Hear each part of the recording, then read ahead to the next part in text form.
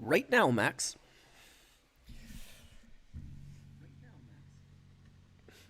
Whoops. Hello there, good evening. Okay, I do need to do something very quickly. Wait, let's turn on the co-host. And I need to set up the Instagram stream. I'm a little bit worried about Twitch.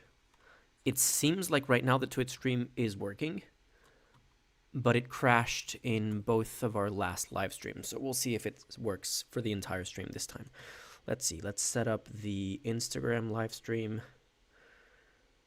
Public next. What's with the ratio? What do you mean?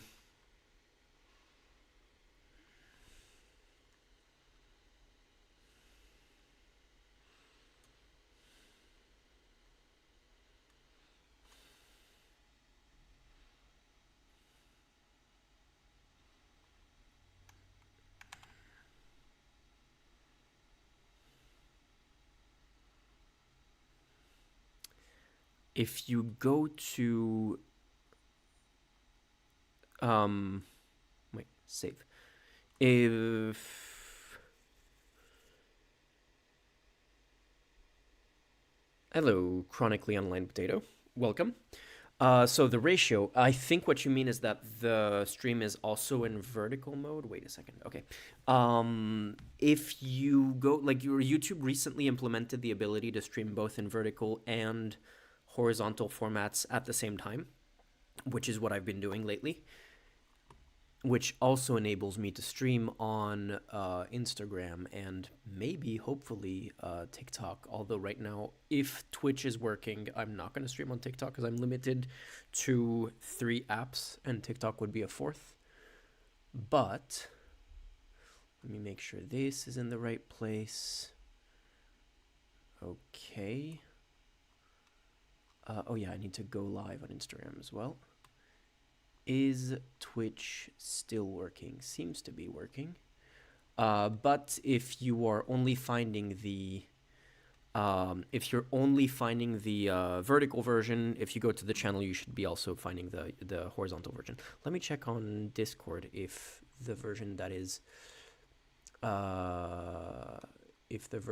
streaming from the Discord link is the correct one.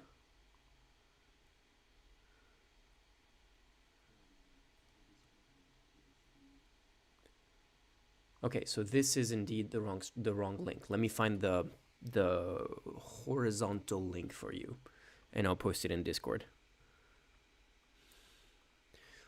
How do I get it? This.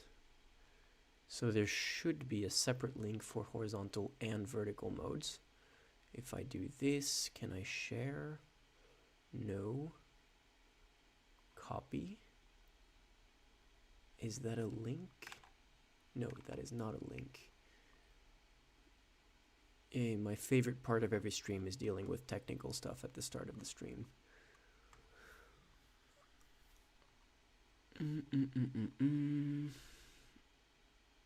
Live.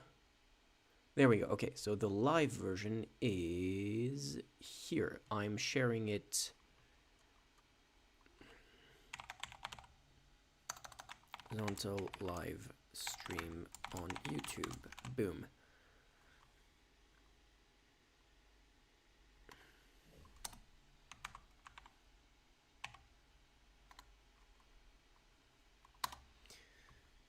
There you go. I tagged you in there as well. Okay, and you found it anyway. Okay, so what are we doing today? I'm actually not entirely sure. I'm supposed to hear from someone to maybe...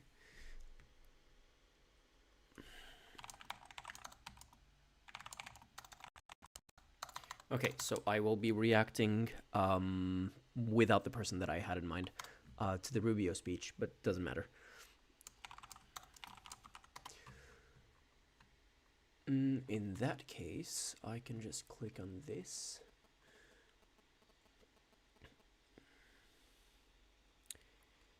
Good evening.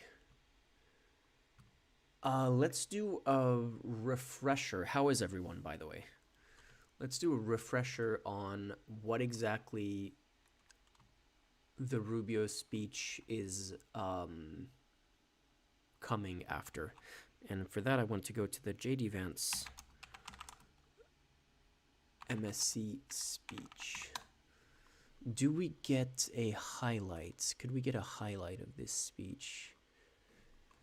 Highlights.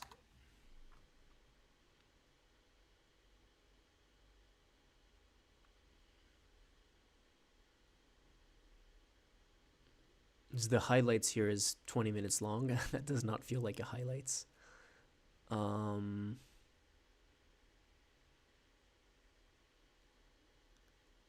Okay, there's a 6-minute Sky News video. I guess we can watch that. Any thoughts about Discord and the recent changes? I mean, it's not just Discord. It's kind of a general trend right now. There was what was the name of the EU law that wanted to also do age verification for basically any social media and any online activity? There's a bunch of like porn sites that are doing mandatory. It's not age verification. It's identity verification, which is opening the door wide open to massive online surveillance. Yeah, it sucks. It really sucks. But it's not just a Discord thing. It's an everywhere thing. It's happening everywhere in every country, and in some countries like the EU law was delayed. They're still trying to pass it, but it was delayed. Other places are still like I think the UK has implemented similar laws of basically mandatory verification. UK cyber surveillance laws.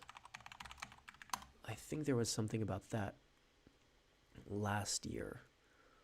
Mass surveillance in the United Kingdom. Let's put that on screen.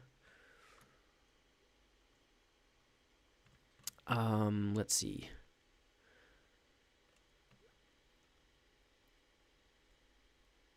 I know there was something earlier this year, or earlier last year rather. Let's see. 2025. Nope. Okay, so this is not in the right thing. I also need to set up my earphones. This should work. Online Safety Act of 2023. I guess it was the Online Safety Act, but I didn't think it was in 2023.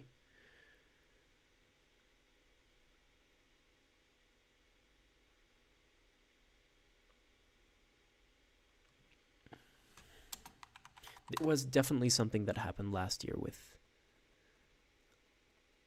cyber surveillance.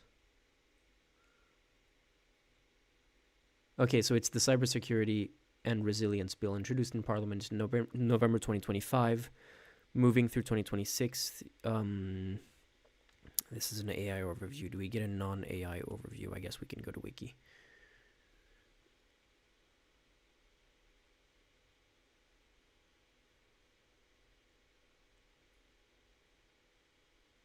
It was just into effect in July 2025. That's the 2023 one.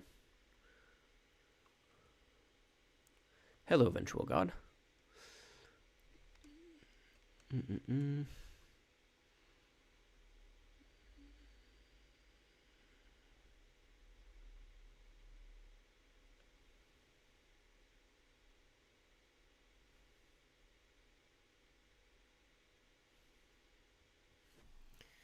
Something verification. I don't know enough about the detail of the thing that I had in mind that I vaguely read. I think it must have been the Online Safety Act wiki. Oops, why is there this? Boom. So this, did it come into effect? Yes, July 2025. So it was this. Yeah, you're right.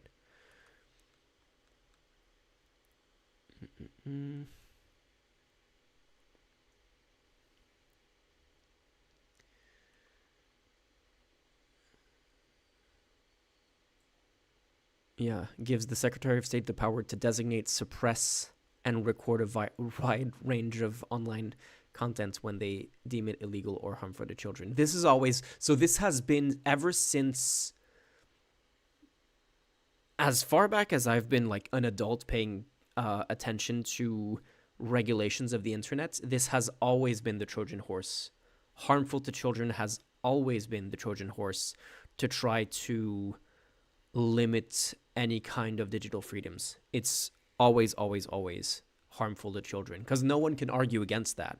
You're always like, if you take a position against this, you're someone who's in favor of, stuff that's bad for kids. So it's always used as the way to introduce these things. And then soon enough, we're in a position where literally all of our online activity is surveilled, and you have kind of like NSA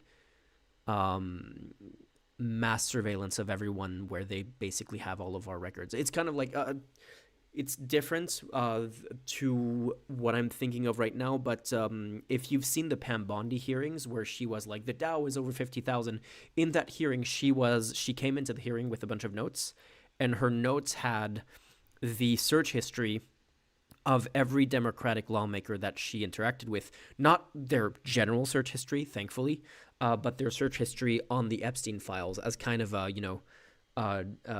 evidence that she could use to undermine them and to undermine their questioning on things, which is ironic because she didn't really answer any of the questions on the Epstein files at all. But imagine that, but with your actual search history, and not with lawmakers, but with everyone. They just, like, the police can just click a button and they have immediate access to your search history without any kind of warrant, without any kind of anything. And this is basically like what this does. Like, the Secretary of State has the power to designate, suppress, and record a wide range of online content that they deem illegal or harmful to children. First of all, it's not like illegal because it's harmful to children. It's like just illegal in general.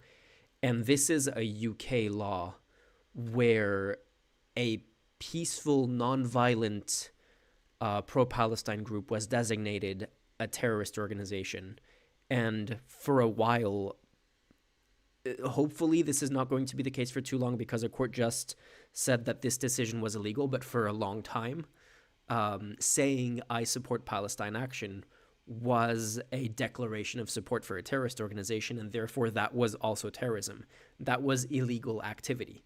And so that is the kind of thing, like the bar that the UK has for illegal speech, and especially illegal online speech, is unfortunately very low, which is frustrating, because while that is true, the right and conservatives, and especially US conservatives, use some of the abuses that the UK government does with online speech, and they try to twist that into they're going after conservatives. But every single time they point to conservatives doing something, they're wildly misconstruing the situation and twisting the situation. Like, I was just watching a debate where they were talking about a woman who had said, with regards to the riots that happened a couple of summers ago, she had said that we should just burn the hotels with the men inside of them, the hotels with migrant adults inside of them, which is, like, that's a call to violence, and that is a call to violence that is so actionable that it should be illegal in basically every country. But they never say exactly what she said. They just say, oh, she was criminalized for her speech. And then they're like, oh, but she was a full-time caretaker of your husband, which is completely irrelevant to what she said. But they like try to humanize her, and then they never go into what she actually said. It's wild stuff.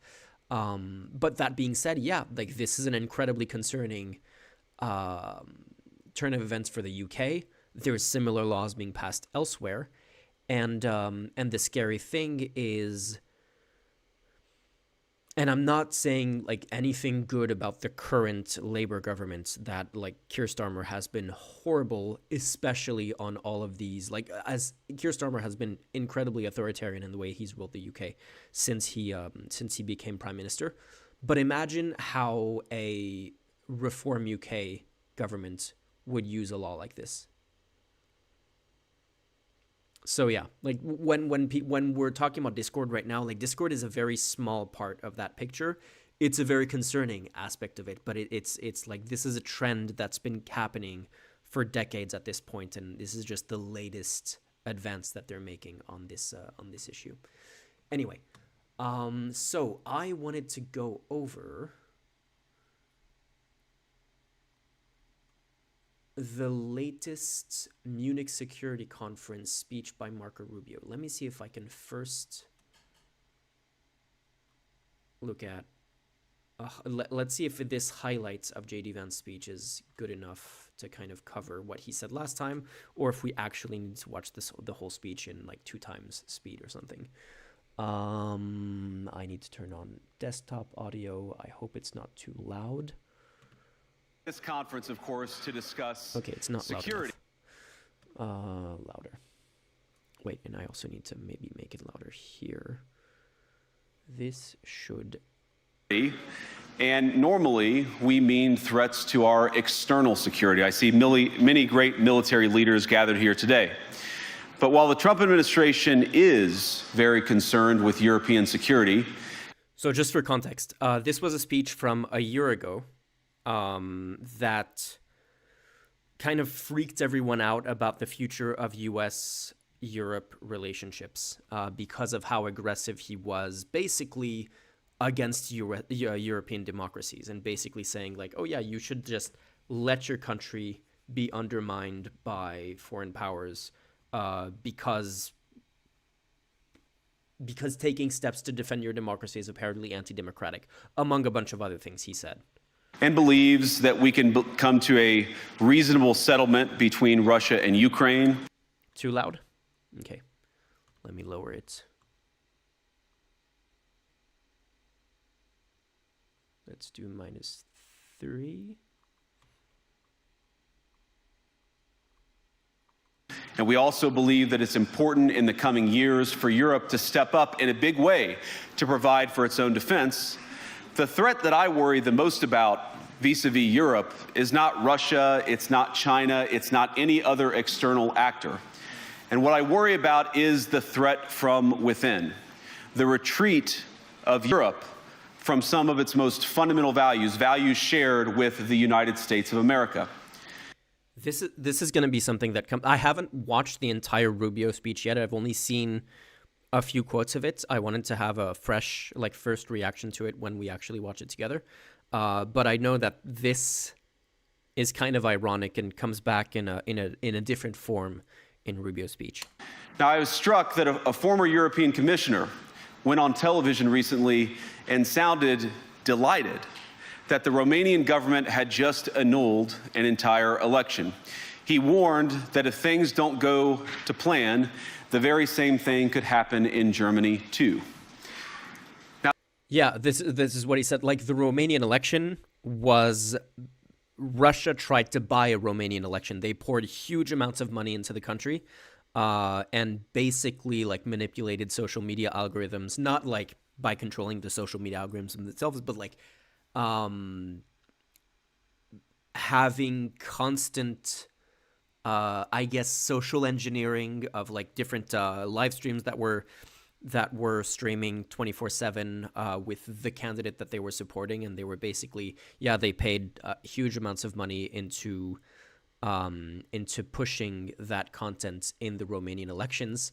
And he starts his speech with like, "Oh, I'm not too worried about foreign actors like Russia and China." When, like, Russia and China are the reason why that election was canceled. Like, not China, but Russia was the reason why that election was canceled. But he's more worried about canceling the election results because of Russian interference than he is about Russian interference. Harris, what happened to the screen ratio?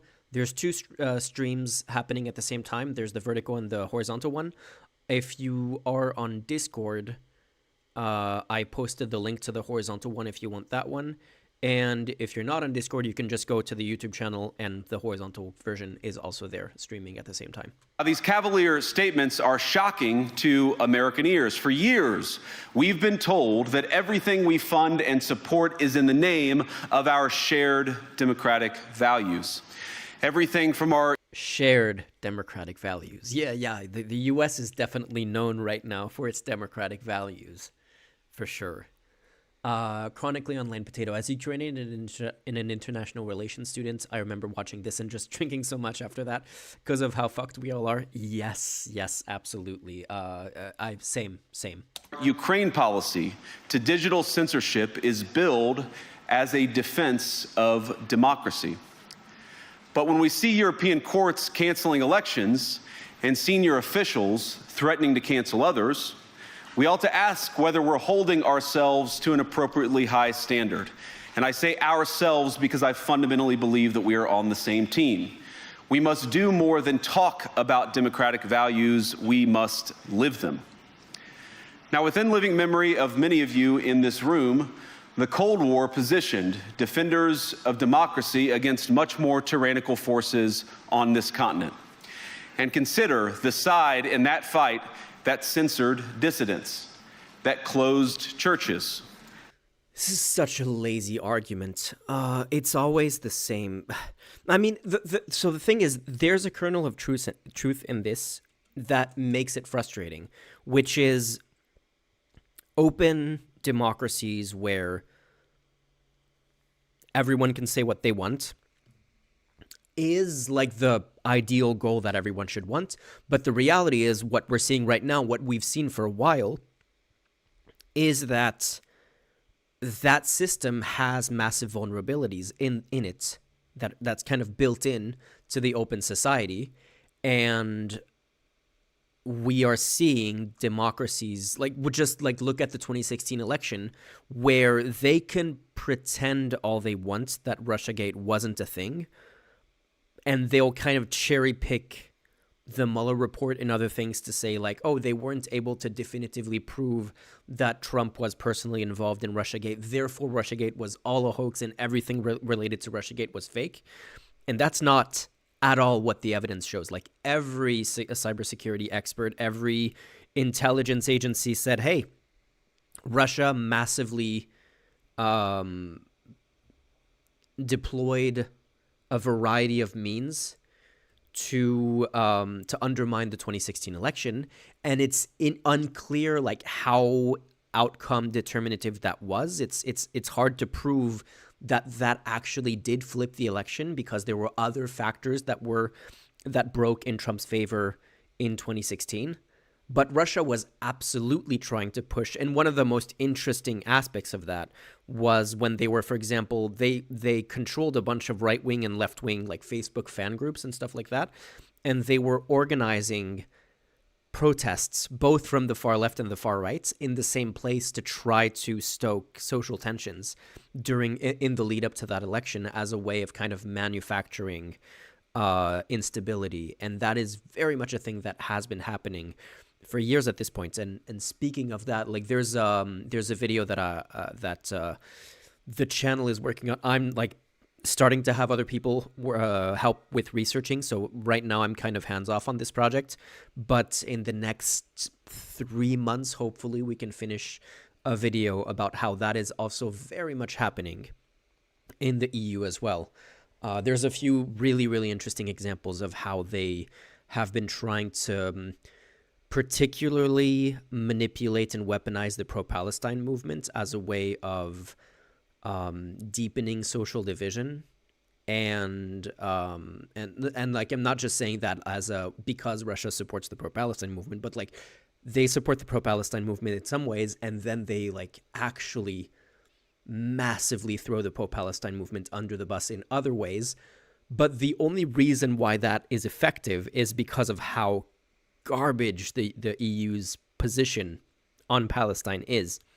Like, if the EU had a pro-human rights position on Palestine, it wouldn't be as easy to manipulate the public to create that to like highlight the dissonance in the EU's position, but it's kind of like it's a disaster of their own making to leave themselves wide open on that.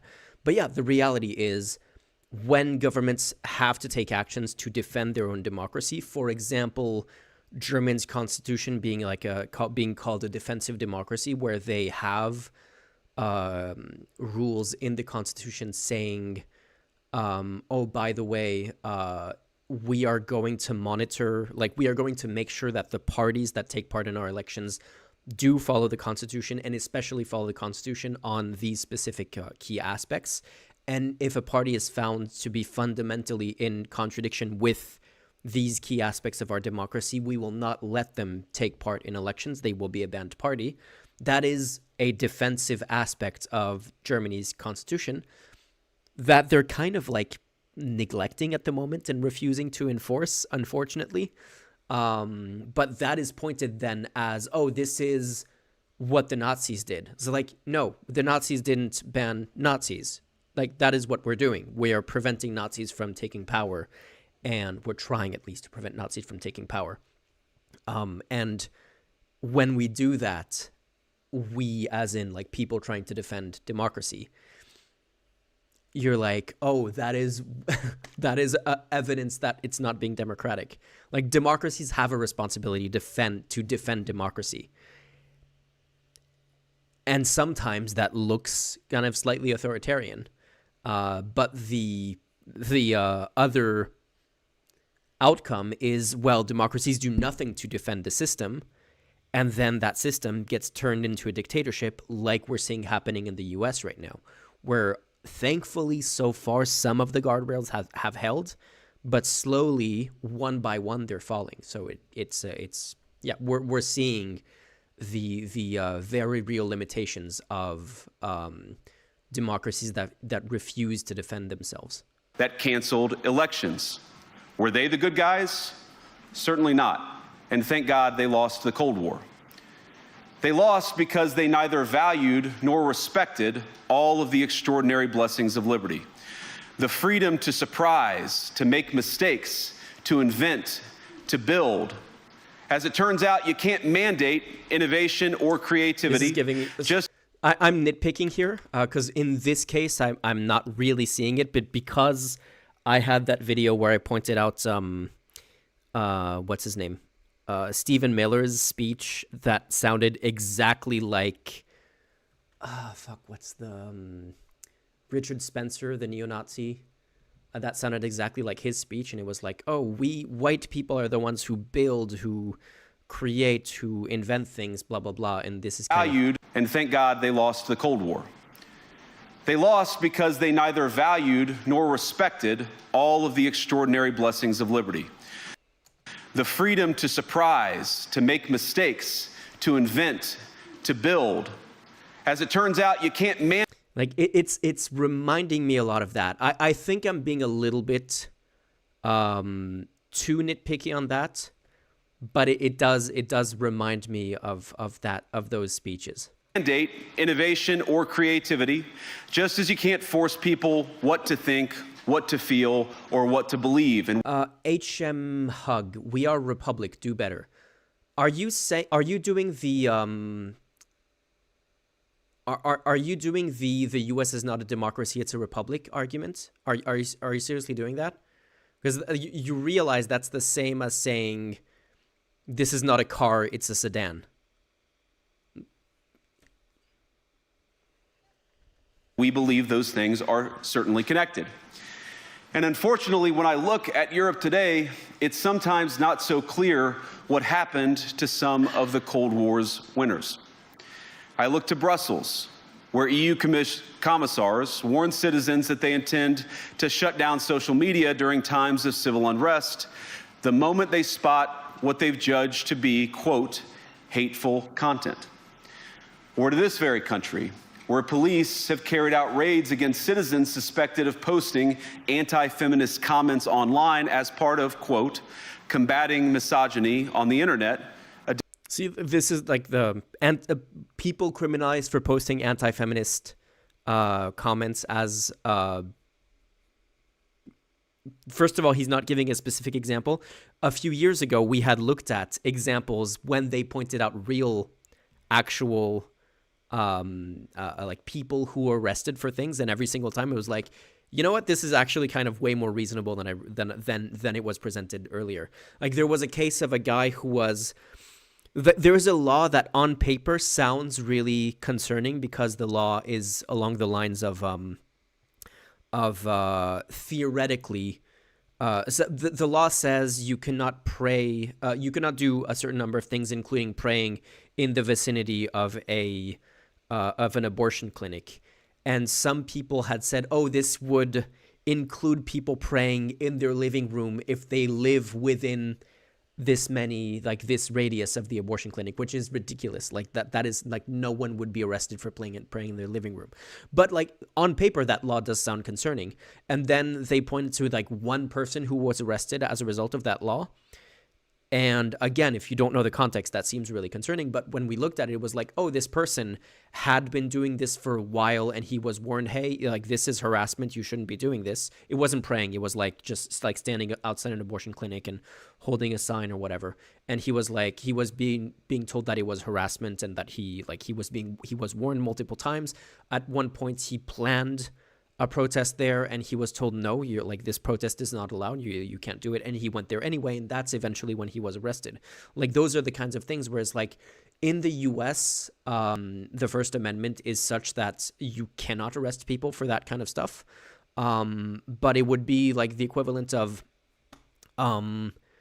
if you have a restraining order, if someone has a restraining order against you, you can't let go like protesting outside of their house, and when you get arrested for like violating the restraining order, say, well, this is a protest, so it's my First Amendment right.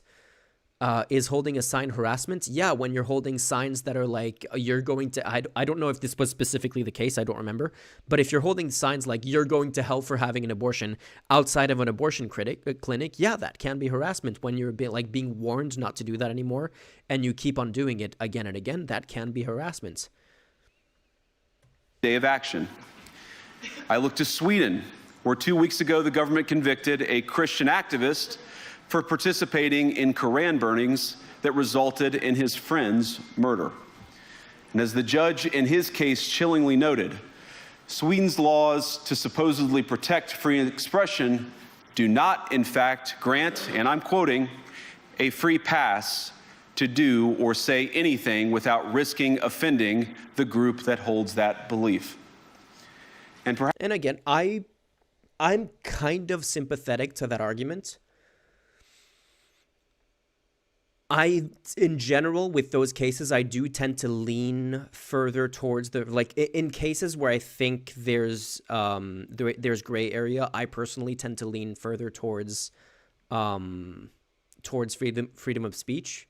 Like the US accepted limits to freedom of speech are things like you can't yell fire in a crowded theater because that is actually directly going to put people in danger, or you can't specifically call, and in the US it has to be incredibly specific, incredibly like direct, call for people's for harm to people. Like you can't direct crowds of people to do things that would be harmful. I think that there is also there's absolutely a case to be made for like stochastic terrorism, that there needs to be some level of defense that regulations put into place to, even when it's not like super direct and directed, there should be a way to say like, hey, like this is still insightful enough, like inciting enough, that even though it's not like people should definitely do this directly based on my order, but if it's like slightly less direct than that, it should still be considered stochastic terrorism. And when it's like, the Quran burnings, I don't encourage. I don't I don't condone them. I don't know if I'm not exactly sure where I land on that. A few years ago, I would have been fine with it.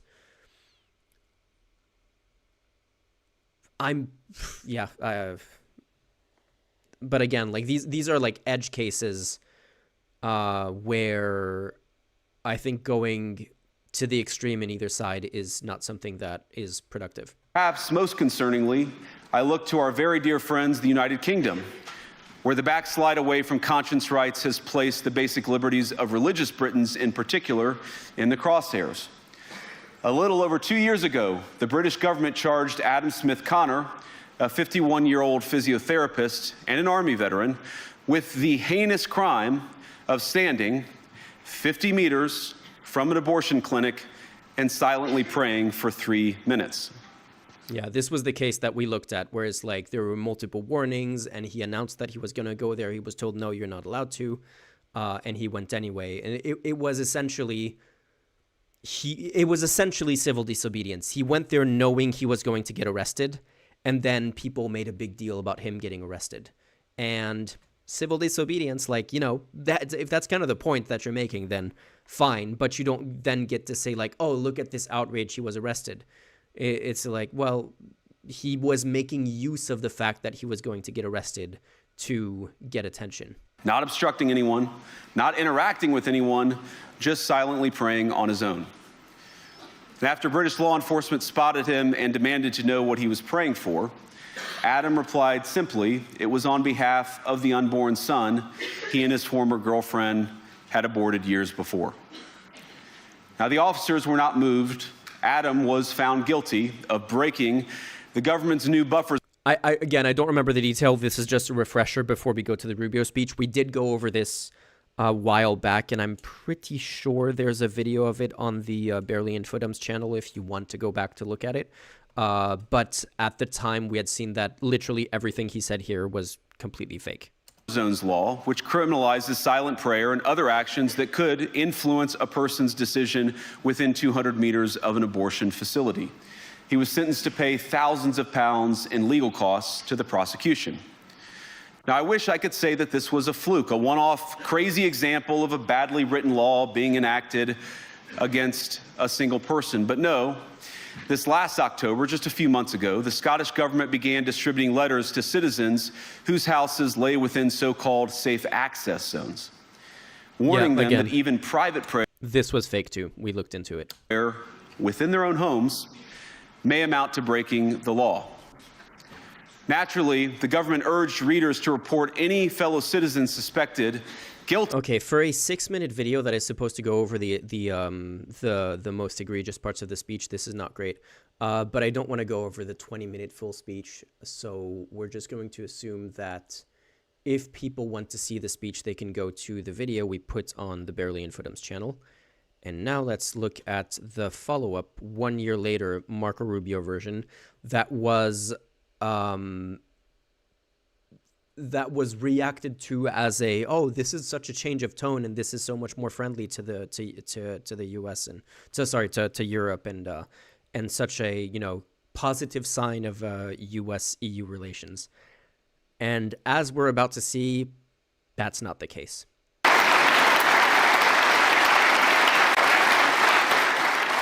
Thank you. Thank you. Thank you very much. We gather here today as members of a historic alliance, an alliance that saved and changed the world. You know, when this conference began in 1963, it was in a nation, actually it was on a continent, that was divided against itself. The line between communism and freedom ran through the heart of Germany. The first barbed fences of the Berlin Wall had gone up just 2 years prior. And just months before that first conference, before our predecessors first met here in Munich, the Cuban Missile Crisis had brought the world to the brink of nuclear destruction. Even as World War II still burned fresh in the memory of Americans and Europeans alike, we found ourselves staring down the barrel of a new global catastrophe, one with the potential. Okay, wait, I'm gonna change some of the system settings so that we can be joined by Tryon on this. Let me create, so Tryon, I'm gonna join our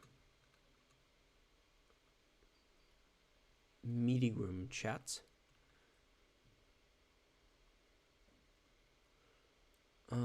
Do I have Wait, that's not what I wanted to do. Give me a second.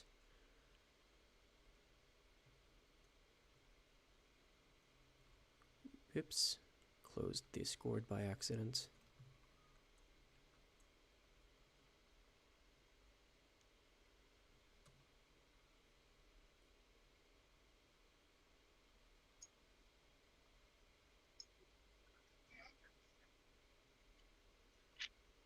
Hello, hello. Sound check, I guess. Should I I can vamp a hear bit you. so you can touch up the settings? Yeah. I think you're about good right now. All right. Should I do camera? Chad, would you like to see my face? Since we're And gonna be the watching comic a block video, behind me. I think it's easier if we do without camera for now, since we're gonna be watching a video. But if we continue talking afterwards, we can just do without the All right. with I the will camera. be the disembodied voice of Bulgarian/European rage at the existence of Marco Rubio. Okay, so I'm going to send you a link to something that I recently discovered, which is the perfect solution to watching videos together, if it works technically, which I don't know yet. All right. Which is called I'm SyncTube. awaiting the link.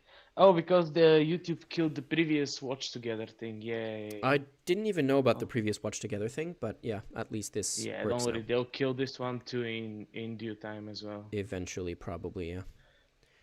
So, Yeah. let me get back into the screen cap mode. Boom. Okay, quick check. When I do this, Are you able to see it there? When I is like, there any sound that comes up? Because I'm manually muting my microphone, so I want to check if Steam can hear that. right now I'm not hearing you. And I muted this. Okay.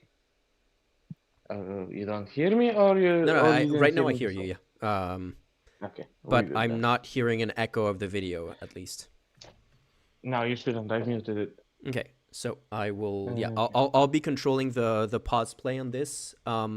Wait. Okay, Yep. I'm gonna play for 2 seconds. You try pausing in your side. See if it pauses for me as well. All right. Do you have a pause button on your side? I have the normal play button. Okay, try playing to see if it plays on my side.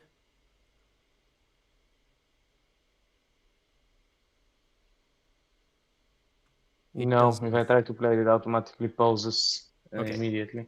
Okay, so you just So tell you me have if you full want me to control. pause and I'm in control of the play then.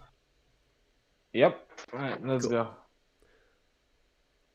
go. Chronically Online Potato is saying slight positive shift seen in Rubio's speech is the reward for concessions many Europeans have made in the last year. Yet basically he still says that it's our way or the highway. Yeah, basically that's the impression that I got from the quotes that I've seen. But there's a lot of also just white supremacist dog whistling in here. Thank you. Thank you. Thank you very much. We gather here today as members of a historic alliance, an alliance that saved and changed the world. You know, when this conference began in 1963, it was in a nation, actually it was on a continent, that was divided against itself. The line between communism and freedom ran through the heart of Germany. All right. Well, can I ask you to pause immediately? Go ahead. 2 things to address here. First of all, Marco, divided by who? Who did that? Who done it? How it happened? I'm not here to defend the Soviet Union. It's an abomination of the highest order, what was going on there. And as I know that occasionally this stream gets called the Eastern European Support Group, I know there's a lot of other people in here who are well aware of the absolute shit show that was the Soviet Union and the Warsaw Pact. But this is such an American point of view that like everything that isn't us isn't freedom. We can have like 50,000 debates over authoritarianism, but the sheer notion that somebody in Moscow would give a flying fuck about what's going on in a random village in Bulgaria is hilarious. I've been reminding people lately about how the different version of history of World War II between like U.S. version and European version, where something that Depends on which part of Europe, by the way. yeah, depends It on which part of changes a I mean lot. most of at least Western Europe mostly just espouses the U.S. version of history. But what's really funny is when the US, first of all, like the US almost didn't join World War II, and like there was a large movement called the America First movement in the US that did not, that was Nazi sympathizing and wanted to stay out of the war. And once they did join the war eventually, the soldiers that they sent to the UK, that they had to share like UK military bases with, UK soldiers were like super uncomfortable with the racist segregationist policies in the US military, and they were like, what the fuck is going on here? Like, I thought we were supposed to be fighting the fascists, basically. And they were like, I yeah, mean, they yeah, were. There was there's a like bunch of stories so about much this. Yeah, go cognitive ahead. dissonance of like, are these our allies? Are these the people we're allying with to fight the Nazis? Really? Okay, I guess, but considering like the Nazis got inspiration from U.S. laws on race and like on first of all against Black people and against Native Americans for a lot of their policies, it's kind of weird that the U.S. is seen as the great anti-Nazi hero of World War II. Oh, because I'm not gonna say they rewrote history, because that's not what happened. But the U.S. didn't single-handedly beat, chest slap Nazi, dunk a Japanese in the water.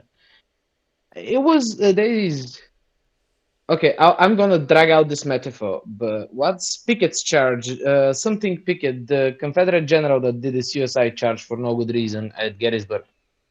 Mm-hmm. Um, for many years after he died, after the Pickett's charge, he got asked, "Why did you lose?" And he would answer, "Oh, the Yankees had something to do with it." And this is a great face for what happened in World War II. Why did Japan surrender? Because people debate this to the very end. How did the Nazis do it? The Allies had something to do with it. This is the thing about World War II. It's a great lesson on how to do combined arms warfare and to work with your allies. It's a terrible lesson on how to be peaceful. And so this American notion that they won the war just isn't true. It was American manufacturing, British Navy and strategic positioning, Russia having an insane amount of manpower and a willingness to fight to the end. The Allies had something to do with it. So no single country, no single power won World War II. The Nazis lost because that shit was a terrible idea from the start. And hey, why are we killing our own population? But the Allies had something to do with it. And now to like sort of rewrite history and be like, America is the power behind this or that is just sure. When you spend 80 years reworking the world to fit that frame, not 80, 60, that no, it is 80 years, right? It is Yeah, 80 years it's since 80 World War years. Yeah. II. When you spend 80 years creating a global system that sort of works like that, sure, we can sort of rewrite the narrative to be like, oh yes, the US is the power behind this. But you don't get to like create that system and then bang a Donald in the middle of the cogs and go, you should listen to me because I'm the Americans. Just, no. And especially when you have like half of your administration is literally neo-Nazis masquerading as, yeah, I masquerading I'm as sorry. conservatives. I hope that whenever, however, we get out of this, because I'm actually quite certain that we'll survive this. We've been joking that this is the worst timeline, but I actually think it's one of the better timelines because for everybody in chat, I need you to consider the Nazis are also incredibly stupid. I just have to react to this comment by Olivia Oberg. I'd prefer to be ruled by Olivia's back. Yes, she's back. I'd prefer to be ruled by Americans than National Socialists. You realize right now those two are the same thing, right? Yeah, not a big of a difference, yeah. Like if you asked me 80 years ago, I wouldn't exist. But if I did, yes, I do choose the US over the Nazis. But today, those have done the fusion dance, fam. That's the problem, you see. Okay, I don't know. back to watching this. Did you have another point on this Yeah, let's go. so far, or can I My just point play? was that we got lucky that these guys are idiots, and like I think the fascist little bullshit's gonna go down in flames. And when that happens, I need a group of scientists to go and study Stephen Miller's brain I because something went hella wrong in there. I think that there is a good chance that things are going to go down in flames. I do wonder about, like, you know how an injured animal is always the most dangerous. I do wonder about what the Trump administration is going to do when it's in the process of going down in flames. Like, for example, Probably lash out at Mexico. yeah, either that or just like some kind of emergency powers or something like that to like not let the Supreme Court or not let Congress take them down. We'll see. I think that would just end the United States as we know it. I mean, yeah, that's what Like, I I'm worry not about. saying that we're gonna be watching the movie Civil War episode 2, but maybe. In I've any case, the seen. global dominance is gonna evaporate the second they do this. Yeah, let me just check if I can find the article that I had briefly seen.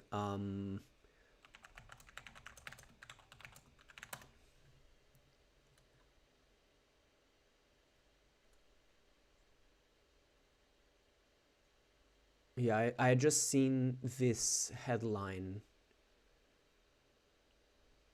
It should be opening the article. So I don't know what this media is. So I'd have to read more into this. So I'm just like cold reacting to this. Experts warn Minnesota crackdown mirrors early stages of U.S. Civil War scenarios. So nationofchange.org. Media bias. I hope they have more details on the U.S. Civil War scenarios. I know that, like, in the 80s, the Soviets game planned a way to trigger a civil war in the US. And then that shit leaked, and there was a movie produced by the Obamas like 10 years ago about it. That was bad. But the thing is, civil Okay, so wars break quite out far when there are left, parallel mostly systems. factual. Sorry, I'm just looking at the Yeah, some you're side of checking the assessments source. of it. Yeah. But civil wars don't break out for shits and giggles. You know, there has to be a parallel system. This is one of the things I like kind of judge American actual leftist organizations, not the Democrats, they're just not leftist, which are like, oh yeah, we shall fight the power. Okay, are you stockpiling guns? Are you creating a command system? Are you gathering resources? No, so you're just wanking about then. So I don't see realistically in the US a civil war breaking out before states try to secede. Olivia And I Olberg don't think we are saying there yet. Olivia Oldberg saying the media has been trying to cause a civil war since 2015. I'm more worried about the people who like own multiple social media accounts under different identities, vague posting and trying to hijack the conversation in chat rooms. Yeah, on that note, Possibly Olivia, with how's the some kind of revenue foreign from the support. multiple YouTube accounts? Yeah. That is a threat that is more real than the media has been trying to cause a civil war. But I mean, what do there I is know? an argument there. We can argue about Fox News going off the rocker every once in a while. But I'm yet to see CBS even under new management try to declare the independent state of Arkansas or something.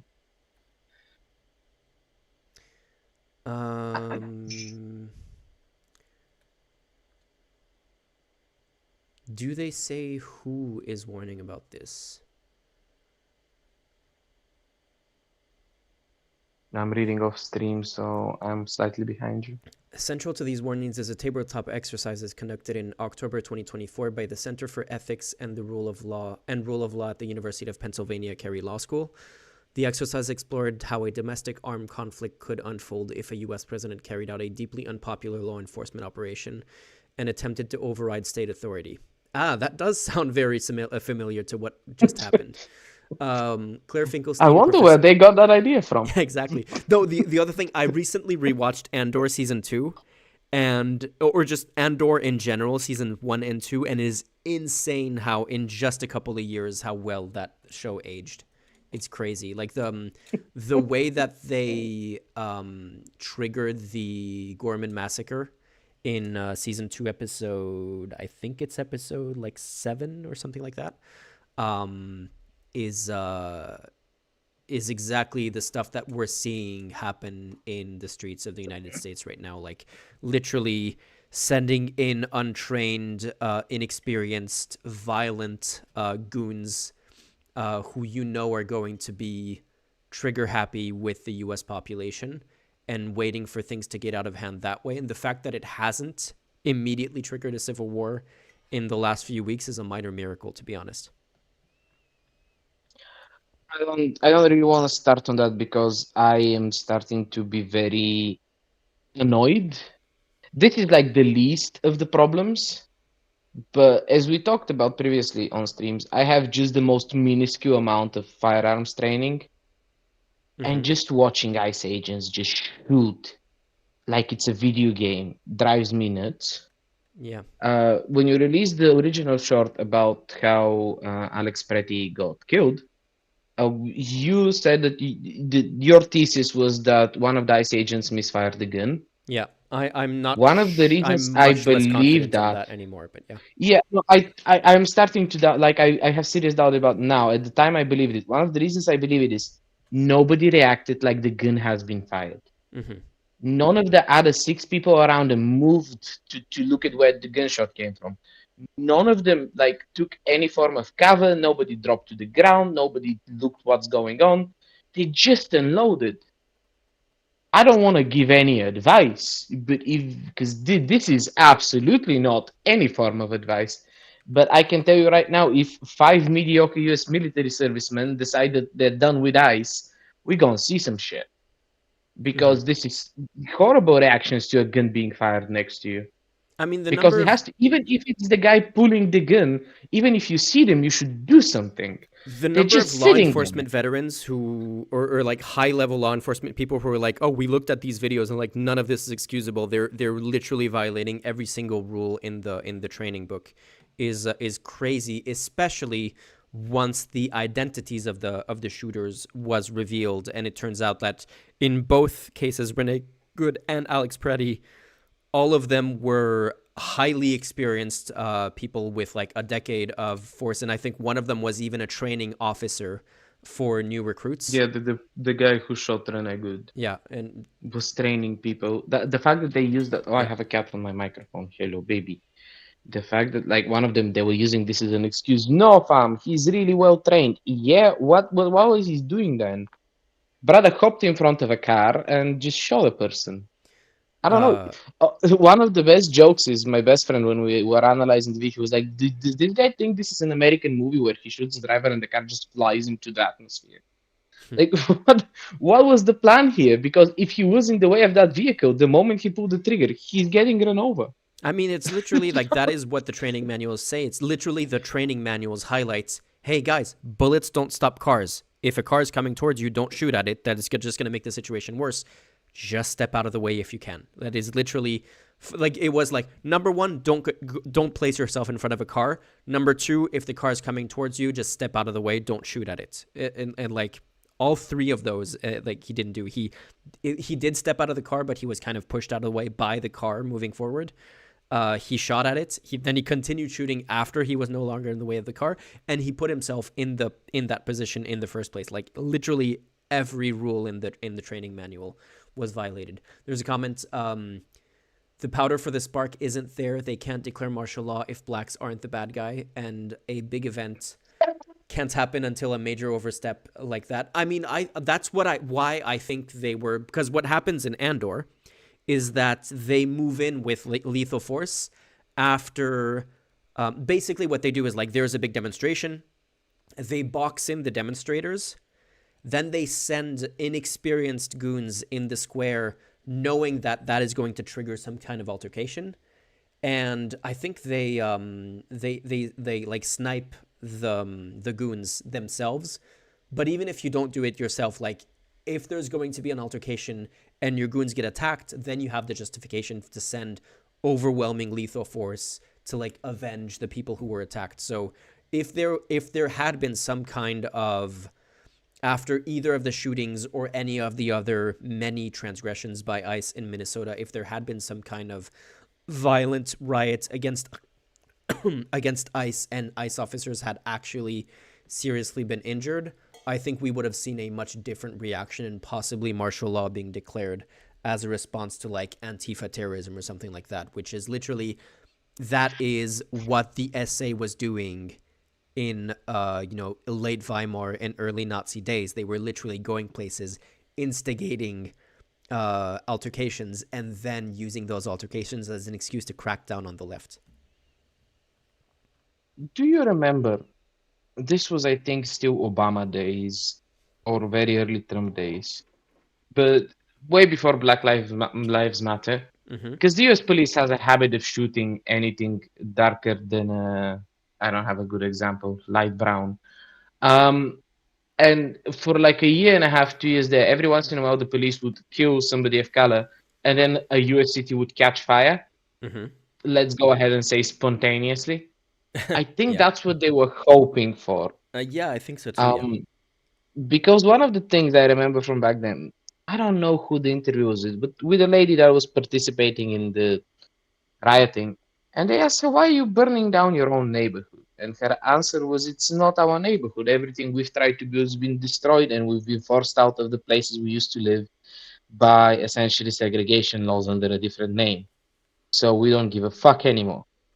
I don't know what level of insane composure leaders of like, because I know that in the United States, especially in like black communities, there's a lot more organization going on than people give them credit for. I don't know the composure that the people who like lead or represent these organizations have to make sure that doesn't happen. Because I'ma give it to you all. If I was a person of color in America, that local Walmart looks very flammable right about now. Because what's the point? If I'm just gonna get killed, if I'm gonna be poor all my life and get fleeced on everything I do, yeah, no, fuck it. So I think that's what they were hoping for, and somebody's gone did a miracle by making sure it doesn't happen. Yeah. Chronically Online Potato is pointing out same thing during Euromaidan in Ukraine. Yeah, weren't they actually just like sniping protesters without? They started sniping Yeah. protesters from government buildings. Yeah, like one of the things that doesn't get mentioned because the Russia war is the absolute move that the Ukrainians managed to pull to get Mm-hmm. rid of Yanukovych and like essentially move their country away from all the Russian bullshit that was happening there. And I would say Because that is it something was that the actually gives me a little bit of hope for the, decade to come is when you look at the US right now and you look at the overwhelming force of the US military, this is not a case where, you can overthrow a government with a few muskets. And looking at what happened in Iran, where reportedly like tens of thousands of protesters were killed, that makes it very hard to imagine a real case of overthrowing a government. So like Ukraine would be one of those cases where this actually did happen and was successful to some extent, which is incredibly um you know in you know hindsight, considering what's been happening in other countries, that is really impressive. this is gonna sound really weird, but I think that the Iranian government hasn't fallen. We're on what, wave six of massive protests over there? uh Ida would know better than me, and frankly speaking, I'm in no way an expert on what's going on in Iran. But for as much as socially oppressive the Iranian government has, they're just horrible. On the economic front, they haven't fumbled that much. I think the biggest foe of the Ukrainian government was like they were so terrible at running the country where there were stories about like a local mayor in a village just buying the cemetery and making people pay him for having the cemetery to bury their relatives. I remember shit like that from Ukraine from before Euromaidan. They economically fumbled the bag so bad it was biblical. So it wasn't a surprise when so many people reacted with just, oh, if I'm not gonna have a future, I have nothing to lose, and now mhm. you're killing my friends. Here, catch this burning tire, which unironically is how the Ukrainians managed to overthrow their government. They would just stockpile tires and set them on fire or I roll guess them at that places. provides cover for snipers as well, like against snipers, I mean. No, that's how you get the snipers. Yeah. But um, so again, I am not. We should get an expert on Iran to actually detail this, but I think this is what is holding them on to power longer than they should. I mean, they did And definitely fumble on the economy, but part of that, and this is what they can point to, is like part of the economic problems in Iran are also Like Yeah, the the regime consequences of under the U.S. siege. sanctions are very real. Also, Yeah. there's a big ton of corruption and mismanagement, but the sanctions are real, and the government can just claim that it's all the sanctions because there's a little bit of the sanctions in the mix. So they can say like, oh, it's all the fault of the U.S. and this is all a U.S./Israeli plot to undermine the country, which I mean, it it's worked kind out of for is. North Korea so far. Yeah. Uh, Fun fact: Iran is yeah, the only country no. in the world with UBI. I mean, what kind of Yeah, UBI? but the UBI is like $3 a month. Yeah, I would imagine Universal if there basic is. I income. did not know It's that Iran had a UBI, but I would assume, considering people are like because it's struggling to called put food on the like table, the that it's not really a UBI. it's called something like the Allah benefit or something. Okay. It's- Anyway, it again, please, Iran expert. But yeah, I mean, the last thing before the reportedly, we are going to like need an Iran expert very soon because oh things are no, heating up right now. ooh, if you want to delay the Marco Rubio speech by another minute, I have the most controversial take of all time, and I would like to share Sure. it. Yeah, if you have a link or something You that are I can not put on gonna screen. get demonetized for it, but I Am might I get not gonna lynched get for it. demonetized for it? Are you sure? No, but I might get lynched for it. Do you want to put my face on stream? Let me turn on my camera. Wait. Let me open the. Do I have your face on screen? I don't have your I face at the absolutely. moment. Yeah, give me a second. Let's make this funny. Let's get the chat some entertainment. This will inevitably get clipped and I get cancelled for it. But where's the camera button on Discord? That's the wrong source. Give me a second. Your audio source also changed.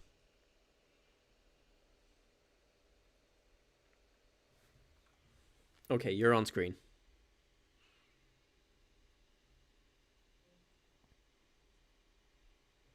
Okay, is my audio source back to normal? Yep, it is.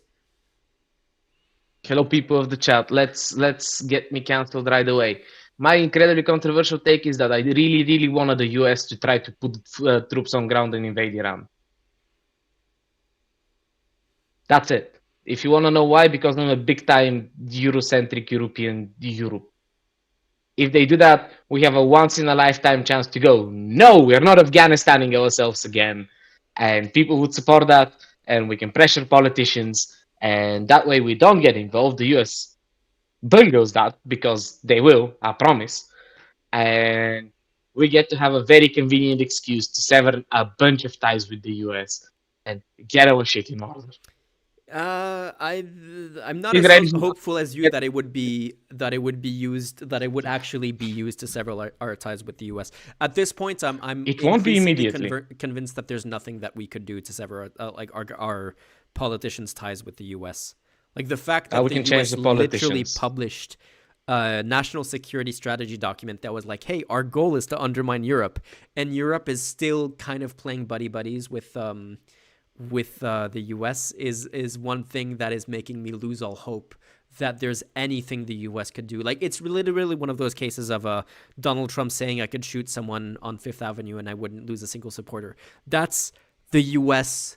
could do anything, could overthrow any government, and Europe would still go like, "Hey, can we find some kind of compromise and work together on this?" So yeah, Look, I'm not sure I it's am as also saying that we need to change the politicians. I yeah. just think that gives us a very good opportunity. I would say like I same know as I am wishing a terrible fate on a bunch of people. I admit, but I'm same as chronically online potato saying, to be honest, some of my Iranian friends want the U.S. to intervene. I've heard a lot of Iranians saying that lately, and I don't have a super strong opinion on it. I'm generally against U.S. intervention no matter what, but in this case, like the thing that worries me isn't so much because basically the logic of Iranians is government is horrible and we don't like the U.S., but we don't care. We just want anyone to come and help us and overthrow the current Iranian government. I think this is a case of devil you know versus devil you don't know. yeah, be careful Balancing that you act don't change where your oligarchy with Pol Pot. Yeah, we don't know what kind of long-term consequences the U.S. coming in and overthrowing the Iranian government would mean for not only Iran but the entire region. We're still seeing the results of that happening in Iraq 23 years ago. So Hey, you know what? We can I don't pin know. Yeah. Iraq on Bill Clinton. Okay. Anyway, let's go back to Let's go back to our Marco. I'll buddy turn off Marco. my camera. Where is... Okay, we're here. The first barbed fences of the Berlin Wall had gone up just 2 years prior. And just months before that first conference, before our predecessors first met here in Munich, the Cuban Missile Crisis had brought the world to the brink of nuclear destruction. Even as World War II still burned fresh in the memory of Americans and Europeans alike, we found ourselves staring down the barrel of a new global catastrophe, one with the potential for a new kind of destruction, more apocalyptic and final than anything before in the history of mankind. The time of that first gathering, Soviet communism was on the march. Thousands of years of Western civilization hung in the balance. At that time, victory was far from certain. Hey, what? But we were Can you driven pause? by Uh-huh. Soviet communism is Western civilization if Western civilization is a thing. Yeah, absolutely. Marxism is absolutely a part of Western. This is what one of the weird things is. They will have the most restrictive definition of what Western civilization is, and just pick and choose which parts of Western civilization should count as Western civilization. Like Marx was very much an important part of, and I'm not saying this to support the very USSR, much a which I German. don't, but Marx was very much a product of Western civilization in literally every possible way. There's no argument that he wasn't Western civilization. The whole point of Das Kapital is that it exists because of capitalism. Mm-hmm. Das Kapital is a response to mercantile capitalism. Western cherry-picked civilization. Yeah, no, that's exactly it. It's hella cherry pick. I don't. This is as Eastern European, this is something I experience a lot. This ooga booga, when am I Western civilization? Because ooh, I'm white, so I must be Western. But it's always the notion of a trad wife doesn't exist in my country, so whoops. They'll also use Western civilization to argue against LGBTQ rights when it's largely those traditions are also coming from human rights, Enlightenment era philosophers that are very much a product of Western civilization. And that's something that he's going to do later in this speech, actually. He's going to appeal to some of the supposed great contribution of Western civilization to say, oh, and by the way, in order to defend that, you should stop respecting human rights. You know what? I'm going to make it very simple. This is all consequences of the fact that the Americans are really bad at racism. They're just terrible. All they see is color. This is boring. They see white person, they think all white person the same.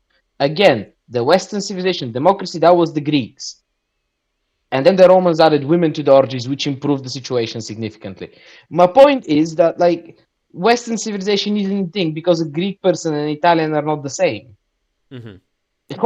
Half of Bulgarian culture is that we have consistent jokes about every neighboring country that's next to us, and we are the same. So I don't know. It's not even cherry picked. It's Western made up civilization. Is what we think serves our argument. Ganesh Ravindran is saying, I don't think current Greeks would consider themselves part of the West. I don't think Marco Rubio would consider ancient Greece to be part of the West if we could still go back to there. Yeah, true. Neither could ancient Greek.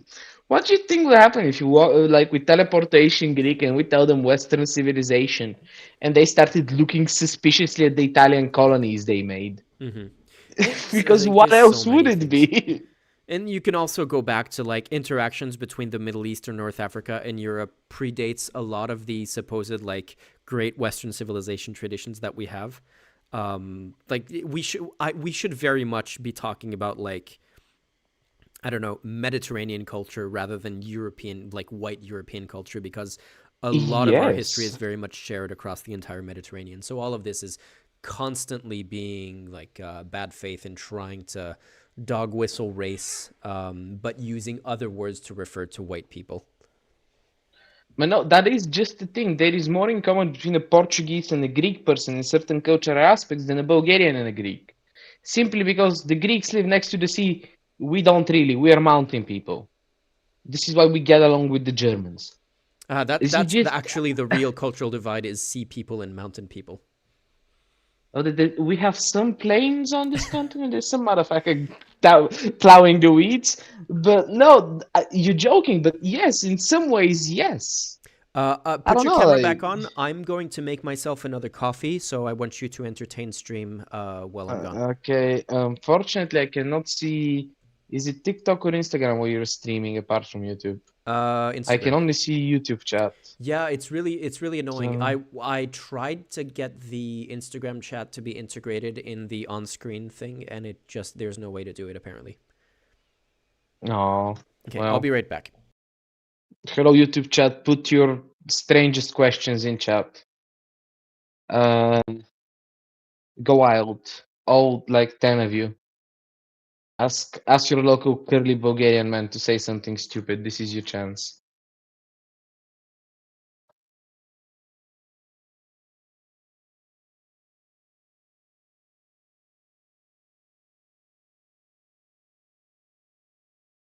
Also, imagine Hakan Fidan's face while Rubio keeps talking about the protection of great Christian Western civilization. I don't know who. Hello, cat. I don't know who Hakan Fidan is in this. Like, I'm not aware who this person is. Is it a person from a Muslim country that's NATO? I don't know how many Muslim countries. Well, Turkey is in NATO. Yeah, chat? What do we do with Turkey? Are they Western civilization? Because they have Istanbul, formerly Constantinople, which was one of the major cities in Europe, and a lot of culture and stuff comes from there. But also, according to Turkish Minister of Foreign Affairs, hey, I managed to guess that one. Yeah, do we count them? Also, Turkey has one of the most reasonable forms of like it's not reasonable, it's just modernized Islam. Because Indonesia also has I this is me being biased. But no, Turkey is by all accounts an almost European nation. It's Erdogan basically and his craziness that's stopping them from integrating into the EU. So do they count? Also, what do we do with the Albanians? Not for any particular reasons, they're just nearby. How do we handle them? Western civilization. Also, which type of Christianity, Marco? Because there's like what? Do we have like five major versions now? We have Catholicism, we have Orthodoxy, we have Reformed, we have Anglican, and we have Protestant.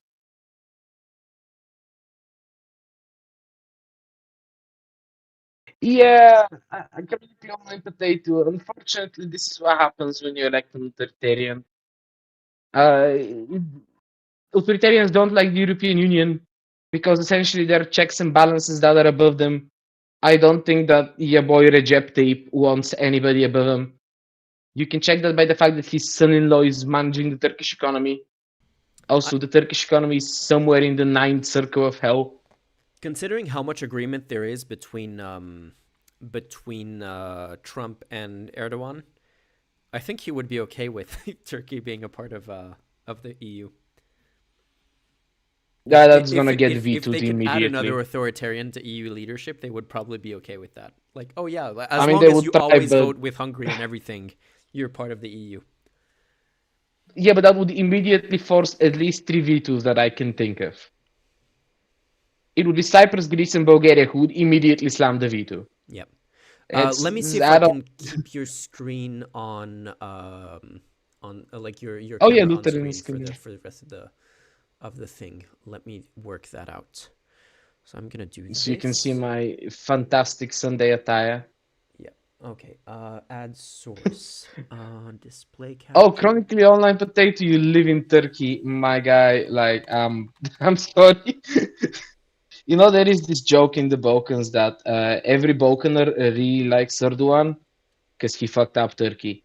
Uh, it's we hate the Turks joke. But I don't know, like, hey, if you want to move to Bulgaria, I'll help you. Uh, I'm gathering Bulgarians because we're starting to run out of the ones with common sense. I don't like. I know that life in like bigger Turkish cities is fine. I know Edirne is doing okay. I know that in Istanbul, obviously, there is decent stuff. But I fear to know what's going on east of Ankara. I mean, the Kurds, but apart from them, just what's going on over there is beyond my knowledge. Okay, I can't So put yeah, you on the vertical screen, but you are on on the YouTube, horizontal I'm YouTube version. okay. Well, let's have a cat then. Hello, this is Yay! Darkness.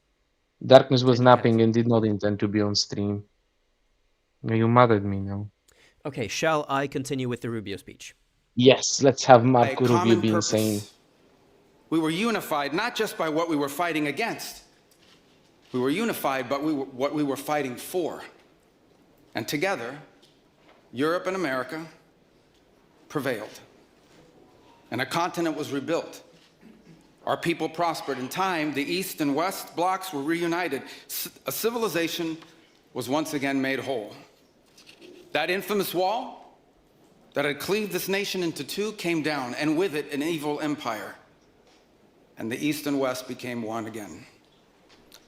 But the euphoria of this triumph led us to a dangerous delusion that we had entered, quote, the end of history, that every nation would now be a liberal democracy, that the ties formed by trade and by commerce alone would now replace nationhood, that the rules-based global order, an overused term, would now replace the national interest, and that we would now live in... Yeah, an overused term. I love the idea that's an overused term. It is an overused term because they never do anything about it. Like Not only they that, only the, use it the for the rhetoric, but they actually never do any kind of real respect for rules based international order. yeah, the people who break it the most is Yeah. the US. Also, like this, he's now like this whole end of history thing, which is like a very liberal interpretation of early 21st century. Marco, you were a part of that.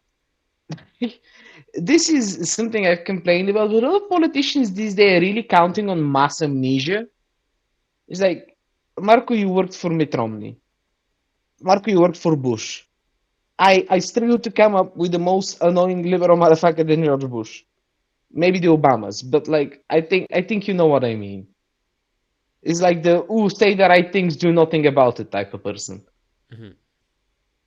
Yeah. What's also Like really he's funny is complicit. looking at speeches by Marco Rubio in 2015 compared to today. Oh Like yeah, how he much was a of a difference there presidential was when he candidate. was warning people about the dangers of electing Trump during the Republican primary in 2015, and he was literally perfectly predicting what would happen. Except now he's part of the administration, so he can't have the same positions that he had back then, which is crazy. Yeah, that spine is made of jelly. Yeah. a world without borders where everyone became a citizen of the world. This was a foolish idea that ignored both human nature. Isn't he literally a product of that idea? Like Yeah, he's a as a Cuban Cuban immigrant descent, who right? became an American, like as a a son of Cuban immigrants, and he is an American, and embodying like the most American of all values, white supremacy.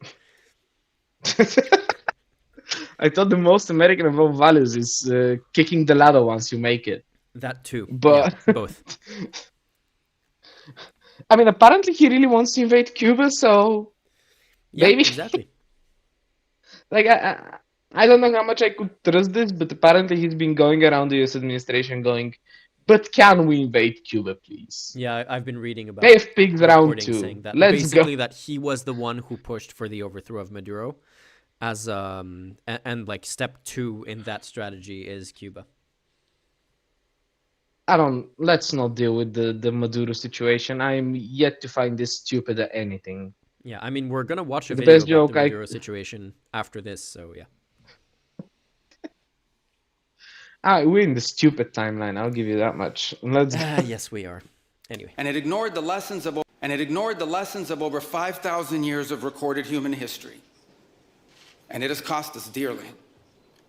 In this delusion, we embraced a dogmatic vision of free and unfettered trade, even as some nations protected their economies and subsidized their companies to systematically undercut ours, shuttering our plants.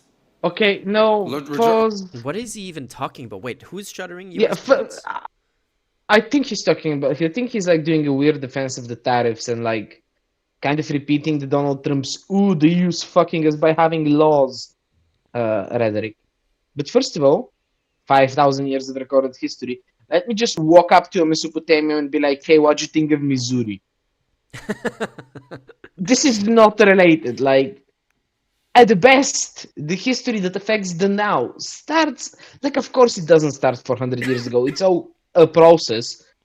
But until Adam Smith decides to figure out why these motherfuckers are smuggling stuff in boats to Scotland, we were in a completely unrelated system. Like, also nationalism is just a major factor. That, like, before that, these things were just not accounted for. That's one. And two, I yeah. wish we could go to like a Mesopotamian and say like you are laying the foundations of a civilization that is going to end with like Donald Trump eating KFC in the White House. And then they're going to answer in a language we don't speak. Literally showing them Idiocracy and saying, this is not a comedy, this is what we're going towards. By the way, no, because somebody in Idiocracy, there has to be like a hidden cast of engineers in Idiocracy. Because all the machinery is working. There has to be like a hidden group of engineers. No, but that's all what the machinery is working. That's what I love in Idiocracy. My favorite, tiny detail, because there's so many details in the background of Idiocracy. My favorite detail is when the main character first like emerges from cryosleep and he looks at the skyline of the city, and you see everything completely destroyed. Like people are still driving off a bridge that's broken and stuff like that. And one of the things that's in the background is a clock tower, where number one, the clock is a digital clock, not a traditional clock. And number two, it's flashing 0000 because they don't know how to set the time anymore on the clock. But it's working. No, it's not. One working. Of the biggest the clock is light. Somebody just needs to change the numbers. Also, one of the biggest plot holes in Idiocracy is that is it Gatorade? Whatever they're sprinkling onto their plants, that would clog the pipes immediately. Somebody has to be cleaning them pipes. I know I'm thinking too much about it. And Idiocracy is a great movie. But damn. I think, by the way, this is if you remember, there's this movie Don't Look Up recently came out. Yeah. Recently is a few years ago. I watched it with my girlfriend and I hated it until she pointed out that this is just Idiocracy too. Yeah. And then I got it. But that movie just did not pay as much attention to details, which is why it's not as big. I agree. Idiocracy really just overdid it. I kind of like I enjoyed Don't Look Up in a way, but it didn't hit the sweet spot in the way Idiocracy did. Like Idiocracy is something that you looked at. It came out in what year? Like I don't know. 2000 and soon, 2004, let's say. 2006. And holy shit, 20 years down the line, we are there. We are most of the way there. If anything, Idiocracy planned for us to take 500 years to get to where they are in the future. And it's like, no, it just took 20 years. Hey, speedrun any percent. Exactly. I want to say something else about what Marco Rubio said. Yeah. He's talking about the tariffs. I think this is what he's trying to defend here, the tariffs and stuff. But this is a very weird defense because Marco, you did that. Nobody made you sign NAFTA. Do you think that Canada and Mexico had the secret master plan of psyoping the US president into signing an agreement with them? You did this. Free trade. All of this like trade-based world order where power is determined by like how much GDP you have and stuff like that. That's the US design. You can't be like, oh, this is horrible. Who did it? I did it. What is this? J.K. Rowling novel? One of the bad ones that you all never heard of. There's some terrible J.K. Rowling novels that she didn't publish under her name, and I'm Ya- on the J.K. Rowling hate train these days. Yako is asking But about One Battle After Another. Have you seen it? PTA is one, but no, I should have a look It's a good after the film. It's a stream. good film. It's not like Yako is saying perfect satire. Like it is a satire in some ways, but like not nearly to the point of Idiocracy. It's not a comedy, but it does have some satirical elements. But like barely. Like if anything, the only satirical elements is that their version of the KKK is called the Christian Adventurers, the Christmas Adventurers. But that's the only part that's satirical because everything else is basically spot on with what's currently happening at a pretty detailed level. By the way, for some reason, I'm not seeing all the messages in chat, and I switched it to live chat. So give me a second uh, to have a look at what are the messages there was.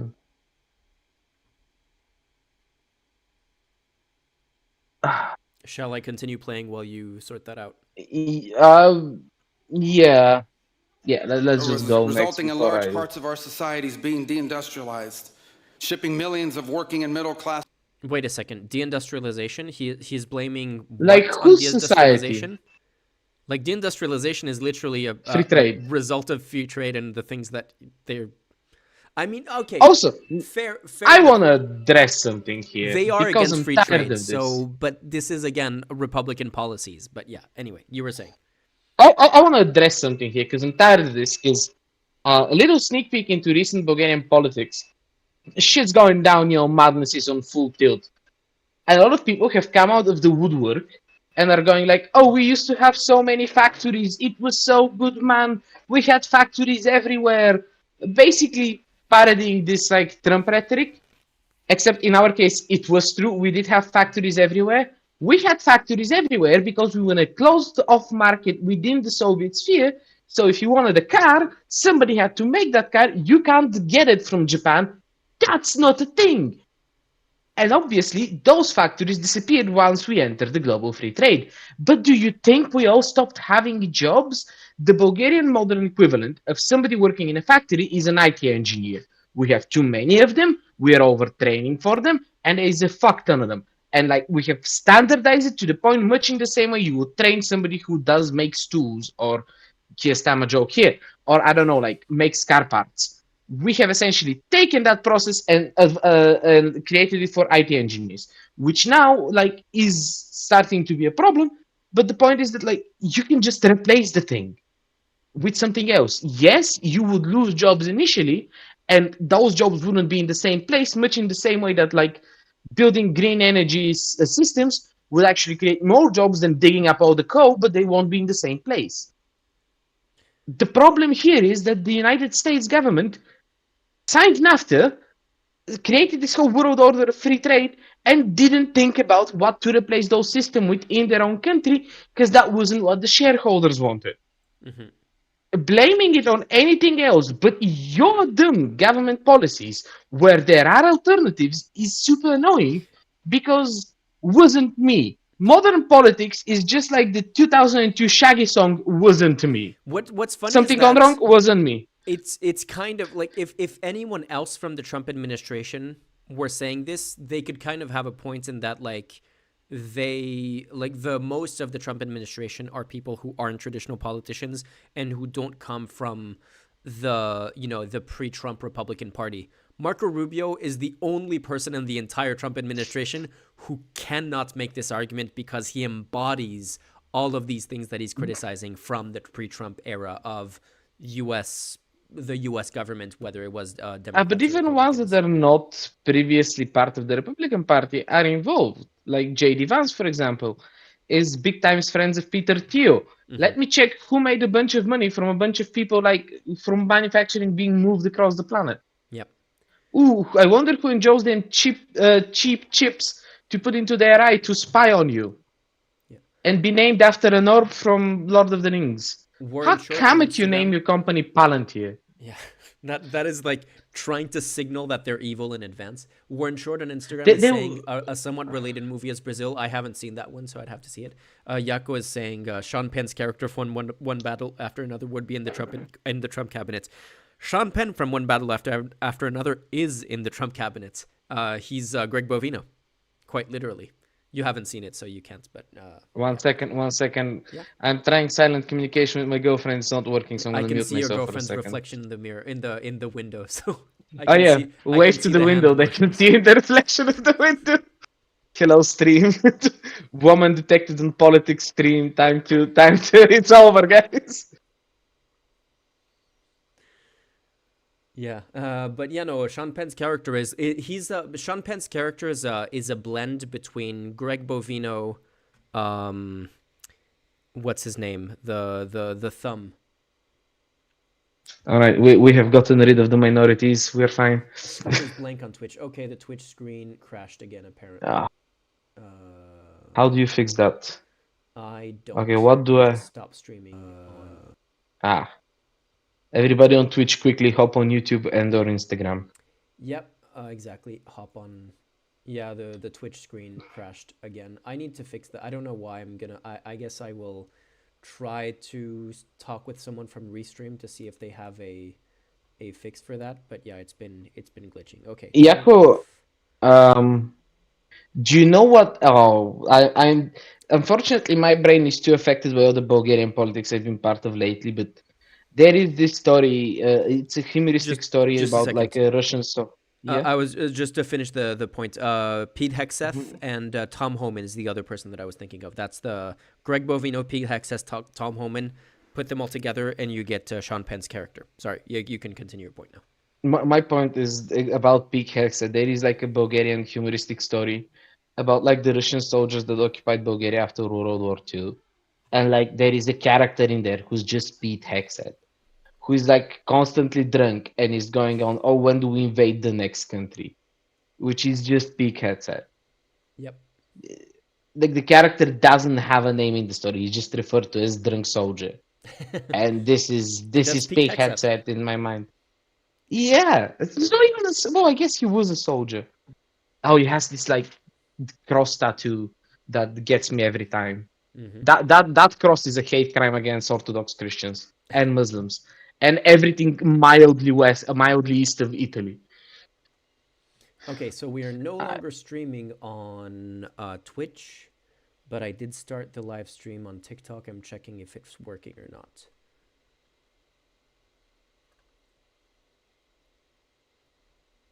Is there anybody left on TikTok, guys? I should straight up uninstalled it. No. Easy, like short answer as far as I can tell, no. Okay, yeah, we are streaming on TikTok. Yeah, let's go back to Marco Rubio's page. All right, let's go to Jobs little overseas, Marcos. and handing control of our critical supply chains to both adversaries and rivals. We increasingly outsourced our sovereignty to international institutions while many nations invested in massive welfare states at the cost of maintaining the ability to defend themselves. This, even as other countries have invested in the most rapid military buildup in all of human history and have not hesitated to use as opposed to the slowest military buildup of the U.S. had most of the world's military and for my entire existence. Like the U.S. had a bigger military budget for most of my life than the next 10 countries combined. Also, this is important to note. People keep like going, "Ooh, the U.S. military is the strongest ever because most money," but no, though. Like a big reason the U.S. military costs as much as it do is like, okay, I'm not gonna call it corruption because legally it isn't. It's lobbying, but essentially the U.S. overpays for all its equipment, for all its tools and stuff like that, which has also caused a different like movement, so-called reformers in the U.S. who are also crazy because let there be common fucking reasonable thought in there, but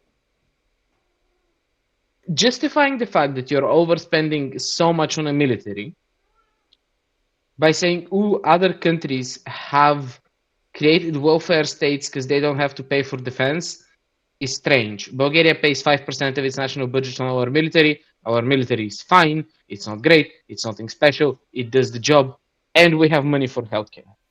Those are not problems. Our problems all lay elsewhere. You could have done this too, Marco. You just chose to overpay the Lockheed Martin executive instead of a hospital. I don't know what to do there. Like, like again, this is like the current U.S. administration is just the Shaggy song. Wasn't me. Something is wrong. Wasn't me. Couldn't have been that there's a systemic problem issue here. Just somebody else's fault. I wonder if there is a historical analogy here. Yep. And it's also I was speaking to someone in the French military who was telling me about the reason why France doesn't have the F-35. And part of that is because of things like the fact that the US government has control over basically every F-35 in existence. So every time a country that uses the F-35 wants to take off, they have to ask the US for like the one-time number to take off, and like that number gets renewed every 48 hours.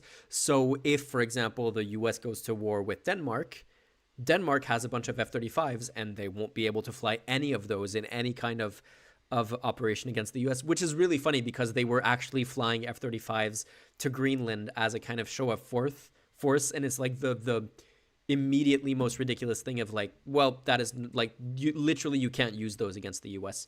But the other problem with the F-35 is how insanely expensive it is to not just buy, but the parts and the maintenance for that is like just absolutely exorbitantly expensive. This is why until like I think actually a few years ago, Bulgaria used to fly Eurofighters, and like the older generation Eurofighters, which are Swedish airplanes. Now they're not great, like that they cannot deal with the F-35 or an F-16, but they're really good for everything else. But they were really cheap to maintain and to use and everything. And everybody gonna go, ooh, Russian power. The Russians didn't realize when we accidentally flew into their airspace with the Eurofighters, and they like launched a diplomatic complaint 2 days later. Those planes weren't there 2 days later. So yeah, no, this is just a prime example of U.S. military overspending and over craziness. Unfortunately, as much as I don't want, as I think all my fellow Europeans will understand that these words cost me dearly, the French were right. The French are still right. And I would say this with a French person over here, because in Europe, we take every chance to dunk on the French. And yet, here we are. The French are right. Fun times, eh? Yep. Let's see what Cuban Marco has to say. I figure out a way to put you on the vertical stream, but only I have to toggle it on and off every time you speak, though. Hard power to pursue their own interests.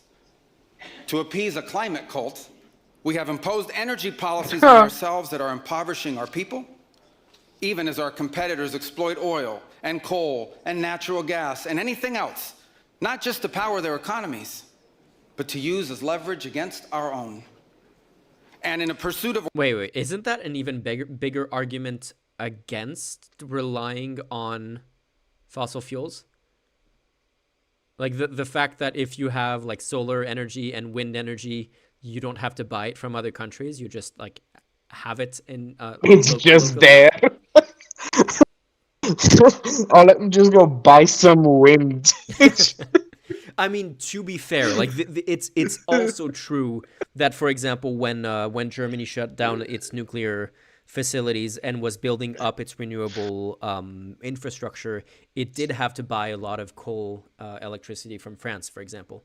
Okay, but that's a stopgap measure. Yeah, and exactly. But it was also like while they were building up the infrastructure. So they will say, well, you don't have wind energy when there's no wind. Yeah, that's why you have to have a mix of a bunch of different options. And you have to have some type of stable provider in case everything else stops working. And like, yeah, because the wind might stop in the middle of the night. Which is why it was stupid for Germany to close its nuclear power plants.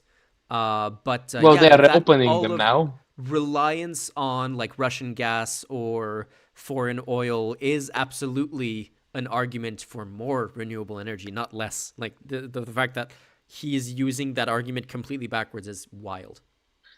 Also, the weird argument of our adversaries are using coal and stuff like that. First of all, which adversaries? Because if we're talking about China, my God, China just like spams nuclear power plants. It's like that thing now. Well, until one explodes because China. But economies which use like the worst type, like especially coal. I don't know how aware most people are, but coal power plants are incredibly inefficient. Like even if we ignore all the climate argument, they're still terrible. Coal is really hard to move. Coal damages and like essentially dirties all the systems and supplies you need to use it. And coal turbines are way less efficient than turbines that would use natural gas. Actually, natural gas is the only one you can methane because natural gas is too friendly of a name to this product. But methane just like is way more efficient, causes way less damage, and is way better for like any type of power production. Also, if you're using methane to power your power plants, you're creating heat and electricity, so you can use the heat to heat places while at the same time like producing electricity for whatever you need it. My point is that if an economy is using coal, then that economy is shit. That country is not in a good place. Yeah, it's kind So of what like is if you were Marco saying Rubio like taking a fight with Sri Lanka? it's kind of like if we were saying we have a modernity cult while our competitors are still using the steam engine to power their economy. That is actually just what he's saying. Because any coal plant is just a fancy steam engine. Yep. I know the joke is that we boil water with nuclear plants, Which is true. but actual nuclear turbines are incredibly complex. A nuclear turbine is to a steam engine as to what a spaceship is to a horse-drawn carriage. So I don't know. Like his argument is insane. We have cult of computers, while our competitors are using sticks. Good for them. Maybe they need electricity, but we good. We have solar panels. We're Yeah. just way better. And the more we wait on investing in solar panels, the more our adversaries are taking the lead on that, which is what a lot of people are concerned about. Like when they're like, "Oh, By using solar panels in China is not going to be lovely. what?" Uh, okay, I should clarify. Like creating massive photovoltaic plants with like a fuck ton of solar panels with all the system, you can do that in China. But on a personal level, using solar panels is not really a thing there, Yeah, no. which actually What I mean removes is one of more them. like the having control of the basically a almost near monopoly on the manufacturing of solar panels that they're selling to everyone Yep, else problem. is a massive opportunity that the U.S. and Europe are giving up on by not taking the lead on that market. They're just letting China like control the Also, market there on is that. a resource problem here. We kind of have to dig about half of Serbia for the resources to make our own solar panels, Yeah. and I think the Serbians might object to that. But no, solar panels are really good. Like it's strange that the Republicans are the one who don't like them because solar panels offer you a form of personal independence, where if you set them up properly and like acquire their like a special type of batteries, you can be fully disconnected from the electricity grid, which for the freedom-loving people should be good, and for everybody else should also be good because if something goes wrong, you still have electricity. You know that in a lot of Um, countries that is not allowed. In a lot of countries, when you have solar panels on your home, you actually have to plug the solar panels into the grid and then Same still in get your Bulgaria. electricity from the grid. Like you're like giving electricity into the grid I and did, from did, the did, grid, did. and you can't actually have like solar panels directly powering Okay, your home. I mean, you can't do it legally. You could I technically do it, but yeah. apologize. I But forgot. which is I am too stupid. broken. You are right. That is the law, and that makes Yeah. sense. It's a really easy way to create a reverse switch. Yeah. That's all I'm gonna say. It's on YouTube. Y'all can just. I'm not joking. It takes about 5 wires and sufficient knowledge to not electrocute yourself. Back to Rubio.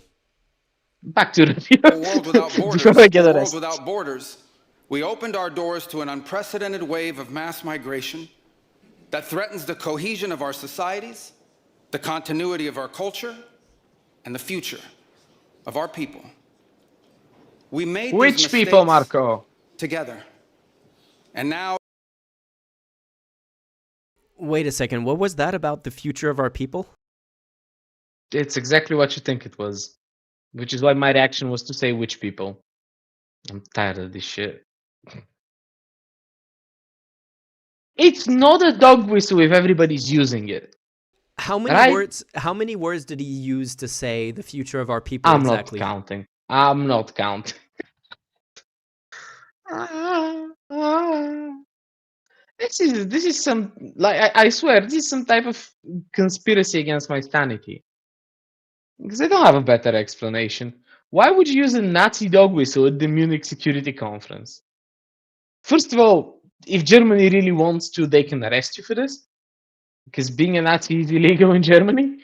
And second of all, isn't the point of the Munich Security Conference is that you all plan how we all stay safe? And you're just like, oh yeah, by the way, I'm the enemy. Hello, it's me. I don't know the lyrics to the song. I'm the problem, it's me. Those are the lyrics to the song, and isn't that fitting? Well, I need a super quick break. I'll leave you control of the stream while I'm gone. oh, you should not have done that. Okay, chat, back to the questions. Does anybody want to ask something about who are Marco Rubio's people? Do the Cubans count? Do the Floridian Cubans count? I know there is like a whole sub-community of Cubans in Florida. Do you think Marco Rubio thinks they're a part of his people? Is Marco Rubio aware of the fact that he's the wrong tint of orange? Why would you? This is some strange level of insanity. Because we know that Marco isn't a fascist. If he was, he would have gone crazy during the Bush administration. And we know that, like, he very much so, as Stan pointed out, rightfully warned about all the bullshit if Donald Trump gets elected. So why is he now doing this? Or at least, because, like, he's the Secretary of State. He's essentially the United States chief diplomat. Your job is to smooth it over with everybody. Your job is to, like, get it all going. If I was Marco Rubio, I'd be going to the Munich conference and just sleeping everybody knows and say, yes, the president is crazy, ignore him. He's going to kick the bucket soon. It's so obvious that when he goes and says something like this on stage, it's for an audience of one. It's for the Donald. Because who else would want to hear this? The future of our people is a strange thing to say in a foreign country. Especially I with the don't recent actions of the US administration, there is starting to be a vast divide between what is a European and what is an American. I don't think Trump. I personally don't think Trump is super ideological, and I don't think he would be the kind of person who would recognize those kinds of dog whistles. I think this is very much an appeal to far right parties in Europe. Oh, could be. Could be.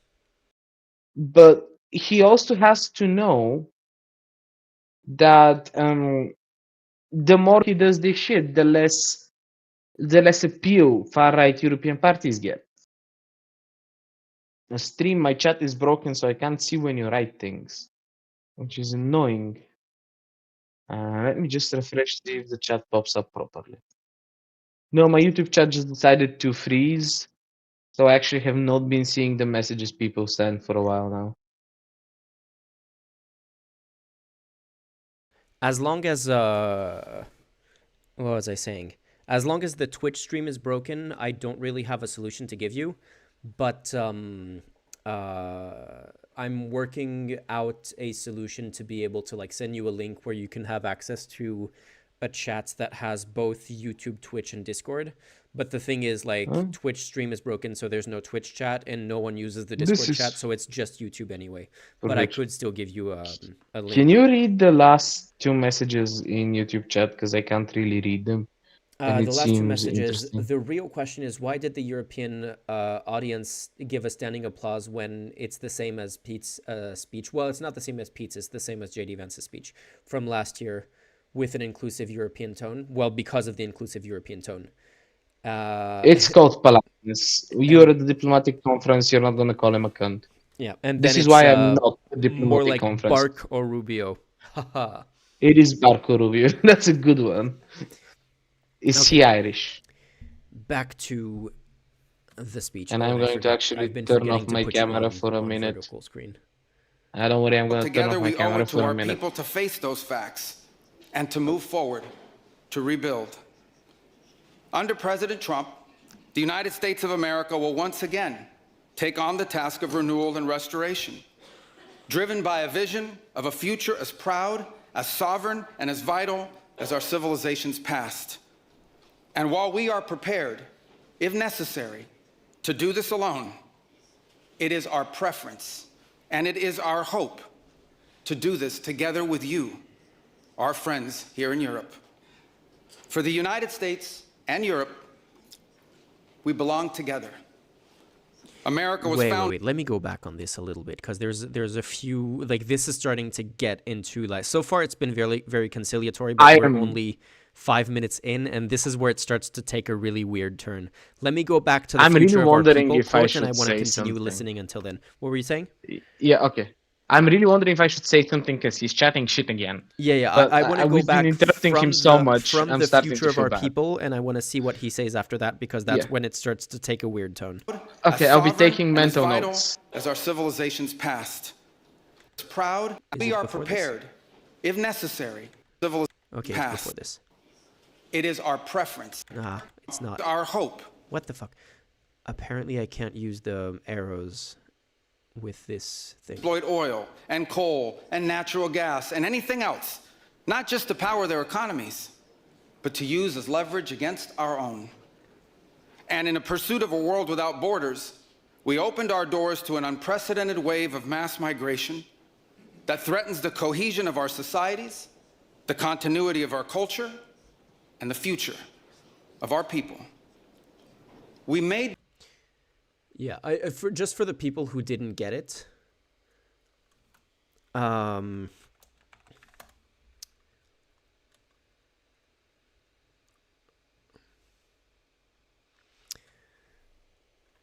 14 Words is a reference to two slogans originated by American neo-Nazi David Eden Lane, and the 14 words are: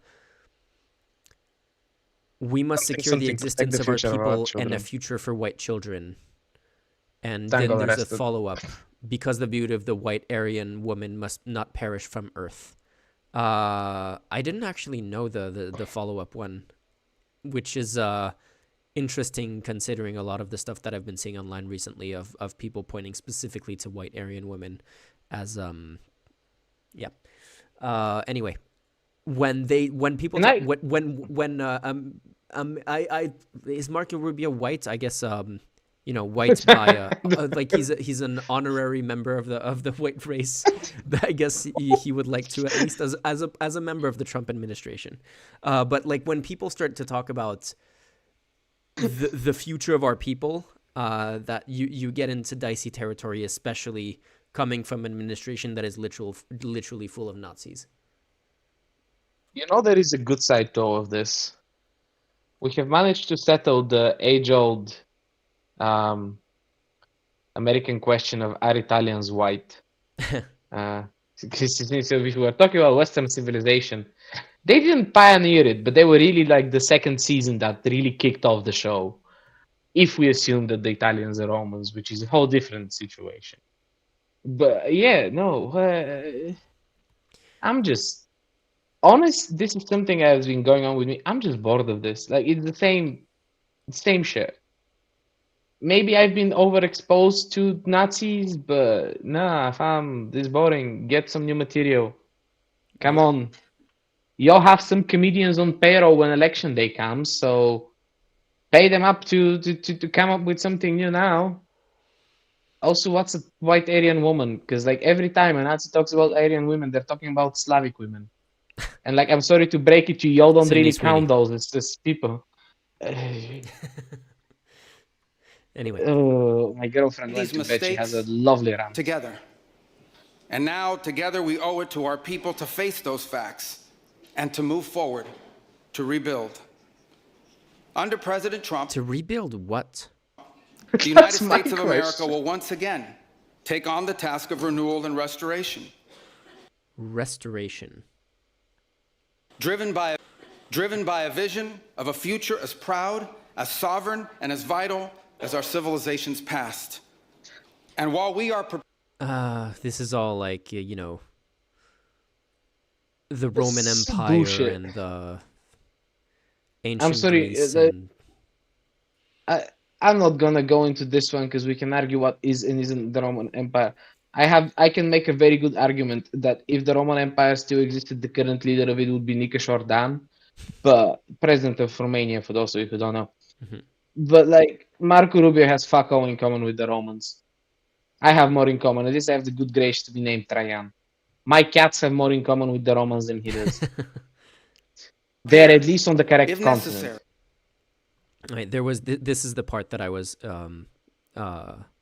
raising an eyebrow at. A vision of a future as proud, as sovereign, and as vital as our civilization's past. And while we are prepared, if necessary, to do this alone, it is our preference and it is our hope to do this together with you, our friends here in Europe. For the United States, Like, we are going to like restore the greatness of the white race.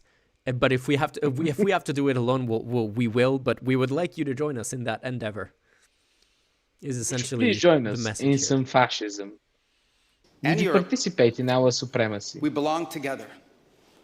America But was no, but founded we don't, though. 250 years ago. But the roots began here on this continent long before. The men who settled and built the nation of my birth arrived on our shores carrying the memories and the traditions and the Christian faith of their ancestors as a sacred inheritance, an unbreakable link between the old world and the new. Okay, We are pause. part of one. First of all,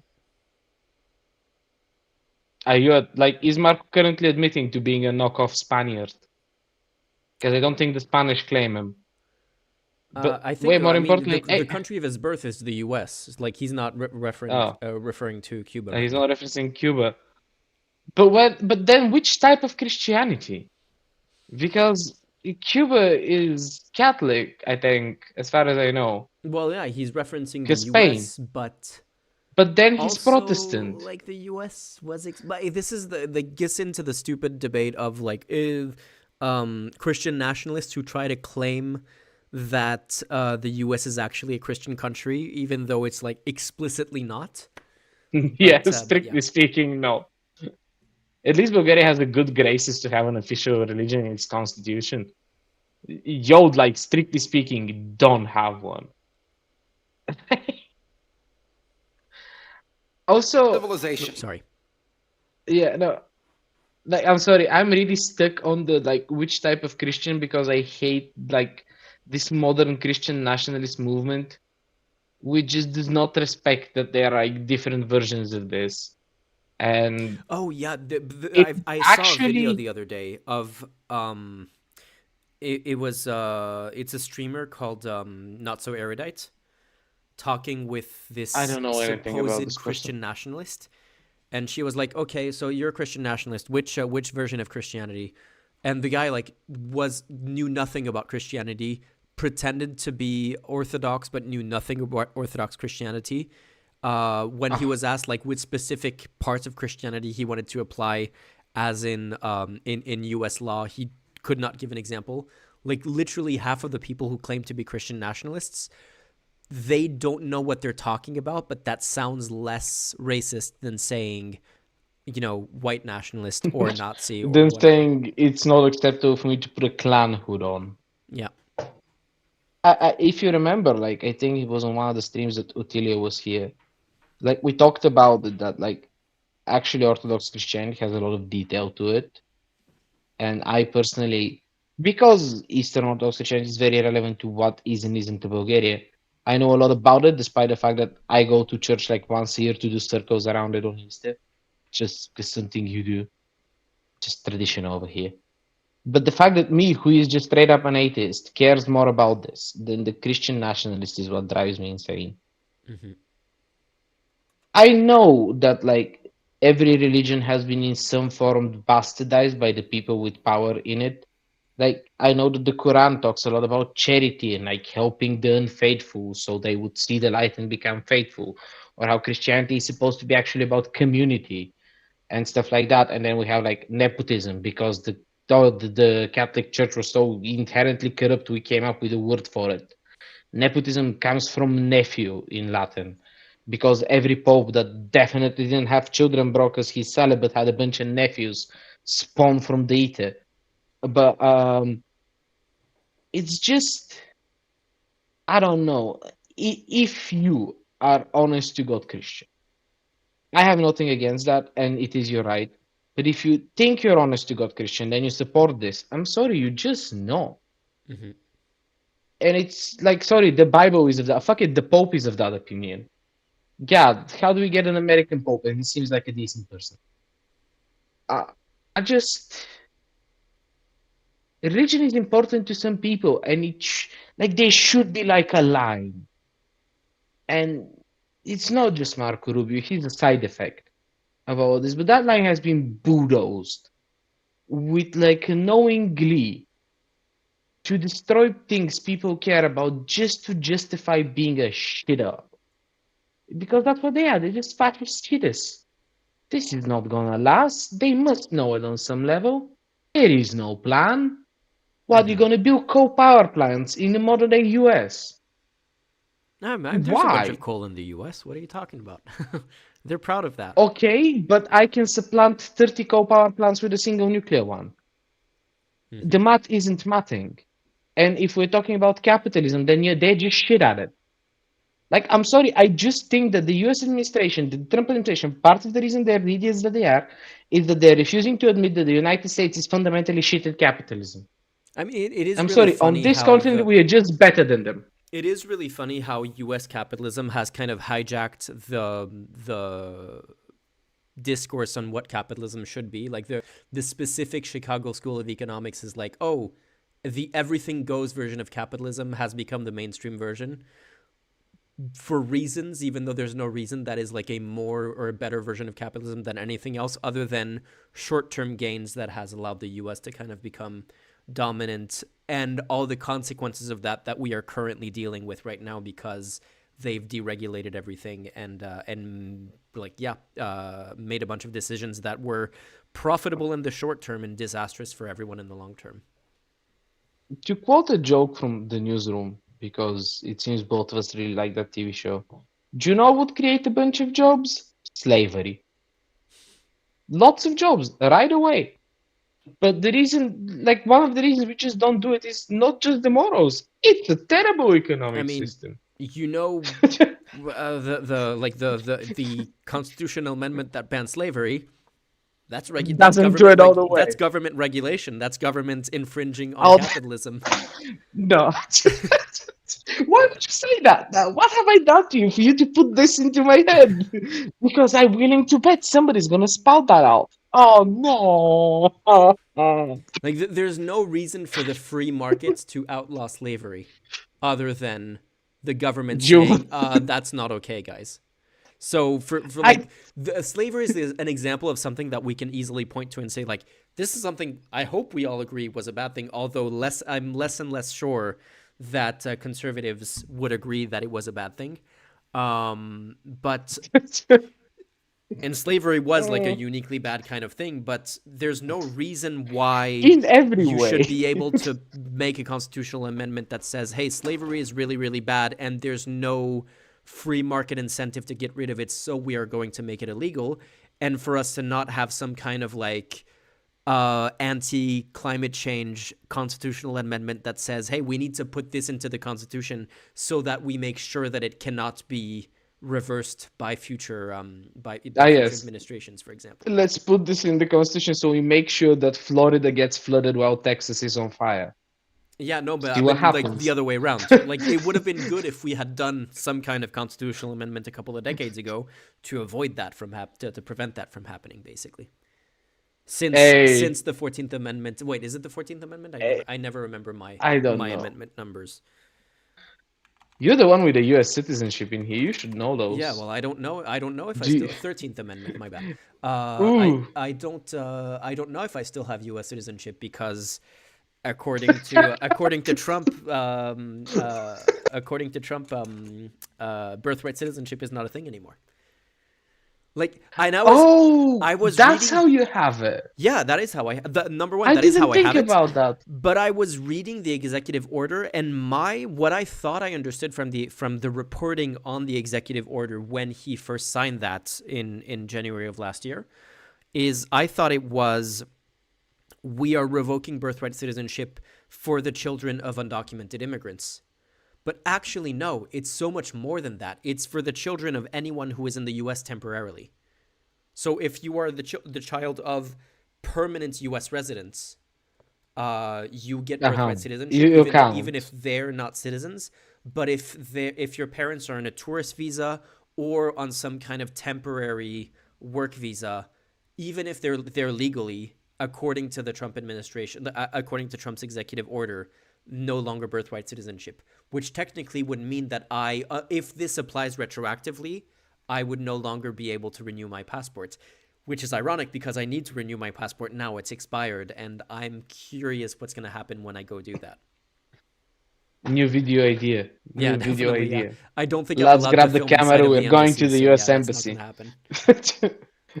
Yeah, we But should put a tracker on you when you enter that embassy. Do you think that ICE will deport you from I'm Germany? curious if there's gonna be some kind of facial record. Like, there's been people who have had problems from like online content with U.S. authorities. I don't know if that would apply, if that would extend to like As far as I'm embassy aware, that's work when they check abroad. your We'll see. devices. Just don't bring your phone to the embassy. Yeah, we'll see. I am curious what's going to happen when I go to renew my. I don't expect any, like, to be clear, I don't expect anything to actually happen when I go renew my passport, and I do expect to be able to renew my passport. But it would be very funny if they're like, "Oh yeah, no, Well, birthright you are citizenship. sufficiently white. We need the proof of status of your parents at the time of your birth, that they had a permanent status for us to be able to renew your passport." I Which don't I'm know. guessing they didn't have, because They didn't have otherwise you wouldn't permanent be status. They worrying had about legal it. status. They didn't have permanent status. Guys, Stan is French, only No French. longer dual citizen. We'll see. Don't worry, we get to make Civilization, fun of him because he's French. Western civilization. We are Love to jump back into the speech, and it starts immediately with Western civilization. as a sacred inheritance, an unbreakable link between the old world and the new. We are part of one civilization, Western civilization. We are bound to one another by the deepest bonds that nations could share, forged by centuries of shared history, Christian faith, culture, heritage, language, ancestry, and the sacrifice. It's only Christian Which faith. language? It's yeah, which language as well? Like, yeah, which language exactly? Especially when they just had a big thing about like Spanish being unacceptable as a language in the United States at the Super Bowl. But Oh, that was just stupid. yeah, that was stupid. And the funniest thing were like Megyn Kelly cosplaying as like, Megyn Kelly has been pretending to be dumber than she is as a way to appeal to the average MAGA conservative lately, which is that's an impressive bar. But I don't know if you've seen some of her rants about Bad Bunny at the Super Bowl. But yeah, language. No, I have weird things to thing do with point my out. life. Yeah. Language, weird thing to point out considering how many languages there are, but also like specifically focusing on the Christian religion as the Western civilization thing, where it's like, well, Judaism, I'm sorry, is just as Western as Christianity. Why is that one not coming up in this speech? And also, like, I'm sorry, but secularity is, like, if anything, in my opinion, in That a is lot of the ways, most the pinnacle of Western civilization is secular liberal governance. You know? socially liberal governance.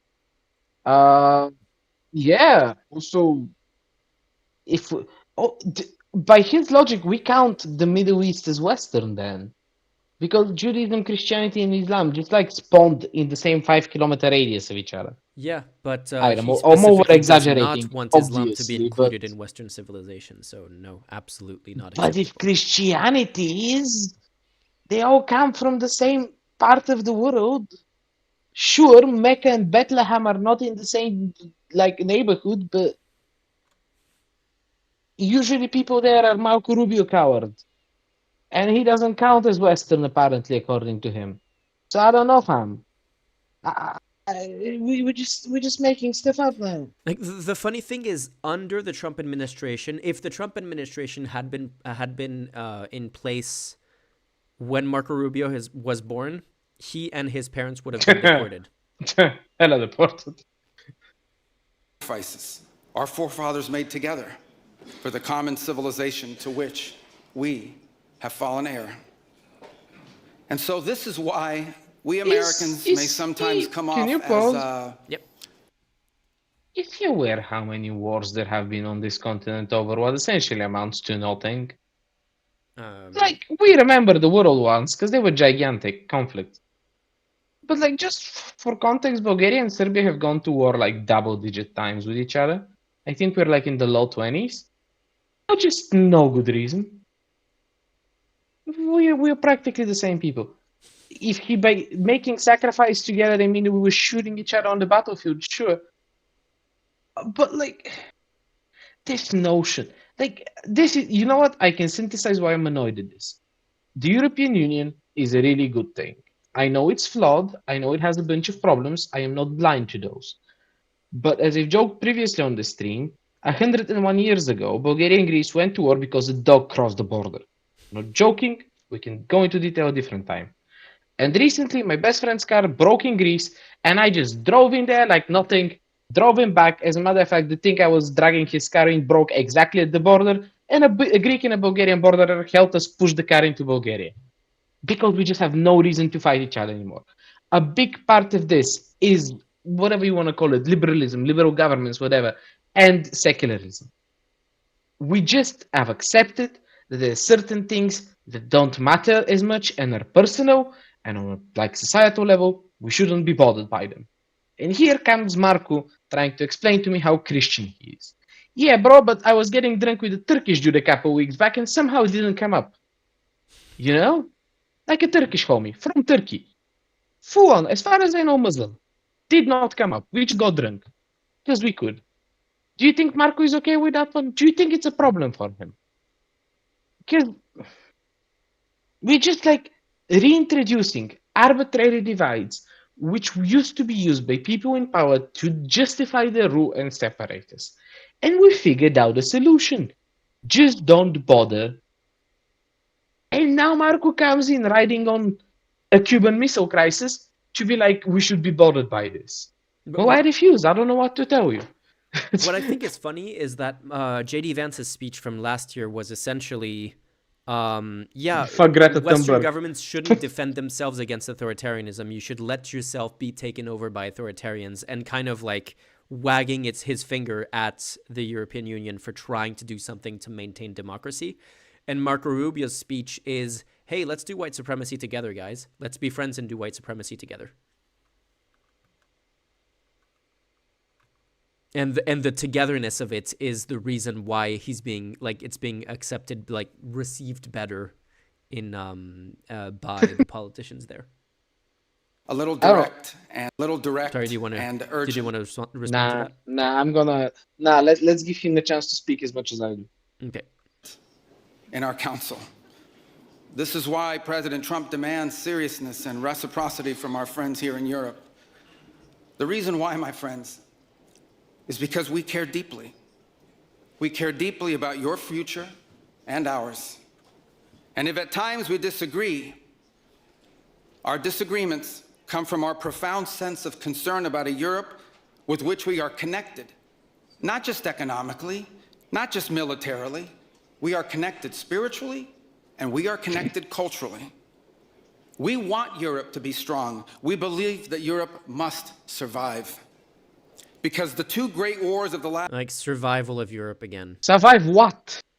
You're the threat. It's you and the Russians. If the Americans and the Russians chill out, we good.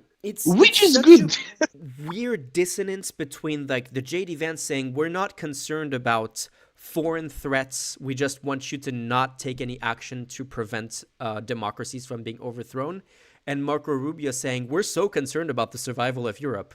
But in one case he's like, they're not concerned about Russian and Chinese interference in Europe. In the other case, like, we're really concerned about immigration and human rights. And like to be Oh clear, yes, the we're problem of all concerned about times, the human fact that rights. you are respecting human rights, not we're concerned about, not Do you respecting human think? rights. Do you think that part of the bullshit is because on some level the U.S. administration must know that it's not only in Europe, it's happening in the US too. Feelings about Israel are rapidly changing. Oh, of course, That yeah, that's a huge even thing. now that we are, I think, like are we four ceasefires deep and like the Israelis just keep going? Could it be that like they just want us to pretend that that isn't happening? Is that it? I mean, Because most governments already do that. the definition of an Israeli ceasefire is, right? You don't shoot me, but I get to bomb you? It's you cease, we fire. Ah. Uh, would be real fucking funny if it wasn't happening to people, Yeah, eh? I mean, literally every It day is there's funny. bombings. Yeah, but it's not. It doesn't count as a ceasefire violation when the bombs are coming in that direction. I was looking on this, it was very unconfirmed, but there was like some organization was doing the counting, and like they believe that the death toll is about 240,000. I've seen too many estimates on that to have a Yeah, strong that's the position, problem, but that they're all somewhere Insta around that, yeah, estimates. definitely in the six Nobody figures nobody for can sure. just go there and check. Exactly, but it's definitely in the six figures. That's certain. Yeah, It's really in the six figures from like a year at least. yeah, at least. I just, I don't know. You have to remember that a lot of the like, because maybe people who've seen me before on stream notice I'm a bit more annoyed than usual. It's because like on some level the Epstein files broke something in me, and like I cannot see politics as like what I used to think it was. Hmm. Because like there's no fucking way. Every other motherfucker. I was joking with like a friend of mine that like every conspiracy is true. We just did not expect it to be this shit. Uh, Maybe Epstein killed Princess Diana. That's the only one we haven't figured out yet. Yeah, yeah. Also just the knowledge that like the 4chan poll was created after a meeting with Epstein. And There's a now we lot of have a weird level things of that I don't even want to get into, but some of the things like Epstein's, I don't remember which video game accounts that he has, apparently was still active the Fortnite accounts. recently. No, it was the people figured it out. Okay. It wasn't him. Okay, it wasn't him. Like It's good to know. last thing I need is like, oh my god, Epstein's secretly alive. Yeah. That'd be too much. That is the moment when I'm just done and I go be a hermit somewhere. But maybe Because I'm just I've been like, kind of keeping an eye on some of the conspiracy theories that come out about them, like the AI photos that came out of supposedly Epstein with a beard and long hair in Tel Aviv. Like those were AI, those were fake, those were very quickly debunked. But yeah, so far I haven't seen anything that actually made me believe that. But there's been a few things where I was like, I don't have time to look into this. I'm assuming that there's nothing to it, but it is a little bit weird based on what I've been seeing. Yeah. but no, but maybe it's just my mind is too broken. But I honestly cannot take Marco Rubio seriously for a moment. I know he's talking shit, but ain't no way he doesn't know, right? Like you are what, the third in command of the U.S. administration? Doesn't it just go like president, vice president, secretary of state? Isn't that the chain of command? Um, in terms of if the president and vice president die, no, the third in command would be the head of the House of And Representatives, wouldn't I that be a think, very nice thing to happen? Ooh, doesn't that mean in a that that video game. crazy dude is in charge? In a video game, yes, in Minecraft, hypothetically, and also I'm joking. Uh, Look, maybe it's just that my mind. He has to know who he's working for. He has to know whose agenda he's now spreading. I've already said his spine is made of jelly, but why is his brain too? Yeah. Yeah. It's Kench's 14 saying Rubio is saying the same stuff more nicely. That's it. It's the same weird white identitarian shit. Yeah, it's exactly that. Yeah, it seems to be. Oh my god, do you remember the identitarian movement in like Germany and France? What happened to them? They're still very much here. They Oh, were they've really included in stopped my being in they the were in my news. AFD video. I know, but like they really haven't made any news lately. I assume because they all joined the AFD. Yeah, exactly. And They've made news. It's a situation of Batman versus Clark Kent. No, sorry, Bruce Wayne. Superman. The reason why you haven't seen the identitarians make a lot of noise lately is because you've seen the AFD and Reform UK and the National Rally make a lot of noise. Like, they're the same people. Did you see the people in Manchester getting their shit kicked in yesterday? I haven't seen the Manchester ones, but I've seen in France. There was recently I don't know if he was technically a neo-Nazi, but a far-right activist was killed in an altercation. So there's been pro-far-right actual neo-Nazis marching in the streets of France, pretty much all of the country yesterday, and wonderful to see that being Thoughts and prayers encouraged for by the them all. government. No, there's like a by-election for a local council in Manchester, and Labour sabotaged their candidate for it, so now the Greens seem likely to win it. And like a group of local Nazis decided to go march and attack minorities in Manchester, seemingly forgetting that they're in Manchester. So they got pelted by bricks. I mean, literally And I have doing the thoughts and SA prayers thing that for I was them talking too. about earlier, like manufacturing Yeah, altercations as a way of saying, "Oh, look at how violent the left is." sure, because if you punch somebody, he's not allowed to respond. What are you, Israeli? Um, anyway, let's finish. Let's try to not pause for like not pause every 15 seconds Yeah. because literally we're 6 minutes into a half-hour speech. Oh, God. Okay, Serve let's for do 5 us minutes. as history's constant reminder that ultimately our destiny is and will always be intertwined with yours. Because we know. Oh, come on. You don't need to clap for that. That is this speech is like a blend of white supremacy and platitudes, and if you clap at the platitudes, you're just approving of the white supremacy in it. I'm sorry.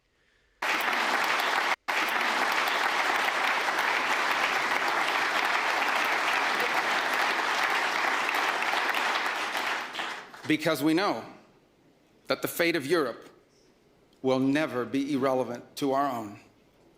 National security, which this conference is largely about, is not merely a series of technical questions. How much we spend on defense or where, how we deploy it, these are important questions, they are. But they are not the fundamental one. The fundamental question we must answer at the outset is what exactly are we defending? Because armies Human rights, democracy. do not fight for abstractions. Armies fight for a people. Armies fight for a nation. Armies fight for a way of life. And that is what we are defending. A great civilization that has every reason to be proud of its history, confident of its future, and aims to always be the master of its own economic and political destiny. This is literally like, to me, like the answer to that question is so easy. It's not I'm not defending a way of life. I'm not defending a great people or a nation or a civilization. I'm like defending human rights and democracy. And that should be the easiest answer to give on that question anywhere. The fact that he's like dog whistling all the things as long as he doesn't have to say out loud the white race is when he's saying like, oh yeah, we should be against immigration, but only a certain kind of immigration, and all of those points that he's making it's so frustrating. The thing is, In Europe, where the ideas can you pause for a second? Yeah, sorry. I don't think he's entirely wrong. I think just we have a very conceptual difference in what is and isn't between, I think, us and him. Because, yeah, armies don't fight for random things and, like, countries don't exist on anything. But if you ask me what I want to defend, it's the right of my fellow citizens to choose how to live their own lives. And if you ask him, I'm sure he'll give you the same answer, except I'm pretty sure that his and my definition of a fellow citizen massively diverge. Yeah. And at least that's what this speech has been telling me so far. Because if you're not tidy-whitey and with like a cross the size of Carolyn Levitt, not Carolyn Levitt's cross, just the size of Carolyn Levitt, I don't think he sees you as a fellow person. It's Kensh's saying, I don't know, what is man. bro even saying? Great civilizational destiny. This data sounds like it was made by ChatGPT. I mean, literally, if you ask ChatGPT to write to you a crypto-fascist speech referencing the 14 words, but without saying them out loud, you would get something that is like 92% similar to this current speech. All right, I'm gonna stop my camera and mute myself for a couple minutes to go to the toilet and have a smoke. I will be able to hear the stream in the meantime in the Marco Rubio, so we can get like at least 3 minutes of speech before both of us once again lose our minds at what we're witnessing. Okay, I turned your camera off on stream as well. Planted the seeds of liberty that changed the world were born. It was here in Europe, which gave the world the rule of law, the universities, and the scientific revolution. It was this continent that produced the genius of Mozart and Beethoven, of Dante and Shakespeare, of Michelangelo and Da Vinci, of the Beatles and the Rolling Stones. And the Declaration of Human Rights. I wonder if he's going to mention those. And this is the place where the vaulted ceilings of the Sistine Chapel and the towering spires of the great cathedral in Cologne, they testify not just to the greatness of our past, or to a faith in God that inspired these marvels. They foreshadow the wonders that await us in our future. But only if we are unapologetic in our heritage and proud of this common inheritance can we together begin the work of envisioning and shaping our economic and our political future. He's using all the dog whistle words, all the pride in our heritage and stuff like that. These are things that our education systems should have warned us about this kind of rhetoric. In theory, these should be fine to say. For someone who doesn't know anything about politics, this sounds fine. For people who know about politics, this is dog whistling white supremacy. There's no ambiguity here. Not inevitable. It was a conscious policy choice, a decades-long economic undertaking that stripped our nations of their wealth, of their productive capacity, and of their independence. And the loss of our supply chain sovereignty was not a function of a prosperous and healthy system of global trade. It was foolish. It was a foolish... Literally, Marco Rubio is the person in the Trump administration who pushed that, who was the most instrumental in that, in the Trump administration, because he's a representative of the old Republican Party. But voluntary also, transformation of our economy. In which magical way are our nations not wealthy? Yeah, that's also a good point. In which reality? As a Bulgarian, poorest nation in the EU. No, wait, Hungary beat us in poverty this year.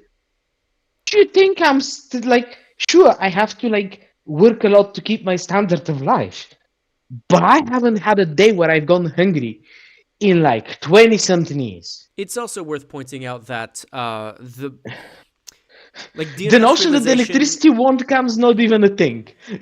Deindustrialization and outsourcing and all of that, which are those are the causes of the problems that he's describing, are only a minor the real problem is the wealth inequality between rich and poor, and the fact that the top 1% have at this point more than half of the wealth in the world.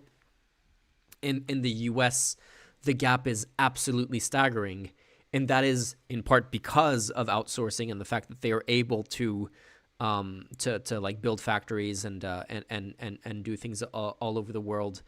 These are buddies of the Trump administration, by the way, doing this and enriching themselves from these practices.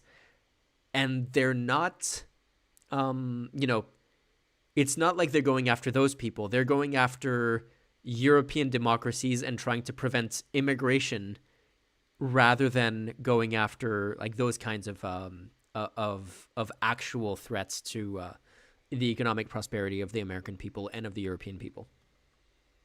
Yeah, obviously, but what I think is important to know that, by any reasonable measure, even the worst countries in the EU are fine.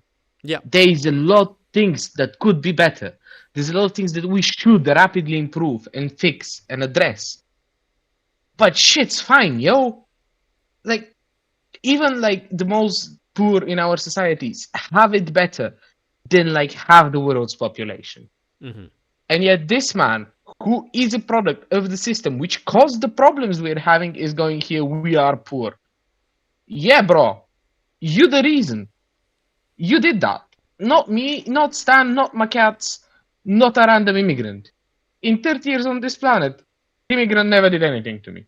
And I know more than the usual number of Bulgarians. Just tend to run into them. It's a me problem. But don't know, what was this, the Texas Senate guy who said, immigrants aren't your landlords. They didn't move the jobs. They didn't create the problems. And frankly speaking, those jobs could have been moved and things would still be fine if there was any plan in place. It's kind of But like the plan was billionaires. when they blame immigrants for the housing crisis. Like, yeah, immigrants are the ones who are like That is outbidding just Americans. mental. Yeah. Others for our needs, and dangerously vulnerable to crisis.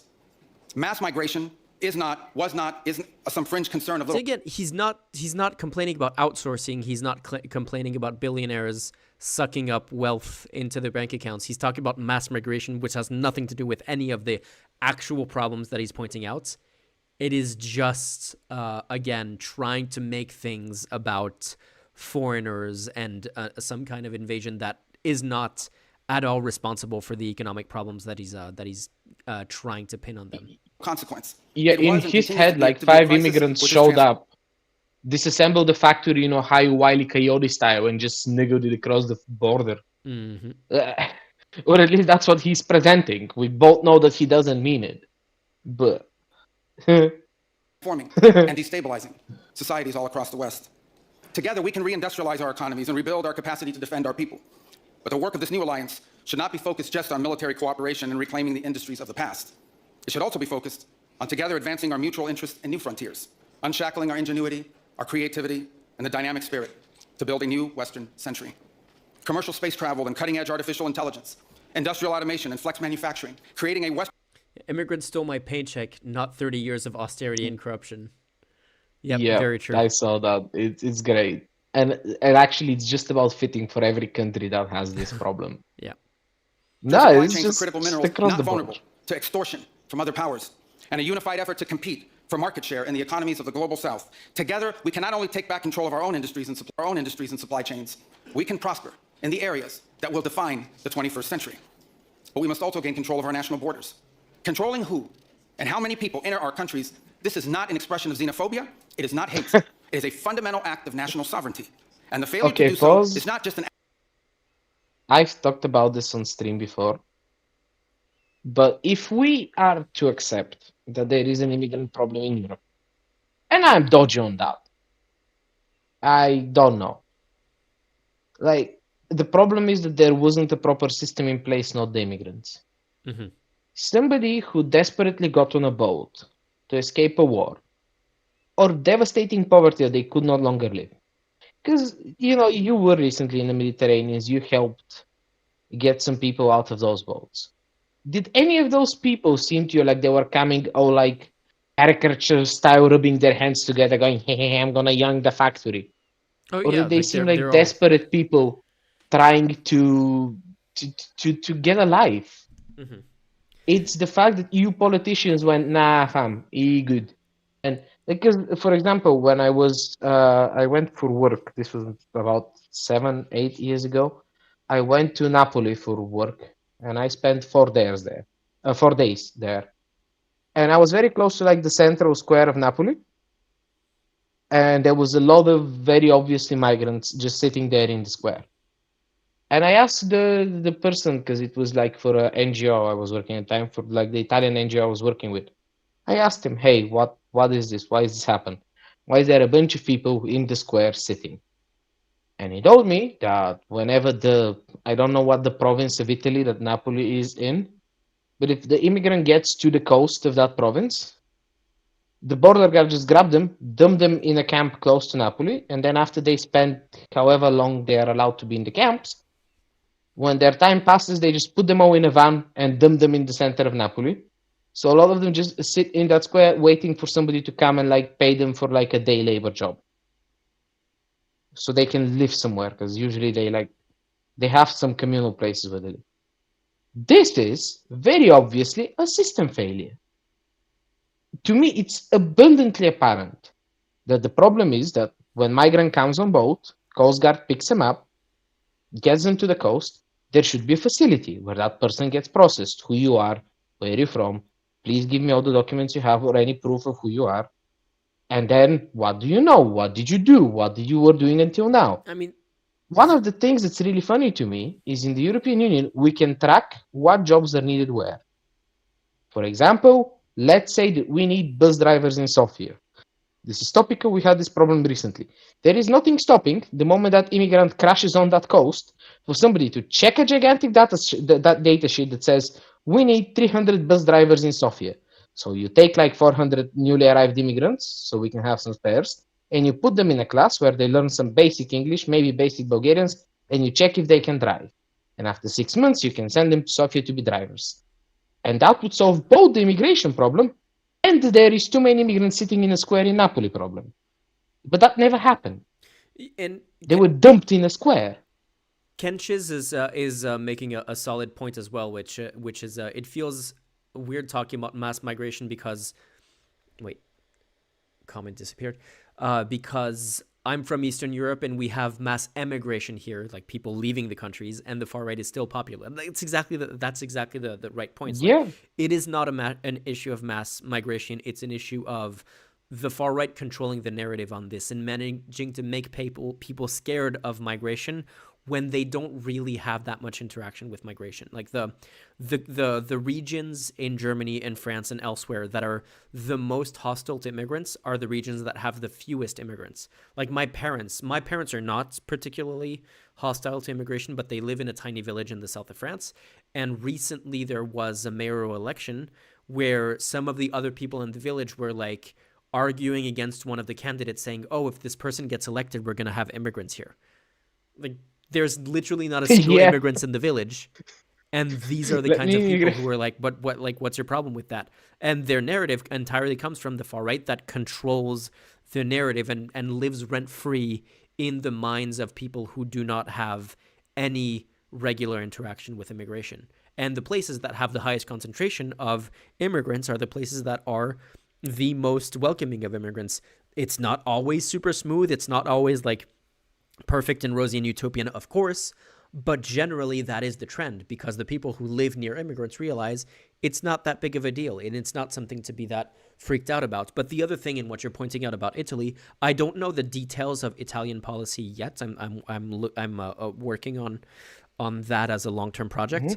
But what you see in a lot of countries is like the left and progressive, like not so much the center. The center is very much happy with the status quo, but the left and progressives are very much in favor of reforming things. Like when there's a system in place, an immigration system like in the US and Europe that is kind of broken and that needs to be fixed in a lot of ways, they're open to fixing it and reforming it. What happens is the right either doesn't want to fix it and actively wants to undermine it, or they'll put policies in place that are going to make the problem worse. Like, I'm sure that if you dig into, like, if what you described of Naples is true, if you dig into that, that is probably going to be a policy by Italy's far-right government. I can give you the policies because as I a checked. way of The mayor of maximizing the Naples was from tensions La and the Liga. hatred of immigrants. Like, if they wanted to have a sane pro-human rights policy that treated people with dignity and that didn't want to create social tensions, they absolutely could, but they're not interested in doing that. They're interested in stoking people's fear and hatred of immigrants as a way of maintaining power, because supposedly they're the ones who are against immigration, even though they're the ones who are constantly sabotaging it and making it as damaging as possible. In the same way that was it Texas or was it Florida that was busing migrants to like rich areas of New York? That was Texas. Yeah. Oh, they bussed it to like some fucking resort island. And then they were like, how are you going to handle this? And the people from the resort island went to give the immigrants food and offered them to stay in their houses. It was just insane. Martha's Vineyard is what the island was called. Oh, that was top shit funny. No, you are right. The mayor of Naples at the time was from La Liga, or eventually joined La Liga. Somehow was affiliated with La Liga at the time. And And those of you who don't know, La Liga are insane. yeah. And the other thing is another thing that someone is in chat whose name I can't even pronounce because that's way too many weird letters back to back and numbers. Wizzy are those ones supposed to be eyes? I don't know. It doesn't matter. Is pointing out that people who like migrants who aren't allowed to work, like that is the thing. Is like the left is like, hey, let's give migrants work permits so that they can work while their status is being processed. And conservatives are like, no. Number one, no, let's not let them work. And number two, let's complain and make it a huge issue that we are paying for them to stay here because they're not allowed to work. If we let them work, they wouldn't have to pay for hotels to house migrants and all of that, and how much government funding is going into refugee camps and things like that, because they would be allowed to work and actually pay for their own living expenses. But the fact that they're preventing that from happening and then weaponizing the fact that they can't work as a way of portraying them to be welfare queens is exactly part of the problem. Like them sabotaging the system and then pointing to the broken system as evidence of how they should be in power. Also, like, I don't know if anybody in chat has been to a refugee camp, but when I was working for the same NGO I mentioned previously, I've been like 3 times for a few hours at the refugee camp. But the conditions were like, oh, the shit. Like, of course, these people were not having a chance to in any way join Bulgarian society because the refugee camp was in an abandoned village close to my hometown. And when we went there, the old school building was converted to something for a school for like the children there, where they were trying to teach them Bulgarian. But every time, okay, my cat just threw about €3 on the ground. Oh no. Can you? No, baby, I have to find them after, please. Okay, come here. See, cat. But like the thing is, the rest was like the 5 buildings still standing from the village were converted into offices for the like workers at the refugee camp, and the rest was FEMA tents. I don't know if like FEMA, you know what a FEMA tent looks like. Just Google FEMA tents. They all look the same. Like obviously they weren't official FEMA tents, but the same like it's a particular type of tent. And so you're a refugee. In the Bulgarian case, you've crossed through Turkey. You've gotten to Bulgaria. You got arrested upon entering the country because that's how it works here. And then you got checked into this refugee camp. And if there is enough teachers, your children are learning a language you've never heard of before. You're not in the country you were trying to get to because I bet bottom dollar most of those refugees didn't know what Bulgaria is before they ended up here. And now you're living in a tent. Yeah, no, I wonder why it's not working. Yeah. I'm shocked, guys, that these people suddenly don't feel any motivation and loyalty to the state they're in. This is actually a real problem that is that needs to be figured out, which is that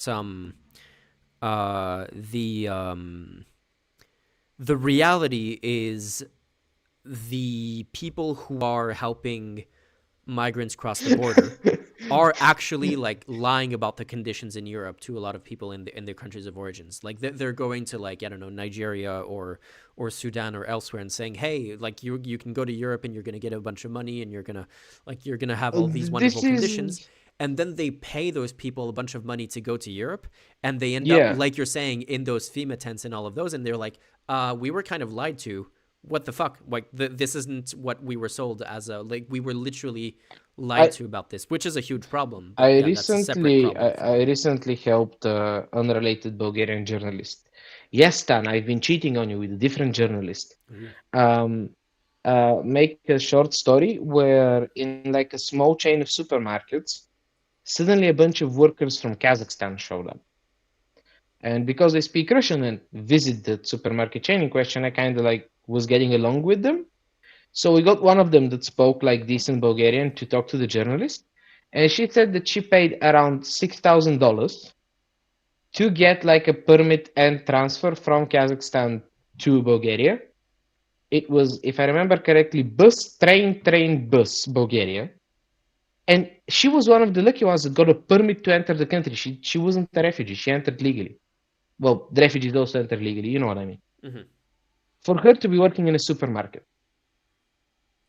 She is now a clerk at a supermarket. She was a nurse in Kazakhstan. Because in the process, the Bulgarian government never even attempted to verify or like get her degree translated or anything to Bulgarian. She has to do that all on her own. Except Bulgarian institution recognized only one university in Kazakhstan, and she's not from it. So she has no path to legally certifying her nurse status unless she goes back to university in Bulgaria to be a nurse. This is wasteful. All other problem aside, apart from that, she went and paid some fuckers. that she does not find very reasonable. Apparently, some of them were Bulgarian, which really helps how I feel about the country. To be working at a small supermarket chain. Do you see how that just is a waste? And I'm certain, like, I know actually for a fact which Bulgarian politicians enforce this type of policies which create this problem. Can you all guess if they were far right idiots? But can you make a wild guess? It's the same. We banned Macedonian migration in Bulgaria, by the way. That's really funny. For those of you who don't know, like Bulgaria's secret trick of reintegrating Macedonia into Bulgaria was like, just let the Macedonians come in. They can be Bulgarian, 6 months, a Bulgarian test, boom, Bulgarian. So about 10% of the Macedonian population got Bulgarian passports. And then a few right-winger crazies went, no, we need to punish the Macedonians for not being Bulgarians and close the program. I wonder why we have a migrant problem if we have one. I wonder where it originates from. Mm-hmm. Because these people could be part of our societies. And let's face it, at the moment, Europe is aging. And to us, it's expensive and hard to have children and to like raise them and to essentially repopulate. Not repopulate is not the right word, but get the birth rates into normal. So we could either supplant them or make housing free. Since nobody's making housing free, can I pitch a solution? Or is that too much for Marco Rubio, who we should get back to listening to? Abdication of one of our most basic duties owed to our people. It is an urgent threat to the fabric of our societies and the survival of our civilization itself. And finally, we can no longer place the so-called global order above the vital interests of our people and our nations. We do not need to abandon the system of international cooperation we authored, and we don't need to dismantle the global institutions of the old order that together we built. But these must be reformed. These must be rebuilt. For example, the United Nations still has tremendous potential to be a tool for good in the world. But we cannot ignore that today, on the most pressing matters before us, it has no answers and has played virtually no role. It could not solve the war in Gaza. Instead, it was American leadership that freed captives from barbarians. Oh, Jesus Christ. No. No, just skip Oh, this. the bait. I don't have it in the me. bait. It is It's just a like gigantic pure bait. rage bait. That is crazy. And brought about a fragile truce. It has not solved the war in Ukraine. It took American leadership in partnership with many of the countries here today just to bring the two sides to the table in search of a still elusive peace. It was powerless to constrain the nuclear program of radical Shia clerics in Tehran. That required 14 bombs dropped with precision from American B-2 bombers. Literally, they haven't done that, which is why they're now sending an entire fleet, like the largest U.S. fleet since the invasion of Iraq is currently on its way to Iran, because you left the Iran nuclear deal under Trump 1 Also, and haven't been able to make a new deal since then. Also, on the Ukraine situation, oh my God, it took everybody working together to like get everybody on the table. Yeah, because the United States did not follow its own fucking treaties with Ukraine. Mm-hmm. The United States was supposed to help Ukraine in case they get invaded. Or am I having trouble reading? But I know I'm not having trouble reading. So the United States should have done something when Crimea got invaded at this point 12 years ago. They haven't, so Putin thinks he can do whatever. I mean, it's one of those things Unfortunately like for Putin, the Ukrainians disagree. the whole those kinds of treaties of like the NATO Article 4, if one country gets invaded, then everyone has to respond. Like, that is the kind of thing that is completely obsolete in a world where countries are able to do what Russia is doing, where it's like, we're not involved in this. These are completely independent mercenaries that are doing stuff that we're absolutely not backing. And then once it worked, it was like, oh yeah, by the way, that was us, lol. And no one does anything, and everyone pretends like, oh, we couldn't have known this was happening at the time, and we couldn't have done anything because it wasn't a nation state that was actually doing this. It was like, of course it was. And everyone knew it was. And literally all of the diplomats and all of the politicians who were pretending not to realize that this was an attack by foreign nation states were very much pretending. Yeah, it's fascinating how, like, whenever serious stuff happens, all the politicians seem to suddenly have been dropped on their heads. Weird that. Yeah. But catching migrants, that's where the big brain energy is at. In the same way that you looked at Pentagon, what's it called? Pentagon press briefings from the Biden era, where they were being asked about, oh, look at this evidence of war crimes being committed in Gaza. What? War crimes? What are you talking about? I haven't seen any evidence of that. I have no idea what you're talking about. Oh, look, they bombed You're just a now showing us this. they bombed a Israel bombed a diplomatic building, like an literally embassy building in Syria. Oh, we haven't seen any evidence of that. We don't know. We haven't checked Google Maps to No, see it that the was building was worse. actually a diplomatic building. We don't know what you're talking about. We like complete blinders. If you remember, But recently, they wait, said they're investigating yeah, if the that they were building is investigating diplomatic. for how And many I joked years? on stream that it's on Google Maps. It says embassy, and you opened it, and it did show embassy. Yeah, So I that wonder that's a what very deep investigation the investigation that you Pentagon need to do. is doing here. But the infuriating thing is the same guy, John Kirby, who was the press secretary for the Pentagon at the time, more recently, since he's now no longer the administration, was on a podcast and he basically admitted, oh yeah, that was all bullshit. I had to be the representative of the position of the United States government, and the position of the United States government was see no evil, hear no evil, speak no evil. It's like that was my job. It was to do that. I knew it was bullshit. Everyone knew it was bullshit, but my job was to parrot the position of the administration. So when everyone was like, "Oh, have you seen this like very clear, obvious evidence of war crimes being committed by Israel?" His job was to find a creative way to pretend like he didn't see any evidence of war crimes. And most of the time that was just like, "Oh, I don't know what you're talking about. I haven't seen any of that. We're investigating and we will not comment on ongoing investigations." And that kind of bullshit, which is like, it's the same thing with Shireen Abu Akleh, where they were like, they have investigators from the State Department finishing their investigation saying, oh, by the way, this is definitely like an Israeli soldier definitely killed her. And then the State Department will prevent that investigation from publishing their results. And then they'll say, like, we haven't seen any evidence of this we don't know who did this. It's a mystery. It's a mystery. It's a mystery. It was a bullet from the sky that just like randomly fell.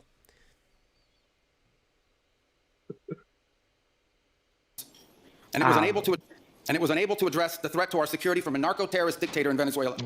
Instead, it took American special forces to bring this fugitive to justice. In a perfect world, all of these problems and more would be solved by diplomats and strongly worded resolutions. But I thought he was gonna say would be solved by diplomats and strongmen.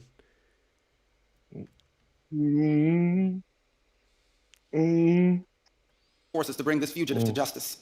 In a perfect world, all of these problems and more would be solved by diplomats and strongly worded resolutions. But we do not live in a perfect world, and we cannot continue to allow those who blatantly and openly threaten our citizens and endanger our global stability to shield themselves behind abstractions of international law which they themselves routinely violate. I would like to know how many U.S. citizens have been killed by Tren de Aragua in recent weeks versus how many U.S. citizens were killed by ICE. I would like to know how many U.S. citizens were killed by the Venezuelan government in recent years versus how many were killed by the U.S. government. I'm sorry, Kenshin chat is really nailing it. First of all, dealing with a 5-year-old Sudanese children, full military weaponized response versus authoritarian dictatorship, $5 and a strong worded letter, which I guess we can now say it's a strongly worded resolution. Oh, I don't know. Do you think he's rage baiting, or do you think he just like is saying shit? I don't even know. Like, I don't even. That's it. I insist that there is a new European Union Chancellor of rage baiting. I have 3 great candidates. Just make it, and we'll send them to constantly annoy the Americans and the Russians. Like, we can achieve a lot that way. I have a friend. Yeah. What's the name of I don't know if this is an official account. French Response. Is this an official Twitter account, or is it Is it the one that was like, hey, this you might get away with this on an island, but not in France? Oh yeah, it's the is this true? Official response account of the French Ministry of Foreign Affairs. Ministry of Foreign Affairs. Yeah, it's a gray verified account, so this is actually a government institution. They have been doing a really good job at trolling the U.S. government recently. Like this account is actually funny. Here, let me drop them a follow. This account is I have a new great idiot moment unlocked. Olivia has returned, their fascism in chat, and wrote, US crime is at an all-time low. Search it up. Yes, Olivia, if the US government is too busy shooting people, they will definitely not catch the people committing the crime. Yeah, fair enough. Also, you are right, US crime is probably at an all-time low. It's just that all of the crime is happening in the White House. So, I don't know, fam. If this is the defense you're going for, I don't think I can help you.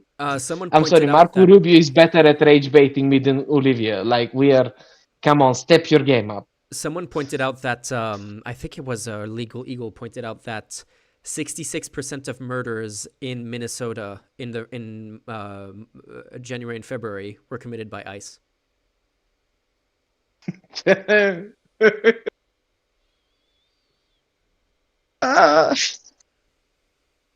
No, I don't want. Do you think we can like is this the moment where I pull a chair liquor? Do we count or not count police shootings? Uh, I believe you're Is now the about path to be that drawn President strike. Trump and the United States has embarked upon. It is a path we ask you here in Europe to join us on. It is a path we have walked together before and hope to walk together again. For 5 centuries, before the end of the Second World War, the West had been expanding. Its missionaries, its pilgrims, its soldiers, its explorers pouring out from its shores to cross oceans, settle new continents, build vast empires extending out across the globe. Is he calling for new crusades? Of whomst? What are we crusading? China? But in 1945, for the first time since the age of Columbus, it was contracting. Europe was in ruins. Half of it lived behind an iron curtain, and the rest looked like it would soon follow. Who did that? The great Western empires had entered into terminal decline, accelerated by godless communist revolutions and by anti-colonial uprisings. Wait. Is he gonna mention? Wait. Is he gonna? Okay, I need to go back and listen to this because I need to make sure that Okay. he's gonna talk about the ruins of Europe, and he's not gonna blame that on the Nazis. Am I losing my shit here? Looked like it would soon follow. Did you notice? The great Okay, go back 2 minutes, and before you play, did you notice the bit where he like essentially said that the empires were in decline because of godless communist revolutionaries? Brother, I'm on a mission to find them communist revolutionaries who took down Austria-Hungary. No, but wait a second. Because it was He's a about to Serbian with say- a pistol. He's about to Sorry, say Bosnian. that Europe after World War II was in ruins because of communists and anti-colonial activists. He's not going to talk about Nazis. Yeah. Like Nazis had nothing to do with the ruins of Europe. Also, Trapped. like, if his problem is with European empires, fam, you're the Secretary of State of the wrong country. Mm-hmm. Have you recently sworn loyalty to King Charlie? I just need to get to the Kenshi, end I'm of that sorry, we sentence need to see bring if- Kenshi on stream because just need he is to- dropping bangers in chat. I just need to get to the end of that sentence to see if he does blame it on the Nazis or not. age of Columbus. Ruins. Yeah. Half of it lived behind an iron curtain, and the rest looked like it would soon follow. The great Western empires had entered into terminal decline, accelerated by godless communist revolutions and by anti-colonial uprisings that would transform the world and drape the red hammer and sickle across vast swaths of the map in the years to come. He's not mentioning. He's blaming the state of Europe on no communist Nazis involved. Anti-colonialism. Nazis, nowhere to be seen, and had nothing to do with it. I wonder which is that communist that bombed Bulgaria's capital city in 1943 to the ground. Yeah. Because I'm pretty sure it was the British and the fucking Americans, and I'm sure they had like a relatively reasonable reason for this. Would have been that we were committing genocide in Serbia. I wonder on whose side we were. Yeah, No Kench is Nazis. saying No. he sounds like in Hearts of Iron 4 ideologue. That's literally the world that Yeah. we're in right now. Against that backdrop, then, Sorry, as now, just and Harris, the Soviets just- spontaneously invaded Germany. Just to respond to Harris's comments, I used to think Marco was a better Republican. Turns out I was wrong. No. It's not that you were wrong. Marco, like, I never would have voted for Marco anyway, but he used to be a better Republican compared to what he is now.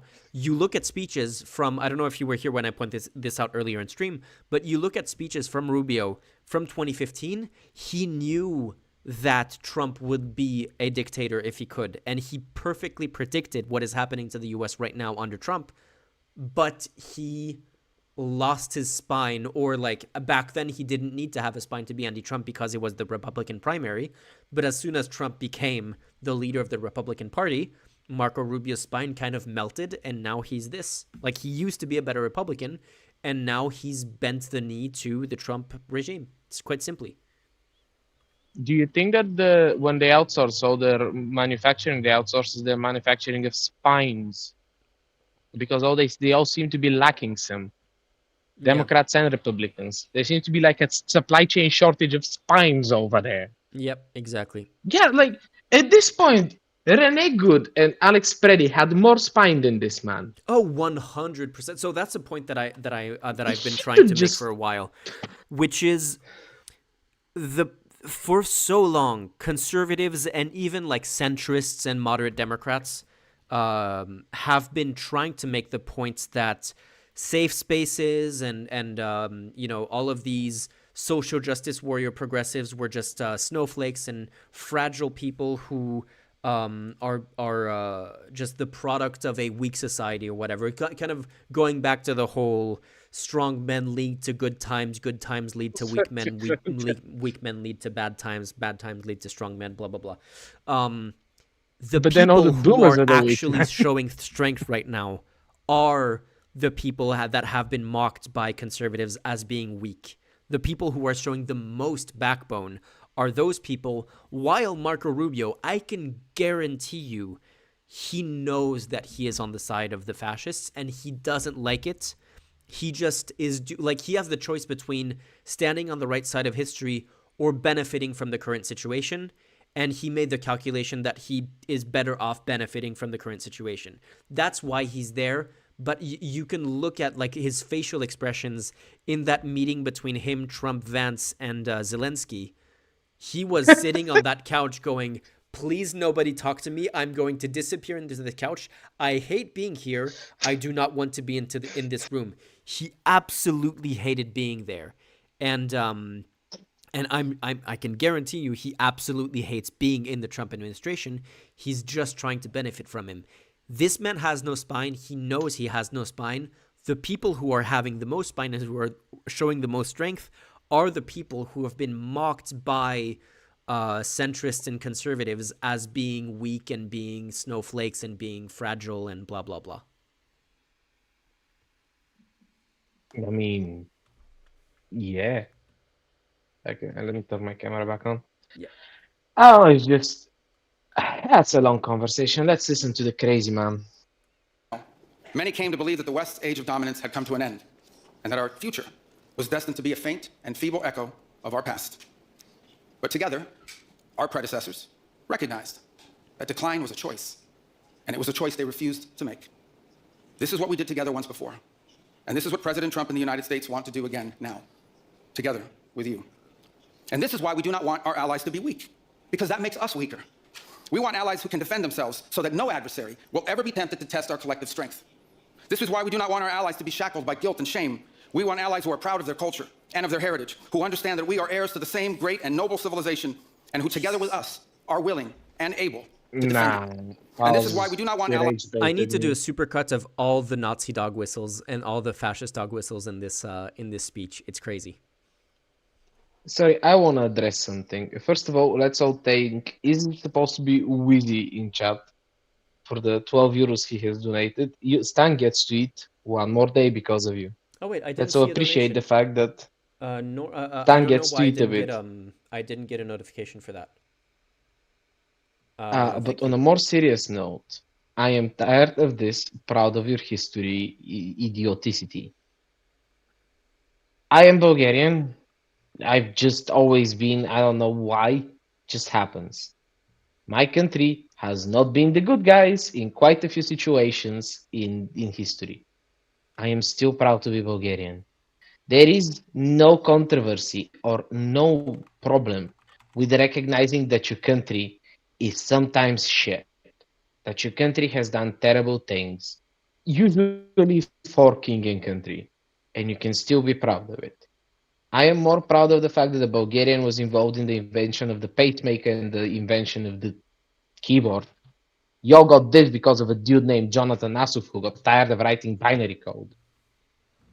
but there is no contradiction there because my great grandfather is a full-on war criminal. I can tell you in which battle he did the war crimes. He was 15 at the time. I don't feel shame. Fuck him for being a war criminal. I am still proud of being Bulgarian. I still love my country. And I'm tired of this stupid excuse that is like, ooh, my country shouldn't be ashamed of its history. You don't need to feel shame to have some retrospective. It's not that hard. Because, yeah, we were Nazis. Also, we were communists. Guess what? We could learn from it, or we could endlessly argue about if, like, Todor Zhivkov or General Wukov, because the leader of the Bulgarian fascist movement was named Onion. Not joking, that's his last name. His name is Onion. These people were shit. They were still Bulgarians. We could either learn from that or repeat the mistakes. You don't need to be ashamed. What is this about? Where did this come from? Yeah, I feel exactly It's the just same a way. Like stupid fucking excuse. people Hey, you're conflating French, you get to be right. yeah, people conflating the idea of recognizing the wrongdoings of, the people who led your country in the past did as some kind of personal shame that you have. Like, you don't need to do that.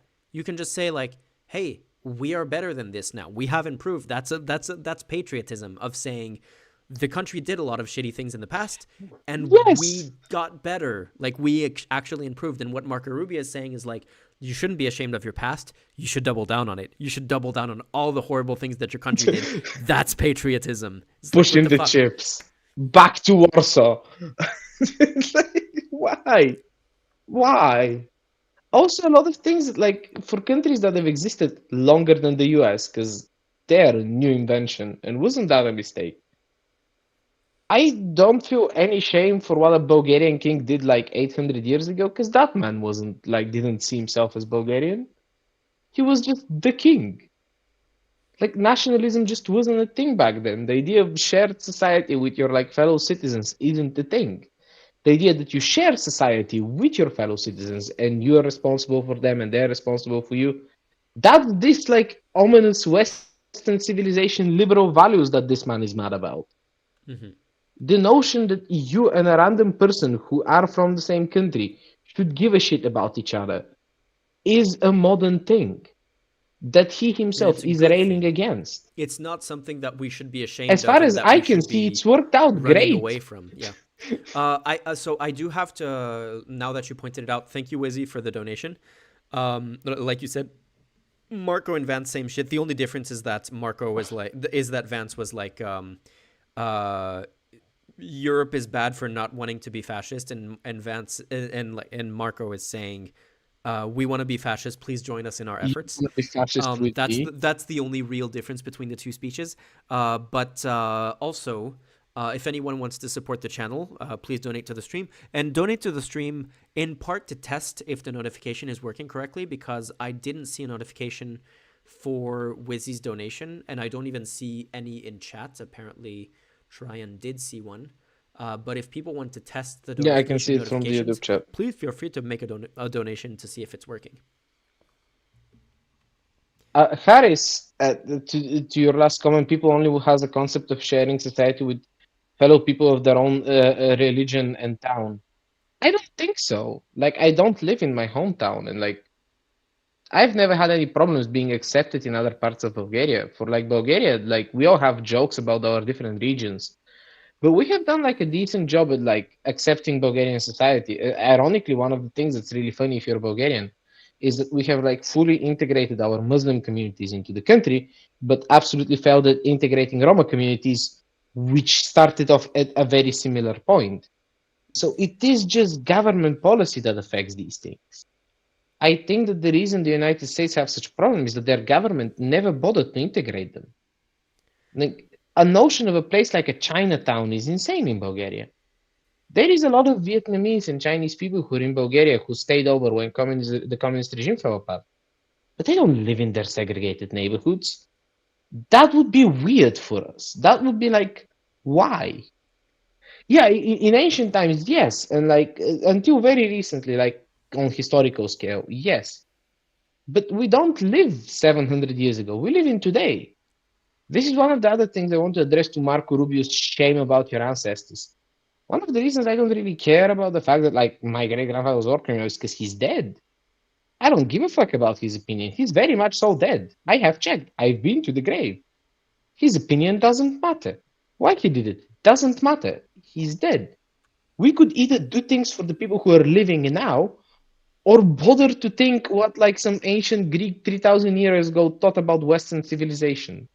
Yeah. You know what Wizzy is saying, like paying taxes is also patriotic. I wish I agree. I wish the left would hammer that point as strongly as the right is hammering the anti-immigration points.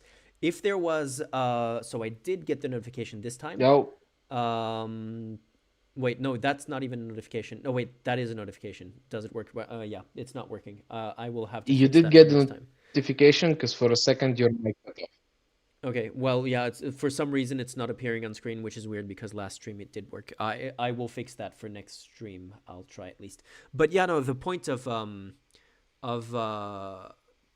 paying taxes is patriotic. I can guarantee you, if that was a strong point, is if every time a billionaire's tax records came out and we found out which mechanism they used to optimize their tax rates and avoid paying taxes, and oh, this guy actually paid 0.5% of his income in taxes this year because he used this obscure loophole that only the rich are able to have access to.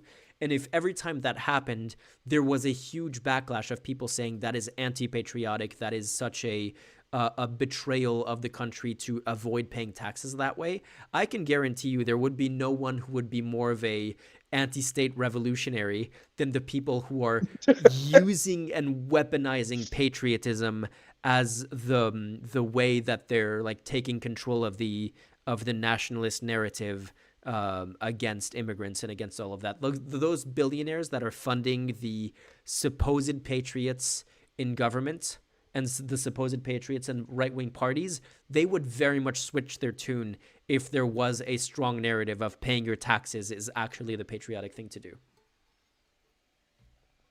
But it is, by the way. Just Yeah, no, yeah, definitely. Kenji Of course it is. missing But Olaf poem in chat. But and maybe that's where I got it from. But to me, yes. You know, a funny story. This is not a friend, but like a person I know. Recently made like a decent bit of money from Bitcoin, specifically by shorting Bitcoin, and didn't want to pay taxes. And my man just calls me up and goes, "Hey, do you know a way for me not to pay taxes on this?" I guess you gave So him anyway, I an yelled at earful. him for 20 minutes. I mean, Yeah, on the other I hand, like did. as a US citizen, until proof otherwise, as a US citizen, I have to pay taxes to the US government right now. And considering the US government right now is a fascist government, that feels kind of shitty. That does feel kind of shitty to do, but yeah. I I can make an argument why, as a US citizen, you probably shouldn't pay taxes. But don't take I this mean, argument seriously because that'd be illegal to be fair, in Minecraft or I whatever. don't actually need to pay taxes in the US because I don't make enough to pay taxes. I would like Yeah, to be but paying like no, taxes my to I wouldn't like to be paying taxes to the current administration. I would like to make enough to be able to pay taxes. So keep on donating to the channel, people. but no, this point is from the following. The reason I pay taxes is because I've been educated in public schools and they've always been good. I have healthcare, I have roads, I have public transport. And despite Bulgaria being corrupt and about 30% of our national budget being yoinked for corruption, there is still an okay system in place to catch you if things go wrong. So this, in my head, fully justifies paying taxes because somebody else needs that help.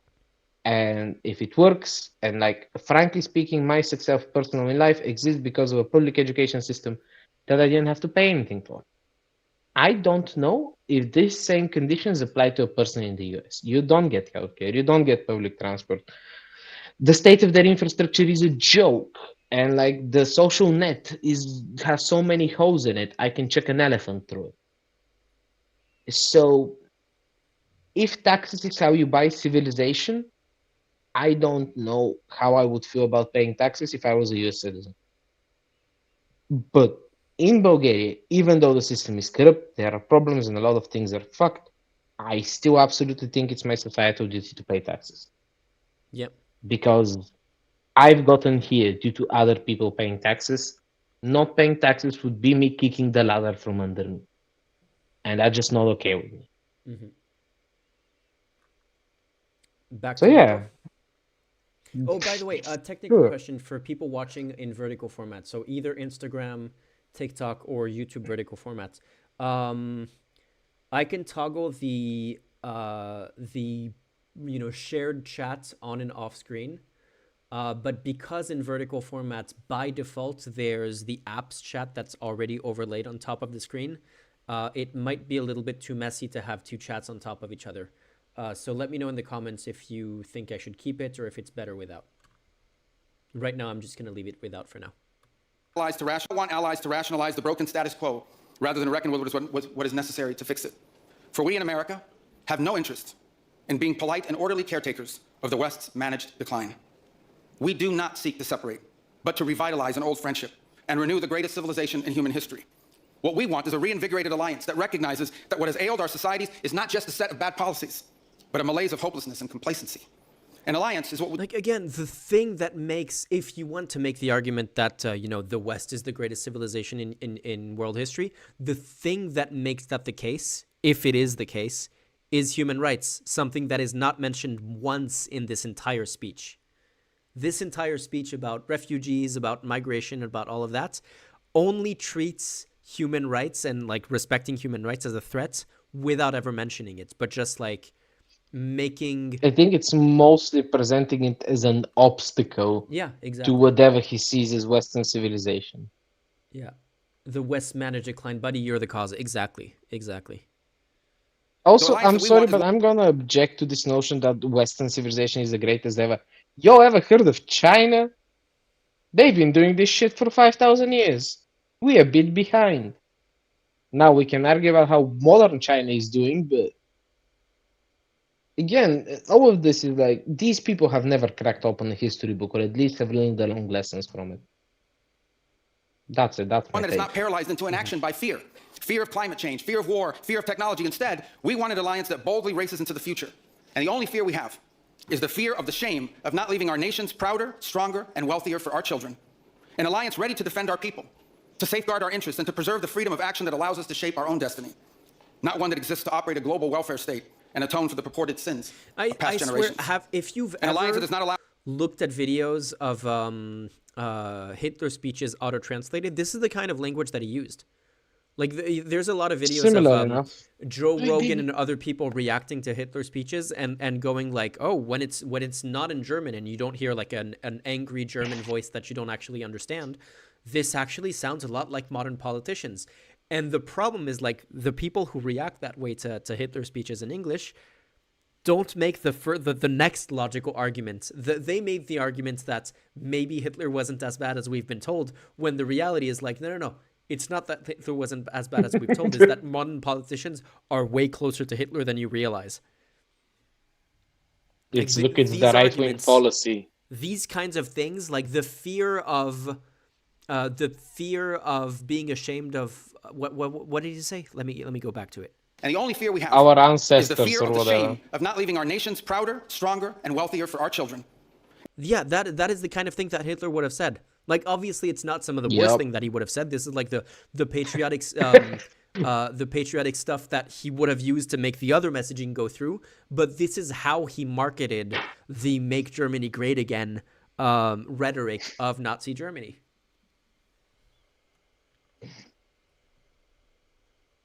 Yeah, Chronically Online Potato saying him MGGA. coming to Europe and saying you're too afraid of war is insulting the U.S. is literally the country that Also is just- stoking the war the most right now. I'm sorry, if Europe is gonna go down in history, it's not just the continent of war. We just did war because we wanted. Like half the fucking time, it was like two cousins battling it out over a random fucking forest and like 1,000 people dead. Do you think, like, what do you mean afraid of war? We're not. We've just like found a way not to shellac each other. Instead of like pulling out the rocket launchers, we go Deuce Poir at Eurovision. I think this might be a better system. But part of the reason I think Marco Rubio is talking this shit is because on some level they know that a unified Europe with its own production would dwarf whatever the US is doing in like a couple years. I want If everybody in only, chat yeah. to realize this. No, I want everybody in chat to realize this. If Russia didn't have nukes, they all be speaking Polish right now. The Polish army is like it can absolutely fucking shellac the shit out of the modern Russian army. It's nukes that keeping them going. Because nobody's gonna invade them as long as they have nukes. That's it. So it's very obvious to me that like the US plan is to divide and conquer Europe because if we are united, you don't get to invade us too unless Macron just takes a fucking snap at the button and suddenly Washington is an irradiated crater. I mean, quite So literally, the national security strategy that they published a few months ago was literally underline yeah. European unity. That's exactly their goal, is to do that.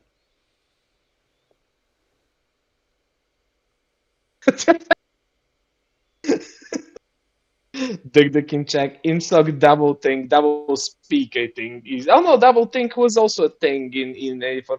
Is less self contradictory than whatever the hell this Yep, guy is spouting. very true. Yeah. An Yeah. alliance ready to defend our people, to safeguard our interests, and to preserve the freedom of action that allows us to shape our own destiny. Not one that exists to operate a global welfare state and atone for the purported sins No. of past generations. An alliance that does not allow its power to be outsourced, constrained, or subordinated to systems beyond its control.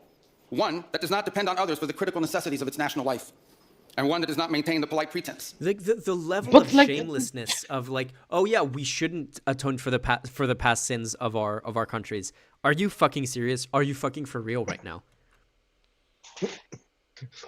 ah, This fuck them Native coming from the Americans. representative of an administration that actively wants to erase acknowledgments of the evils of slavery from the U.S. education system. Yeah, that's not too surprising that actually he would make that point. Also, Kenshi in chat, global welfare state. Yo, when did I miss the establishment of the world state government? Yep. That is a good point. What the fuck is global welfare state? And second of all, can Marco Rubio decide if he's a nationalist or a globalist? Because he's been talking about self-sufficiency and like stuff like that, but then he says about the Western civilization. Hey yo, fam, just say fuck China. Like spare me the thought. I got it. If we are self-sufficient, you're not in the equation. You are an ocean away. Yeah, exactly. Like that is so true. If you're Is like self-sufficient, we are not in the equation. European Bitch. self-sufficiency is the last thing they want. That is such a good point, yeah. Yeah. Because then we don't need your useless F-35s. Our way of life is Which just is one among like- many, and that asks for permission before it acts. And above all, an alliance based on the recognition that we, the West, have inherited together, what we have inherited together is something that is unique and distinctive and irreplaceable. Because this, after all, is the very foundation of the transatlantic bond. Acting together in this way, we will not just help recover a sane foreign policy. It will restore to us a clear sense of ourselves. It will restore a place in the world. And in so doing, it will rebuke and deter the forces of civilizational erasure that today menace both America and Europe alike. So in a time of headlines heralding the end of the transatlantic era, let it be known and clear to all that this is neither our goal nor our wish. Because for us Americans, our home may be in the Western Hemisphere, but we will always be a child of Europe. Honestly, they just like absolute shame for anyone who clapped to that speech. Just like complete, they should be ashamed forever. Right, your microphone is cut. Leave the room. Oh? I Do I can sound hear okay you now? now, yeah. No absolute shame for anybody who didn't leave that room. Because Yeah. if you're a European leader and you like the speech, that's almost treason. That's how I feel about this. Wizzy Oh, there asking, better not be any Bulgarian representatives there, or I'm going for them. Wizzy asking predictions for the midterms in the US. What midterms? Yeah, essentially. If the midterms do happen and are moderately fair, the Republicans get trashed. Yeah. They will not, like, best I mean- can tell, there will be a fuck ton of shenanigans. The but first like an Trump term should have unreasonable already amount. destroyed the Republican Party for a generation. The fact that that didn't happen is making me kind of question any kind of instincts that I have when it comes to predictions. So you're asking me for That prediction. is true.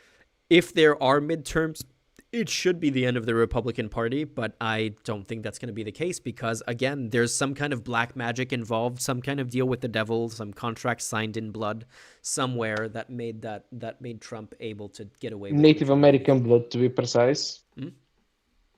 Native American blood. Exactly. So yeah, I can't even make political predictions anymore because we live in the stupidest timeline where nothing makes sense.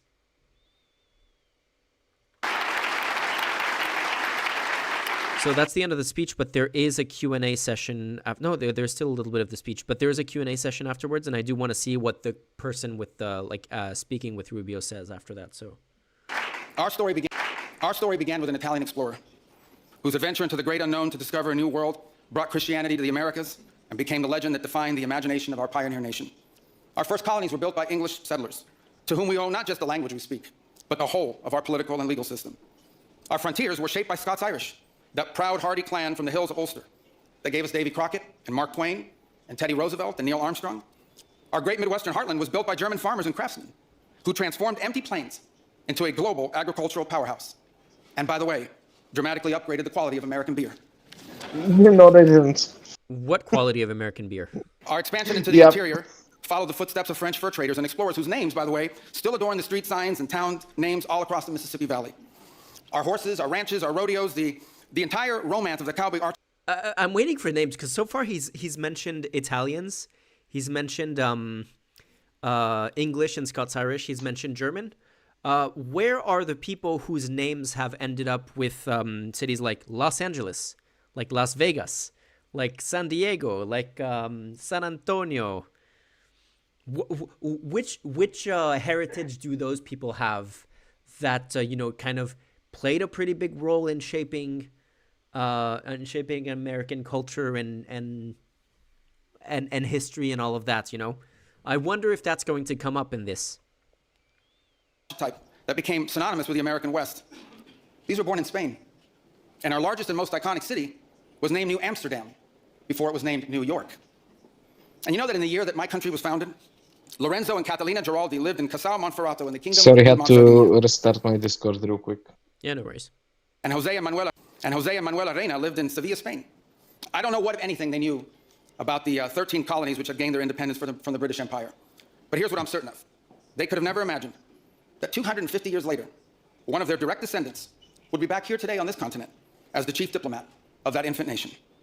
And yet he's here I doing am, so well. reminded by my own story that both our histories and our fates will always be linked.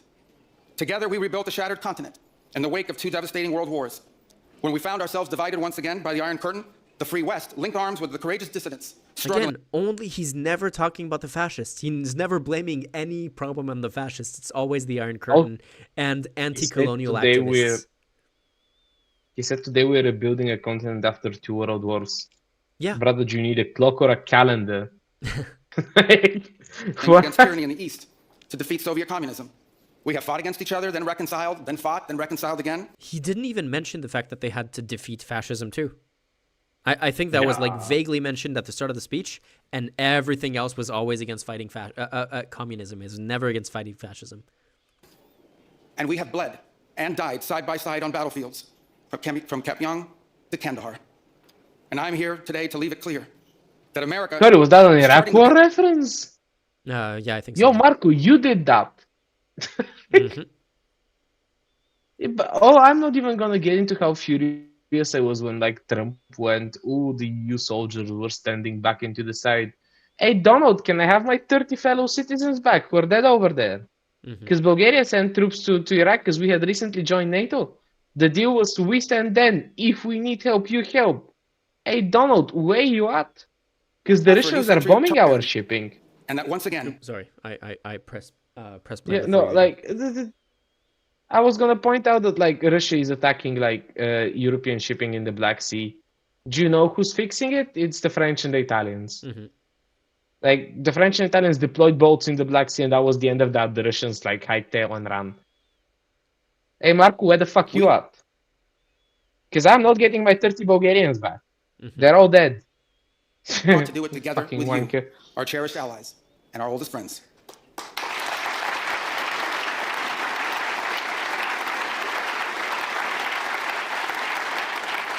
We want to do it together with you, with a Europe that is proud of its heritage and of its history, with a Europe that has the spirit of creation and liberty that sent ships out into uncharted seas and birthed our civilization, with a Europe that has the means to defend itself and the will to survive. We should be proud of what we achieved together in the last century, but now we must confront and embrace the opportunities of a new one, because yesterday is over. The future is inevitable, and our destiny together awaits. Thank you. Yeah. Anyone applauding this should be ashamed forever and should be completely unable to take part in politics forever. Oh, a standing ovation. Yeah, completely shameful. Mr. Secretary, I'm not sure you heard the sigh of relief through this hall when we were just listening to what I would interpret as a message of reassurance, of partnership. Jesus. You spoke of intertwined relations between the United States and Europe. But he's Reminds me so of, close he can just drop down and of suck his statements dick made while we're at decades it. ago by Yeah, Are you seriously going to interpret that as a sign of reassurance rather than a pile of white supremacist messaging? Just a Marco Rubio, monument to white supremacist messaging? Marco Rubio shows up, says, "Be fascist with us because we said so." And this guy's like, "Oh, I'm so reassured. Yeah, I feel so at good least about they this." don't want to do Like, fascism without us. That's so reassuring. oh fuck me! I was so worried I'll be left out of the fascism club, man. Like, shame, real shame. Yeah. Damn, the fascists don't want me. You even got blue eyes, or no? Yeah. Think Well, I'll fit in. Let me just grab some whatever you need to make your hair blonde. I don't even have the patience to watch the rest of this Q&A thing, but yeah, no, that was quite something to behold, honestly. Nah, I don't know. I don't know. I told you the Epstein files have really warped how I see politics now, and I have nothing but visceral judgment for any person who clapped in that room. I get it. It's diplomacy. Be polite. Like there is certain Oops. certain decorum to diplomatic relations. And you don't want to tell the Secretary of the United States to take a hike off a building. I But do. damn, you're In Minecraft. okay, but none of us is a diplomat for Yeah, a good exactly. reason. But also, if you're not going to push back in any way, what are you doing? Well, yeah, that's the point. Is like that's the thing that I mentioned I about spinelessness. Is like the people who are showing spine are the people who were mocked for supposedly being weak and fragile and a product of of too much comfort. And those are the only people who are showing a spine, while the people who are mocking them are immediately bending the knee to the fascists. Like that, it is literally that simple. That is literally what is happening. It's a bootlicking competition, isn't it? Yep, it's exactly that. I feel like this current US administration and absolutely bizarre policies they're taking. If you're looking at the how quickly can they make money point of view, maybe it makes sense. Because, we recently found out that Scott Besson the entire time was offering companies loans in case the tariffs get stroke ruled as illegal. So he's now going to profit from the Supreme Court decision banning tariffs while he's part of the administration making the tariffs, which is, huh? If it isn't illegal, it sounds illegal. But their policies are so stupid and so counterintuitive and productive that if there is even like a mild, I'm not talking full European self-sovereignty and start treating the United States like North Korea. I would like to see that, but that's me. Even if there is a mild pushback from Europe and like a holding of certain reasonable positions, I can guarantee you that like economically it will be incredibly beneficial. People were looking for like a currency to invest in for strong returns over time because the dollar is doing one of these. The dollar is doing my heart rate. No, not even the Donald's heart rate. Um, if European Central, like, if right now the European Central Bank like creates some policy, like a unified policy for all of Europe, buys out the debt of all European countries and like raises taxes on rich people by a minuscule percent, let's say 5%. And like officially states we're doing this to service like the loans of the European countries and to stabilize our economy. You do this, the euro's gonna jump in value because people just want stability, and the United States has none of that left. It's madness and strange, madness and bad idea.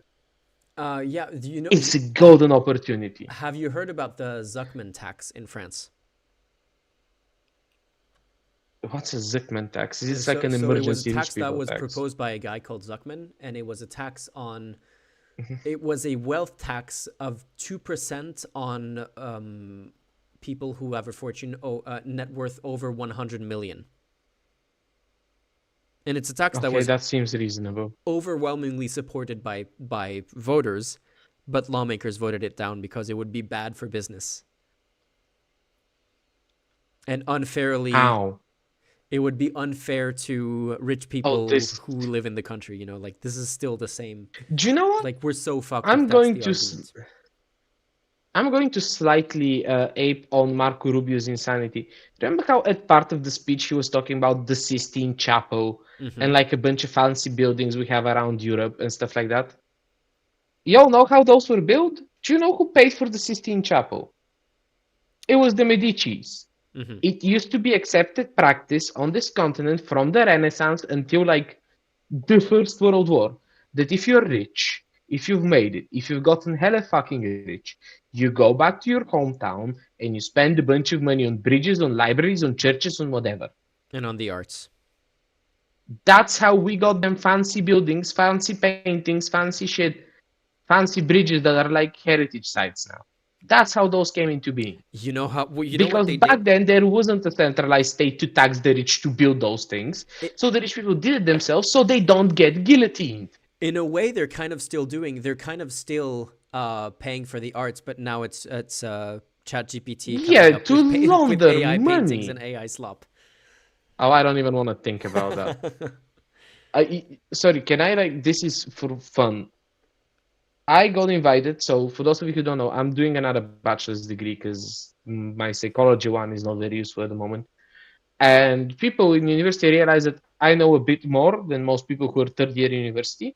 So I got invited to do a sort of, it's not a lecture, it's called like a guest presentation to first year students about using AI in academic settings. So what I did is, back in the day when I was studying how to be an IT engineer, people taught you how to use Google. So I essentially reworked that old presentation people used to give to me about ChatGPT on how to essentially use it as a research tool, where the emphasis is on don't trust things. Just, just do it yourself, because that's how you learn. Just figure it out yourself. And one of the professors who was there to watch the lecture gets up and gives like a 10-minute uncalled for speech about how actually the university has signed a special contract with a company that has developed a special AI that like only essentially Googles research papers. Can you now guess? Because I am always one to put a Scheinhausian amount of effort into making fun of people. Can you guess how many minutes it took me to make that AI tell me that Obama is still the president of the United States? Mind you, this specialized for research purposes AI. Within 45 seconds, I would say. Oh, come on. You overestimated me. It took me about 2.5 minutes. Okay. The current state of AI is just a joke. It's gonna crash in about a year and a half, and then we're gonna take 5 years to chill, and somebody's gonna come up with a useful version if the planet is still around by then. That's it. I got called an AI skeptic for this. You know, the guy with like a certificate and special training in using AI, not using developing AI, although I don't do it because I hate it. I, Anyway, anyway, so I'm gonna watch a video by a YouTuber called Sarcasmitron, and apparently I am briefly featured in it. okay, can we make a deal? I'm going to drop because if we interrupt another video 20 times to Yeah. discuss our feelings, it's gonna be too much. But chat, I hope I've been entertaining. If there's some new people around, subscribe to Stan. If you have extra money, do give him some. He is Yes, starving. please. I'm not gonna say no to that. I am here to try to make fun of shit, but as you might be noticing, I'm starting to lose it. I'll work on my ability to make fun of Marco Rubio the future date. But if you need somebody to make fun of Marco Rubio, just find a 2016 Trump campaign. I can never I reach do. those levels of I do want to go bullshit. to like find those speeches from 2016 and like actually make a compilation of the anti-Trump A points he was little making at the Marco, time. I cannot do. Yeah. You know what? I need to introduce you to a friend of mine who does great voice impressions. He has an amazing Donald Trump. No, he once called me with a Donald Trump voice and was like, "Hello, I have died. Good times." We should get him on stream to make fun of these people. Anyway, hope Chronically the video Online is Potato wants good you to do and see stand-up you comedy. guys. I have tried stand up. Unfortunately, I have a bit of stage fright. This is easier because in my head, you were just like, does this reflect good enough? Yes, this is what you guys look to me. See how this is easier than a room full of people. So yeah. Anyway, see you. Okay, so yeah, Kenchiz was saying, was it Kenchiz? Was it someone else? Was saying that I should watch Sarcasmitron, and I subscribe to Sarcasmitron. I've watched a lot of his videos. He just hasn't been posting a lot lately. But yeah, let's watch this one very quickly. I don't think we're gonna watch the whole thing, but I will just recommend that you go subscribe to this channel that I watch quite often, and yeah, good stuff there. Video essays, kind of content, like long form, well researched, well documented. The war had barely ended before a consensus about it had already been reached. Hassan Piker and the head of the CIA both agree. The reality of the matter is we do it because we can. We do it because we want their oil. We do it because we want their gold. And it's clear with the comments that were coming out from Donald Trump was that it's all about oil and wealth. If Venezuela did not have its oil wealth, I'm sure nothing like this would have happened. The attack on Venezuela was about oil. I mean, what else could it be? The alternatives are all silly. I think it's safe to say it's not about a principled opposition to anti-democratic governments that shoot protesters. Maduro is not, in fact, a narco-terrorist. In fact, if you read the indictment, the act of terrorism in question appears to just be selling drugs, which feels a little Kafkaesque. And Venezuela was not about to become the launchpad of a Chinese takeover of South America. Well, I say all the alternative theories are silly. Tucker Carlson seems to have hit on a plausible one. In Venezuela, gay marriage is banned, abortion is banned, sex changes for transgenderism are banned. It's one of the very few countries in the entire hemisphere with those policies. It is on social policy, not defending the regime, just saying. So to those of you who thought this whole project was globo homo, not crazy, actually. But I'm still not Excuse convinced. me, what? Even with the president's insistence, it's just, the story doesn't add up with the actual history. The thing I find fascinating about Venezuela is how the stereotypes of South American history have so thoroughly overpowered the actual history of the country that you can simply lie about basic facts, and so long as the lie comports with what sounds vaguely familiar about the history of, like, Argentina or Chile, no one will question it. The U.S. government has long had Hey, its hand in Latin it's American me. politics. No one will question it. The U.S. government has long had its hand in Latin American politics, trying to prevent left-wing governments from cementing their grip on power, and in the process, over the years, they installed and supported brutal dictatorships that served U.S. interests. But they've been especially bitter towards Venezuela since Maduro's predecessor, Hugo Chavez, seized the assets of U.S. oil companies in 2007. And in doing so, Venezuela spiked gas prices and stole billions, really trillions of dollars from the U.S., not to mention an invaluable strategic resource. So 70% of the oil coming into America, which it needs to basically keep its economy going, is heavy crude. And where does heavy crude come from? Well, here are some of the big countries where you find most of it. It's Canada and Venezuela. The only problem is this didn't happen. In reality, Venezuela nationalized its oil in the 1970s, but this didn't damage Venezuela's relationship with the US for 3 reasons. For one, in the 70s, every country in the third world was nationalizing its natural resources. Oh, it didn't happen that, okay, the nationalizing resources thing. In the 1970s. But this didn't damage Venezuela's relationship with the US for 3 reasons. For one, in the 70s, every country in the third world was nationalizing its natural resources. So trying to go to war with all of them at the same time wasn't exactly practical. For two, Henry Kissinger, who was running American foreign policy at the time, didn't really understand or care about economics, and so didn't really understand the significance of every country nationalizing their raw materials at the same time. To him, the only thing that mattered was a country's diplomatic stances. And third, and most importantly, the Venezuelans didn't steal anything. The president of Venezuela simply took out a loan and bought out the Venezuelan branches of each of the major oil companies, and then paid the loan back with the ensuing profits. But there is one sort of exception. In the 90s, a cash-strapped Venezuela agreed to sign over access to some of Venezuela's ultra-thick, low-quality oil for a project that would use cutting-edge technology to refine it into something usable. In the 2000s, when oil prices shot up, Venezuela's new leftist president, Hugo Chavez, tried to buy those projects out. 2 of the oil companies tried to hold out for more money, so Chavez got mad and expropriated them without any compensation. So those companies, Exxon and Conoco, sued. Something they could do now because Venezuela had signed multiple international treaties allowing companies to sue for damages if treated unfairly. This petty contract dispute is what people sometimes point to as the critical moment that Venezuela nationalized American oil and gained the eternal enmity of the United States. That is what I was referring to, indeed. But this is not the greatest theft in the history of America. It was a petty contract dispute. The project wasn't even worth that much money after oil prices dropped again, but for neither side was it really about money. It was about sticking it to the Yankees for Venezuela and sticking it to the socialists for the oil company. Yeah, exactly. Exxon won eventually, and was able to claw back a decent chunk of money by seizing Venezuela's overseas assets.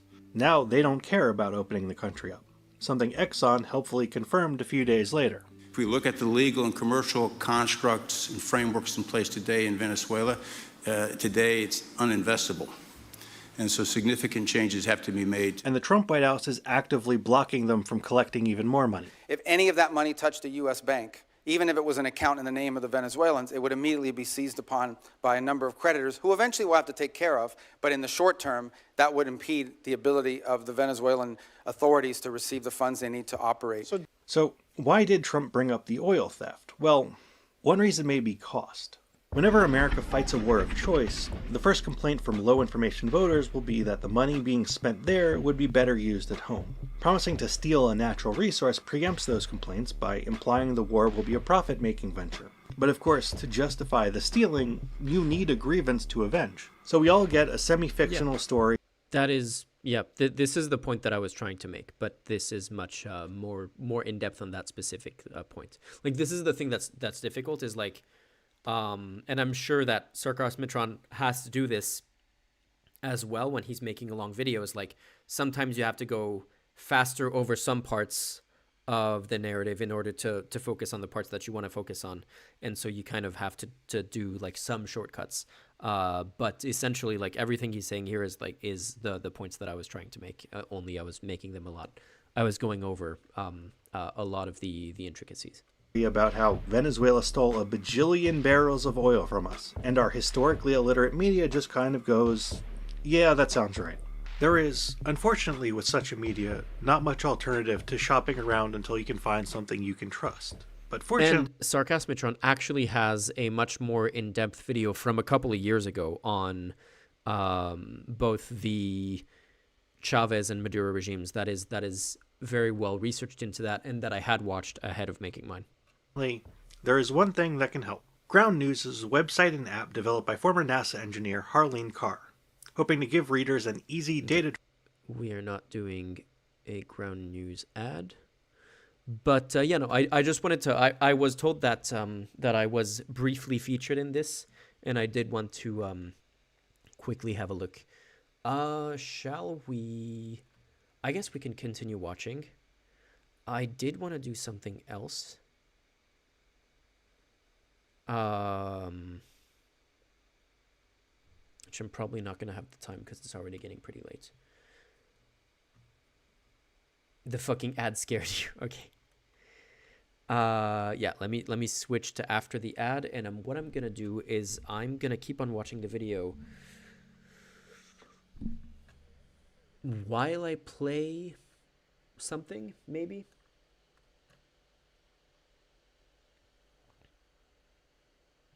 Let me see.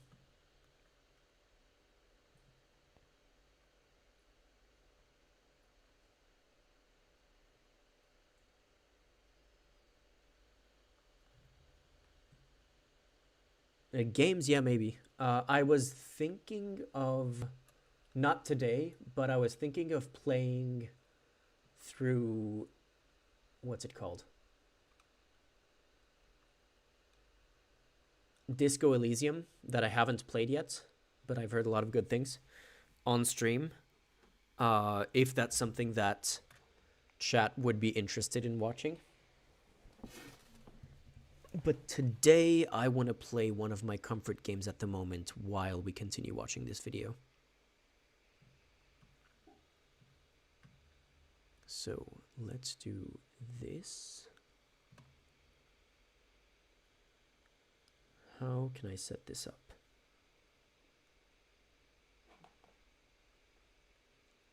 Yeah, for no reason whatsoever, I'm going to play a game of FTL.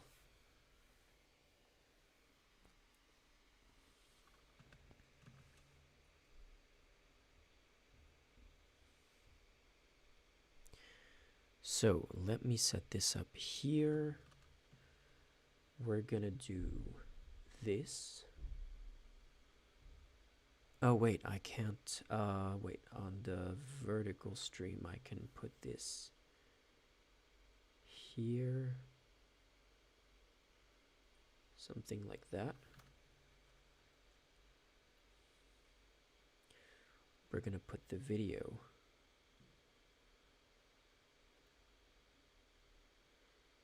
here and bigger.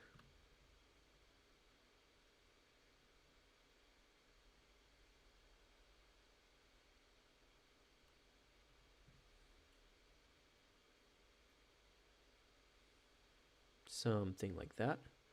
And we're gonna do same for the vertical stream. Top screen. Take this and do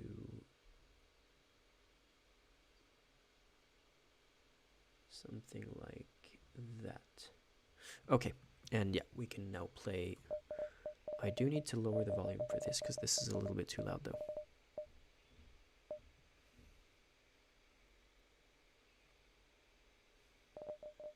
Yeah, that should do. Okay.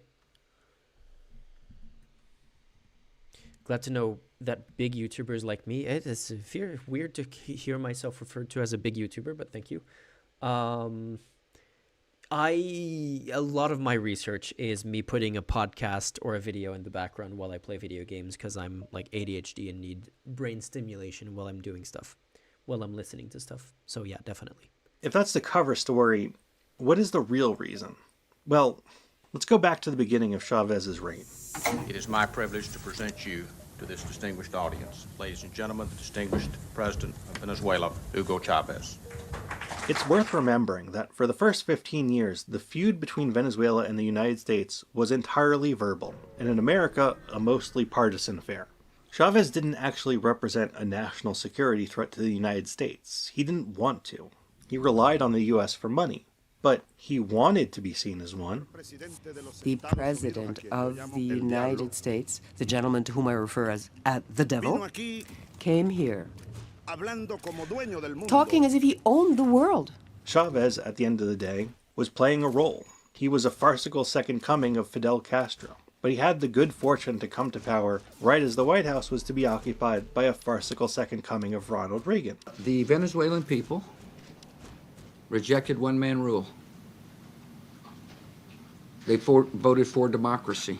Chavez was perfectly positioned to raise his profile by playing his role, and the conservative media obliged him by striking back. And it seems to me there's a come-to-Jesus moment. Maybe that moment's right now, where the left has to admit, you know, we were wrong. We supported this fascist all these years. We're guilty. We repent. I mean, why aren't we hearing liberals admit that this guy's a really bad guy? That's funny, because that quote is going to come back to haunt him in a few years. Left has to admit, you know, we were wrong. We supported this fascist all these years. We're guilty. We repent. I mean, why aren't we hearing liberals admit that this guy's a really bad guy? Yeah, that could very much be used to describe the Trump like the Republican support for Trump.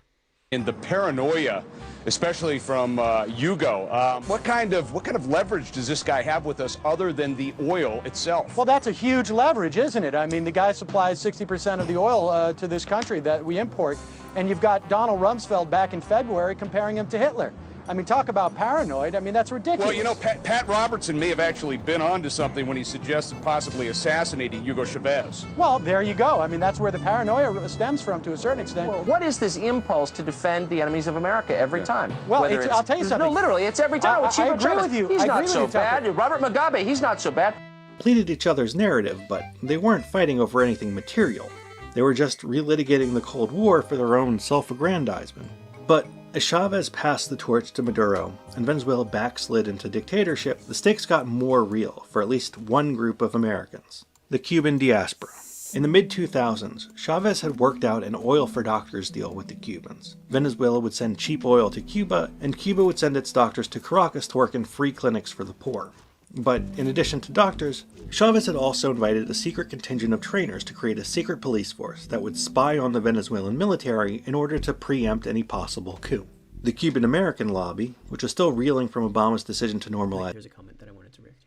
Also, I wanted to say that I've been watching you since the start, and it's honestly really good to see you getting here, even if things are a bit messy. You've done a lot of good work. Thank you so much.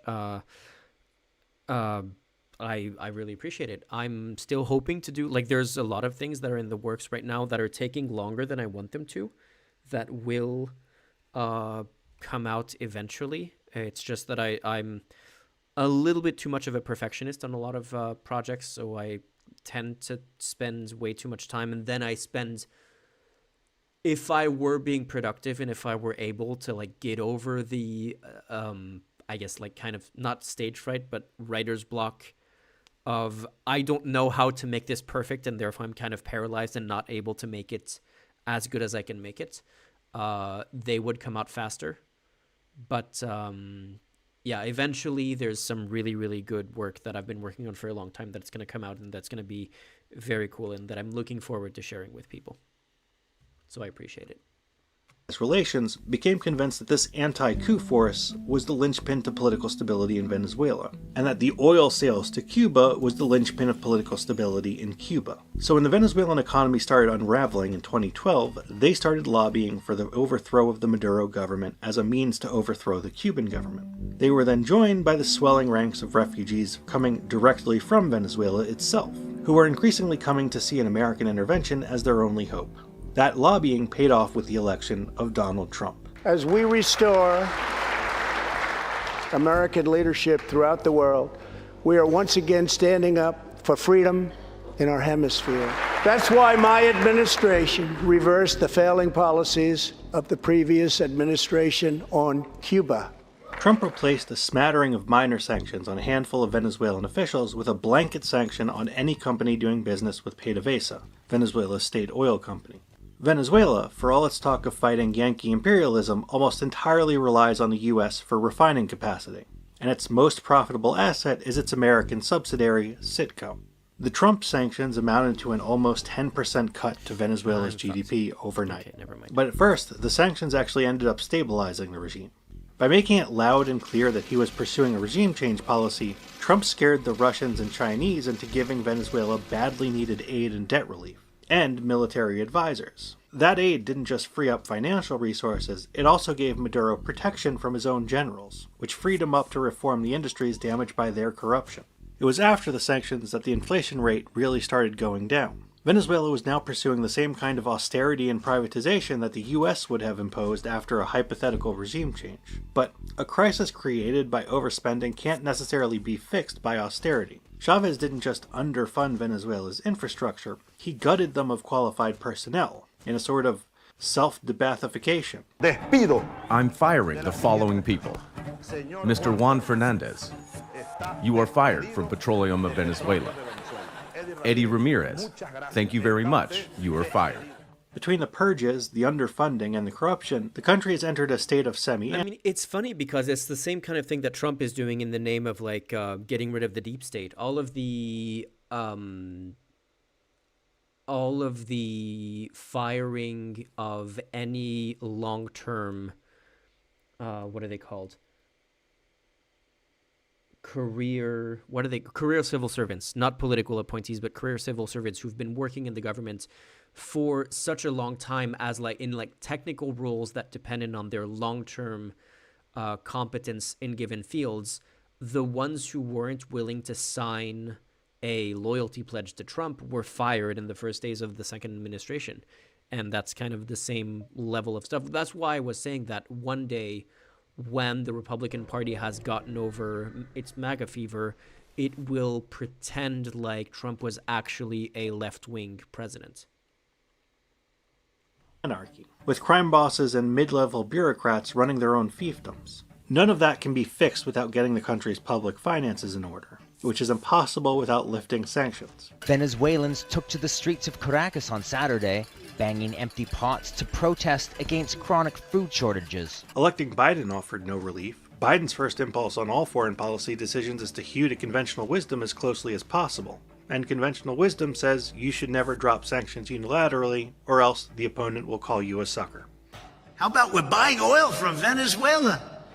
When I left, Venezuela was ready to collapse. We would have taken it over. We would have gotten all that oil. It would have been right next door. In Trump's second term, deporting Venezuelans became a top priority, but deporting 500,000 Venezuelans would be politically toxic in Florida without a solution. Yeah, it's exactly Kench's.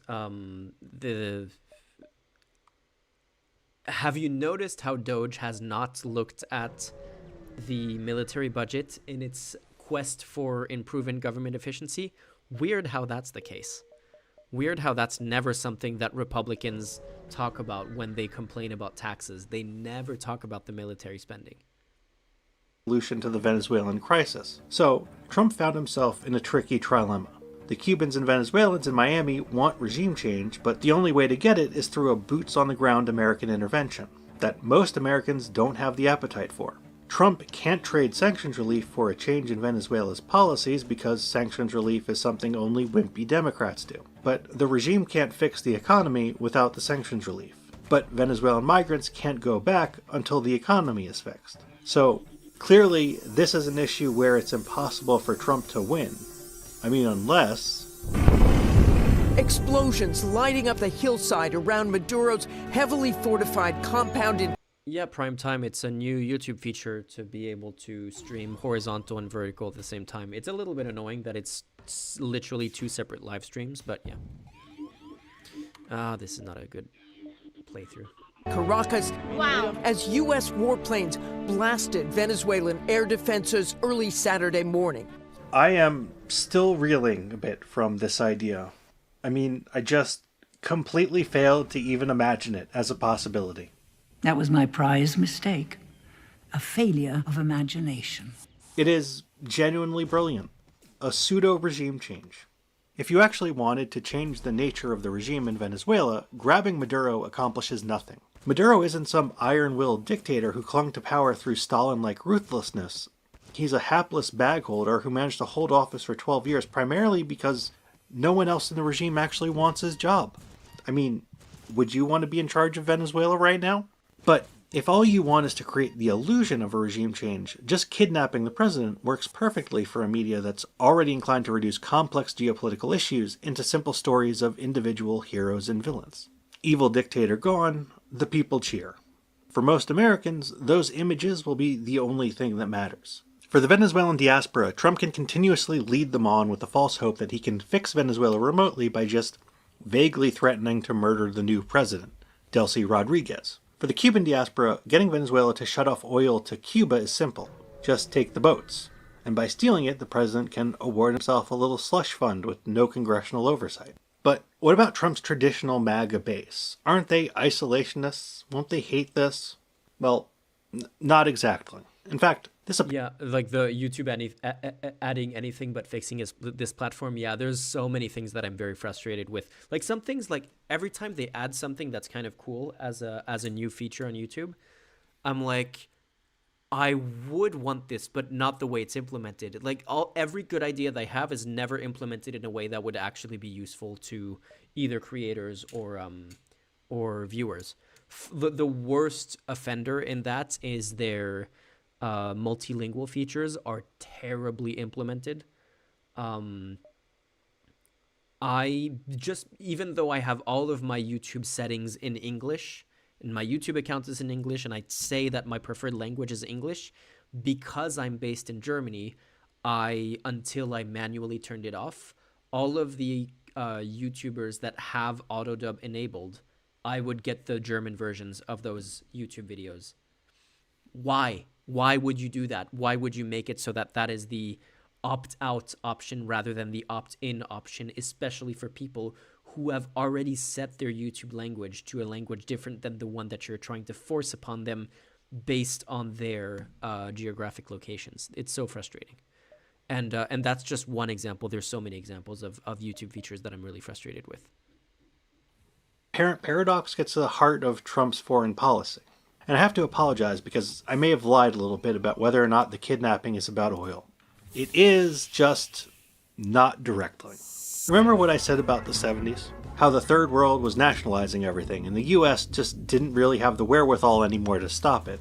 Well, that decade, that process whereby resource neocolonialism really did start to come to an end was, for a certain generation of Americans, experienced as a massive series of humiliations.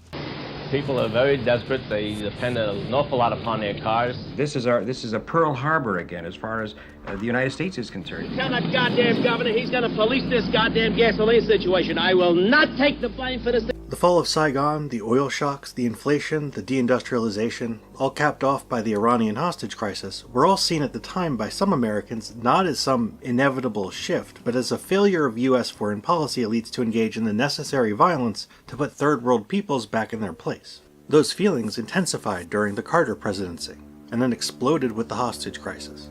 Despite a police ban, up to 1,000 Iranian and anti-Iranian demonstrators massed in Beverly Hills. I think they need to go back to Iran. You raise oil prices. You come here, you go to school, you demonstrate, then you take the oil. It's nice to see like old archive footage of decades past and see that things were just as stupid as they were today, in a way.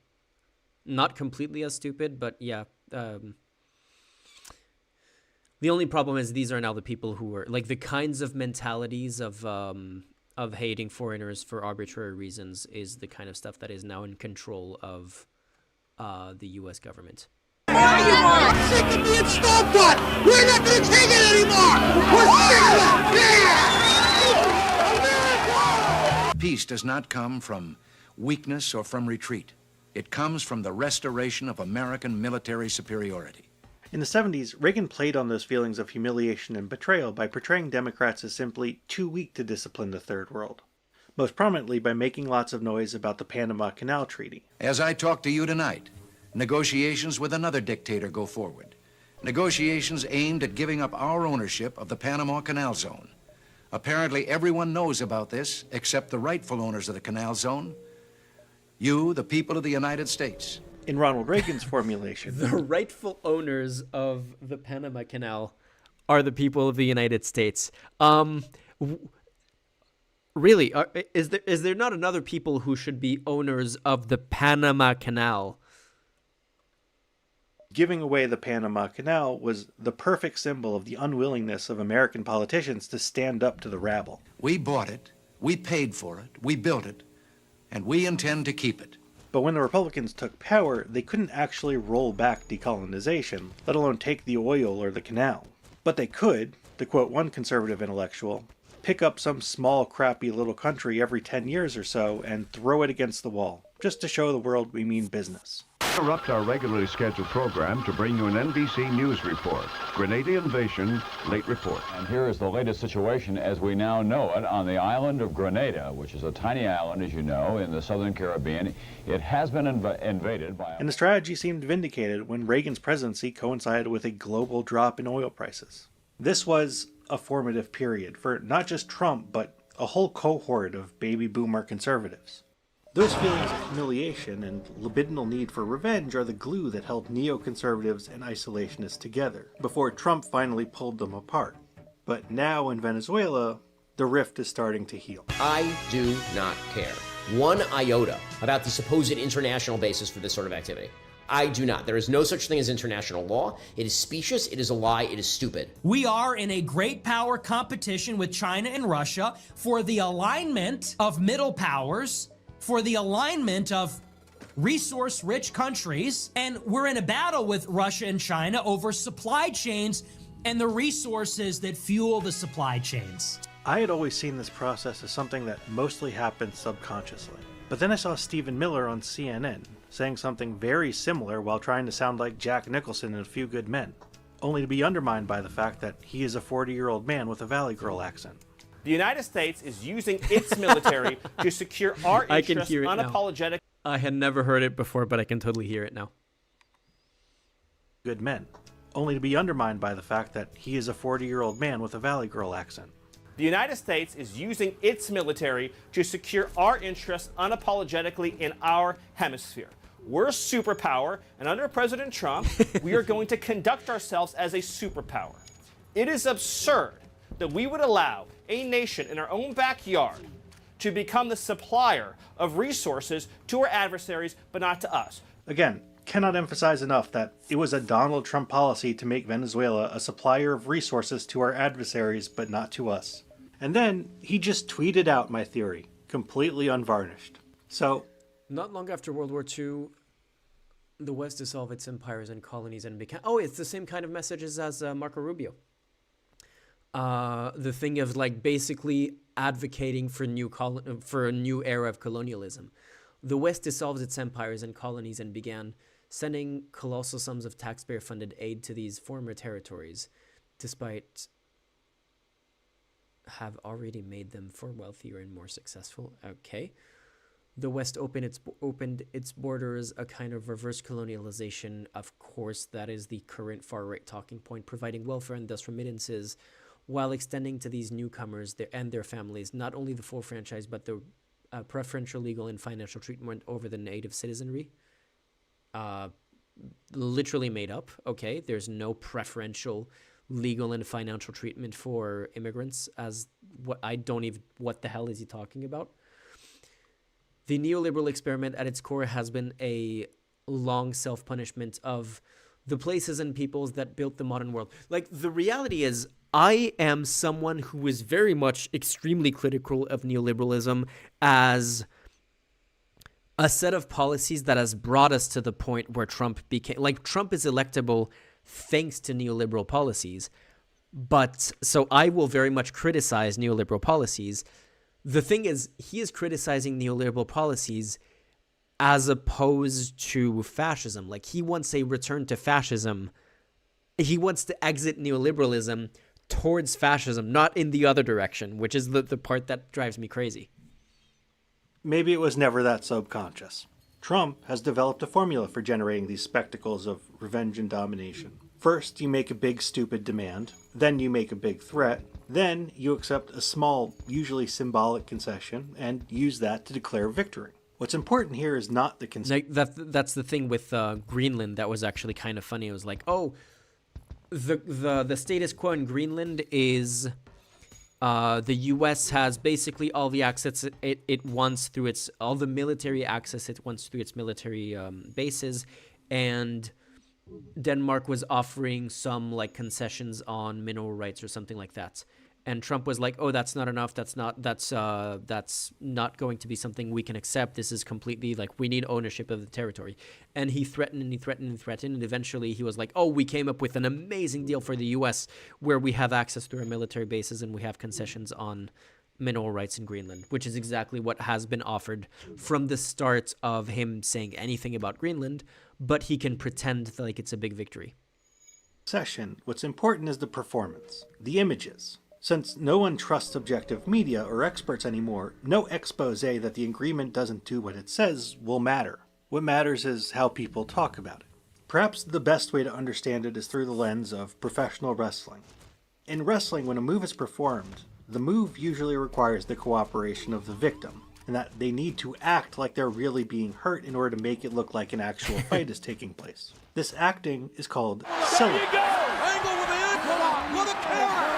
Here, for instance, is Donald Trump himself, completely failing to sell the Stone Cold Stunner.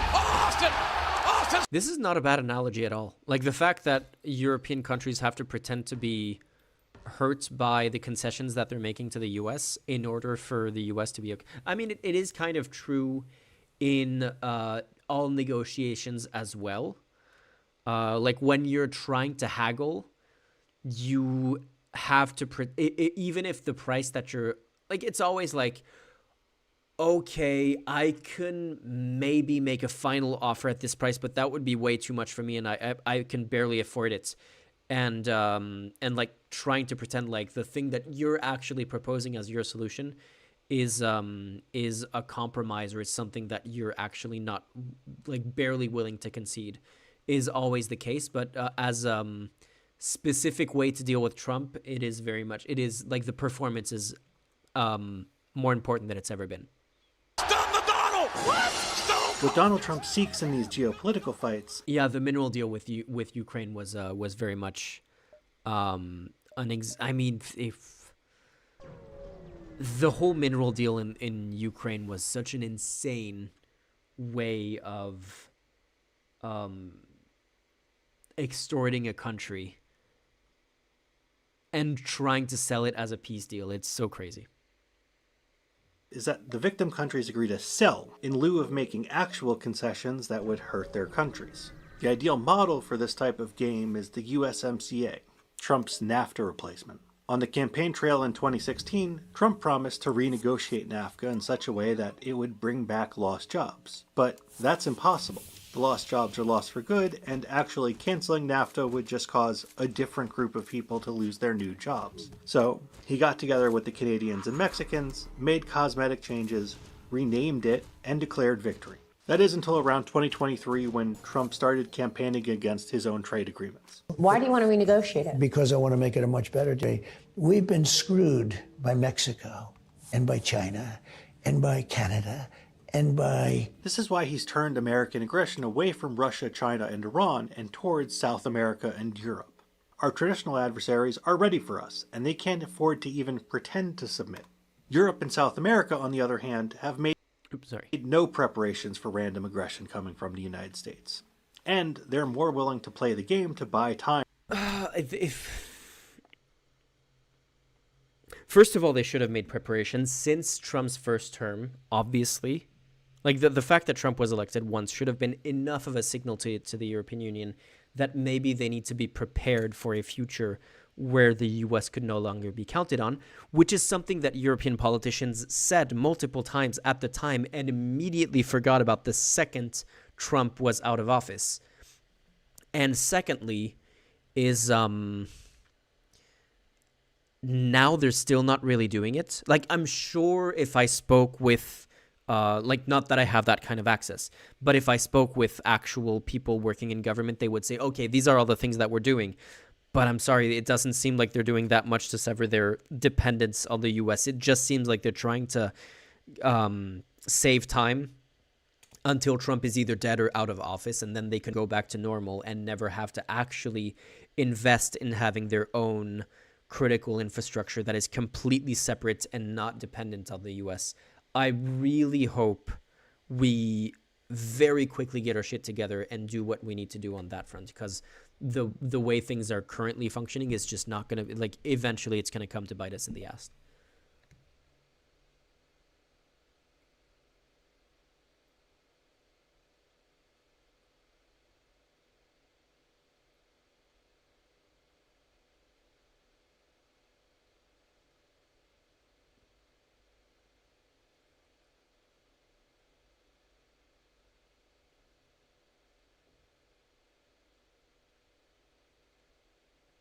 Yeah.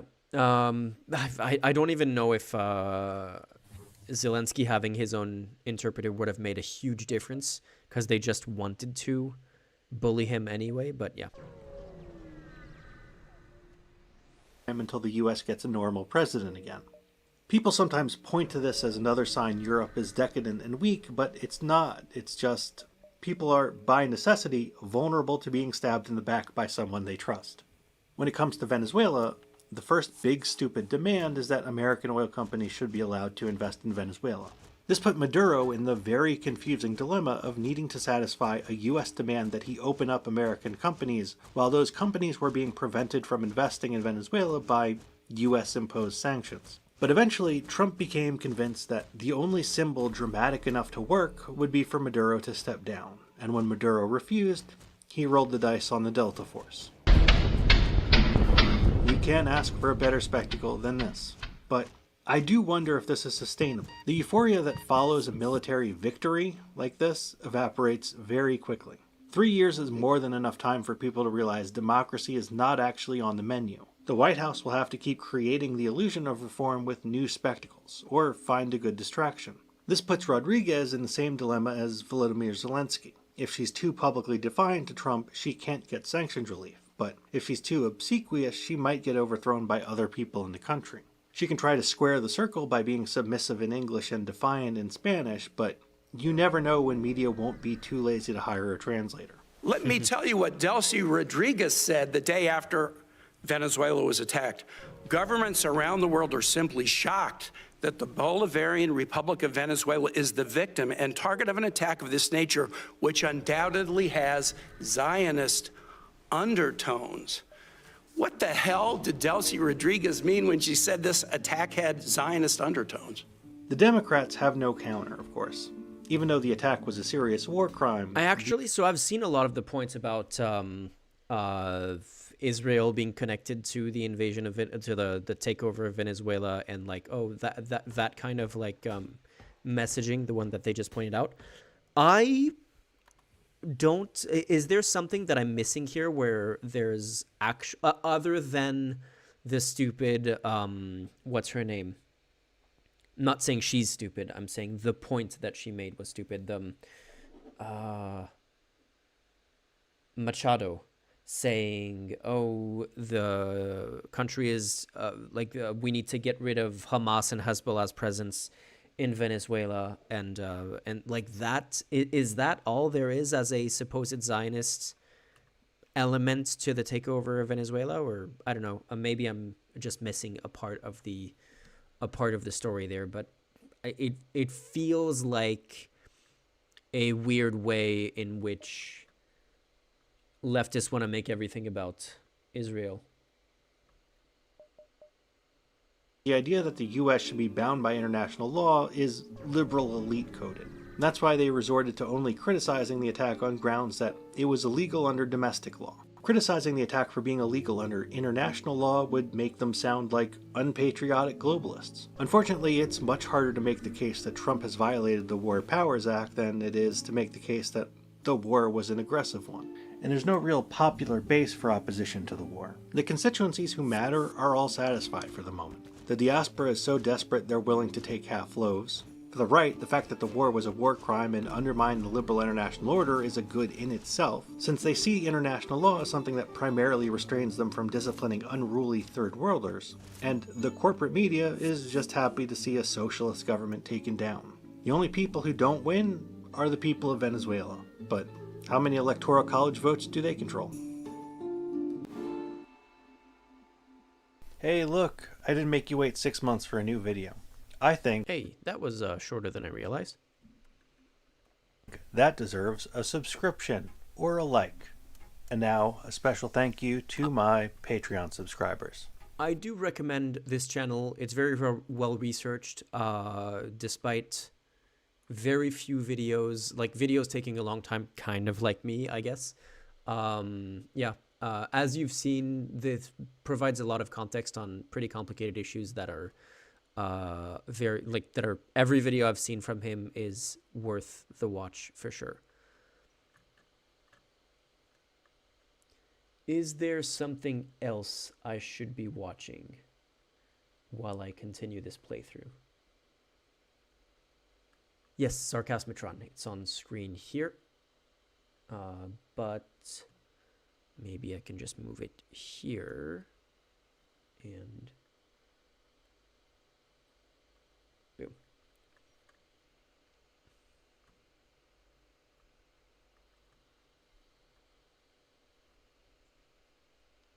At Sarcasmatron. Okay, let me check and see if there's another video we can watch while I keep trying to beat this game.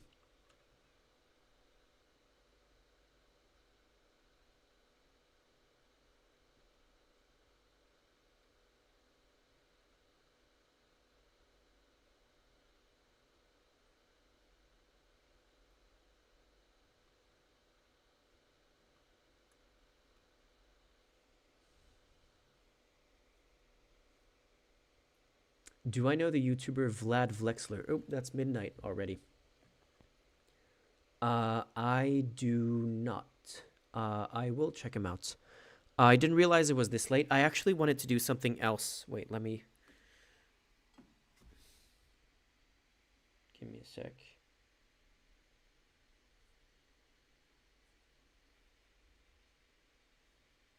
I wanted to quickly do something else because I've been working on... a few months ago I got a drone that I haven't really had the chance to use too much yet, and I was trying to, actually I can just show you what I've been doing, some of the test footage that I have.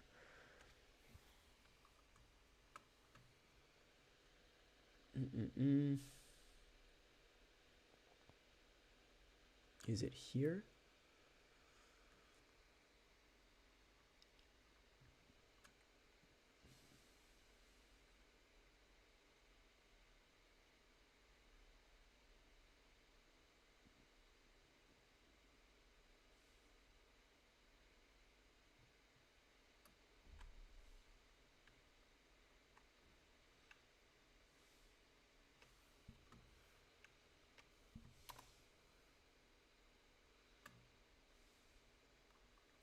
Give me a sec.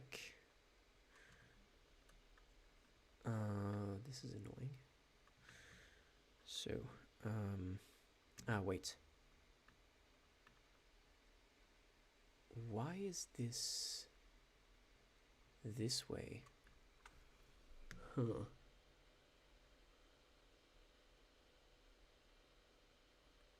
Okay, well.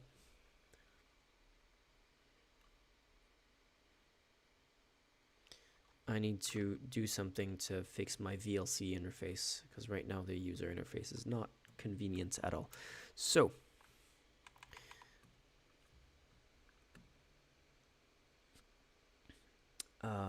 this. Very dark. Everything that I shot was at night. Wait, let me make this a little bit more visible by removing this thing.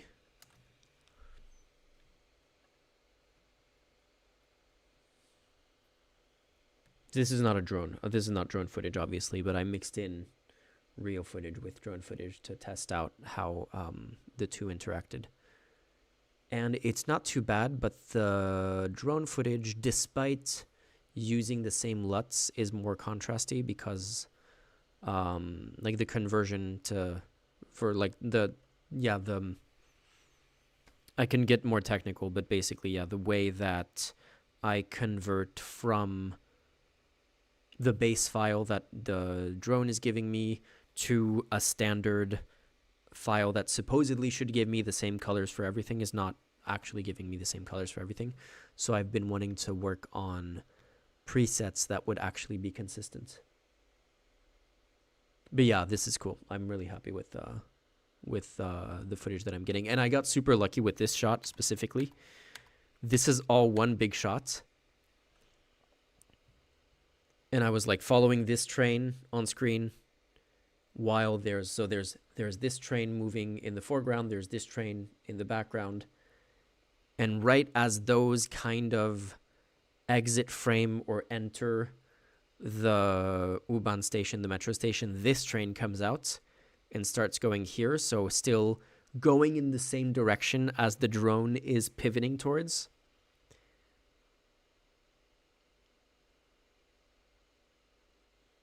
And then this train exits frame right as this train starts to leave its station. So I got super lucky with the timings there. That was absolutely not planned.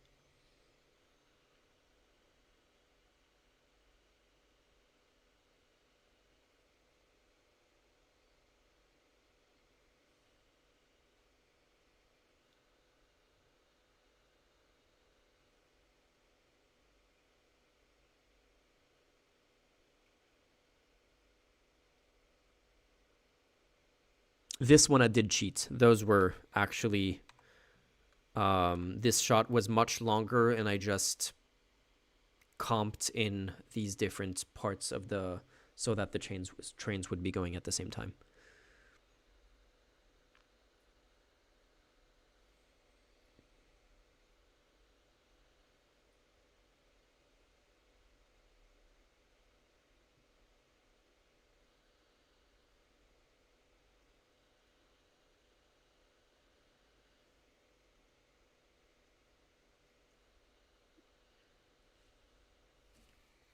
Yeah, I'm really happy with the lenses that I've been using on the, like, these are anamorphic lenses on the actual camera, and trying to make the drone fit that. Okay, that was not supposed to do. This is annoying. I need to do something about the interface so that it doesn't, wait. Why is this not all in the same window?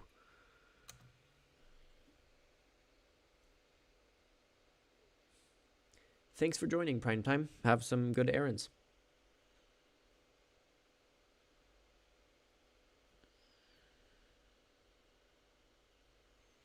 Yeah, these are short.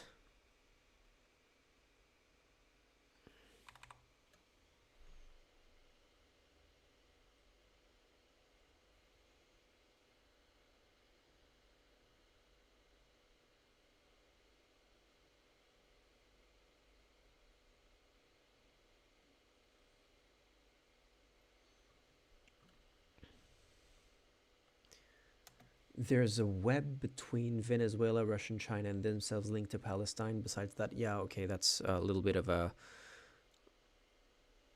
I guess, Cold War style narratives.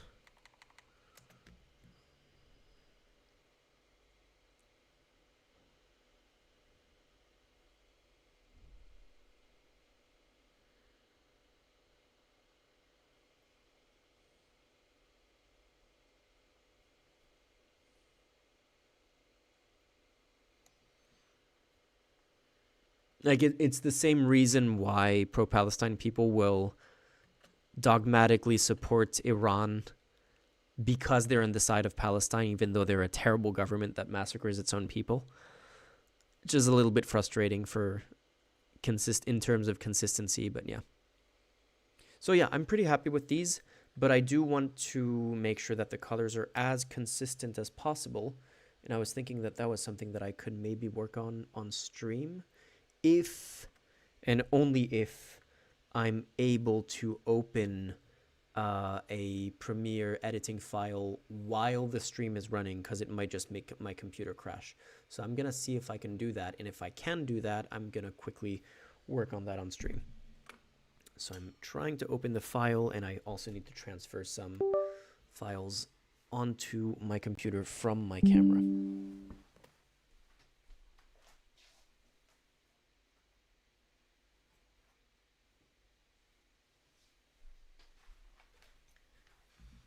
And also, this is going to be quite boring, so if you want to dip, that is totally fine. I'm just going to be working on some technical stuff for a few minutes, and then I'm going to go to bed.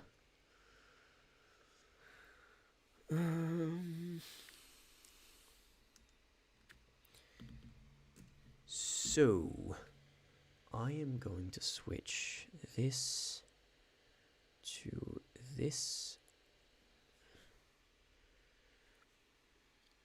So I'm going to try to make my big camera, the thing that is filming here, give me the same colors as the action cam that I recently got, DJI Action 4, and the drone that I recently got. So let's see. This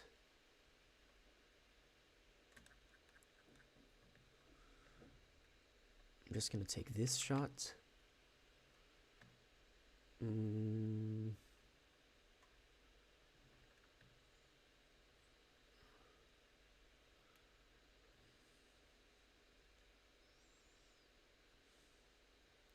Have a good night, Chronically Online Potato.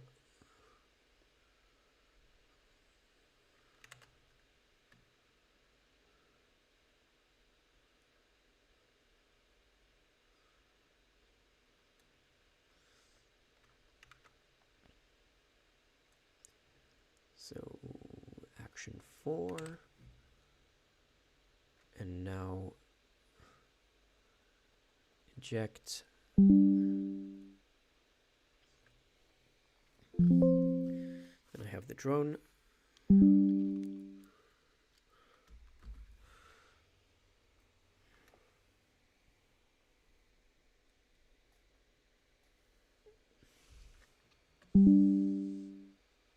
Removable disc.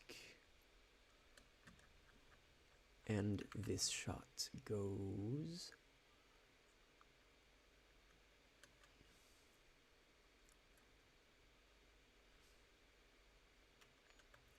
here. And now we can go back to this mode. So this is what I worked on yesterday. Let's see if we get similar results.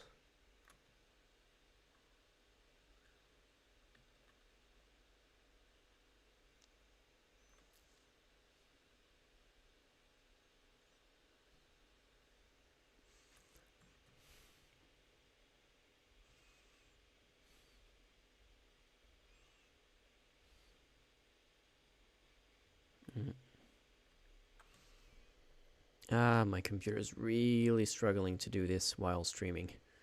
I can see the frame drops.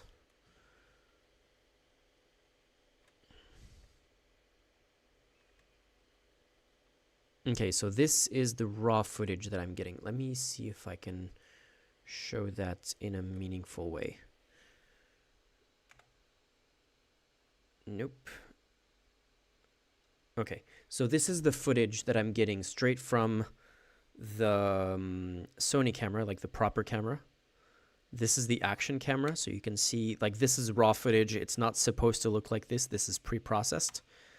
But you get different pre-processed formats, and you can notice if I zoom in here that actually this is kind of a disgusting shot. Like, the shadows here are extremely, extremely noisy. Which I guess is the point of having a proper camera where everything is gray and desaturated here because we haven't processed it. But yeah, so this is the action camera and this is the drone, which apparently I didn't get anything up there. Whoops.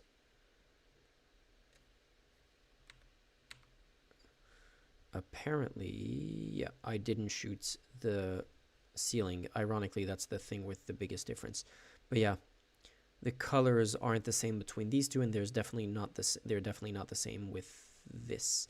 So let's try. This is what I was working on with shots at night. Completely different conditions, and I wanted to see if the settings that I came up with then are gonna look like what are gonna give me similar results to what I shot today. Let's see. So this is the Sony camera processed. Hey, not bad.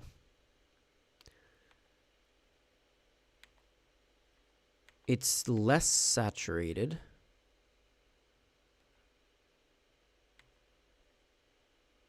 And yeah, that's actually pretty good. So the settings that I came up with yesterday are actually really solid. Looks like I did it. Whoops, what happened? I think there's a missing frame under the adjustment layer. Oh no, it's because of this. Boom, boom. Let me see if I can correct for that saturation, the difference in saturation. So this is the camera.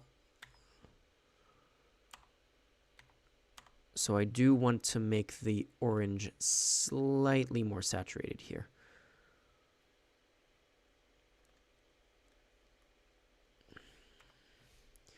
And then, yeah, this is going to be a lot easier than I thought. So, do I need to like do a split screen kind of comparison? I don't think that's necessary. Just gonna go here, curves, and we're just gonna slightly boost this up to like here. And that's not quite it.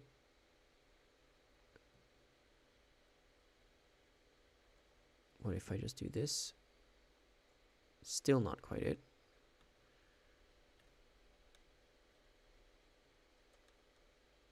Ah, it's because of this. I think this is the thing that I was...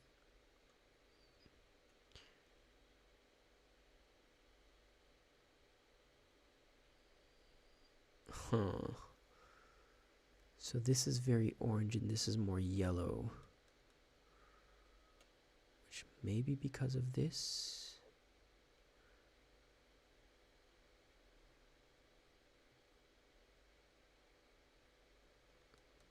I'm wondering if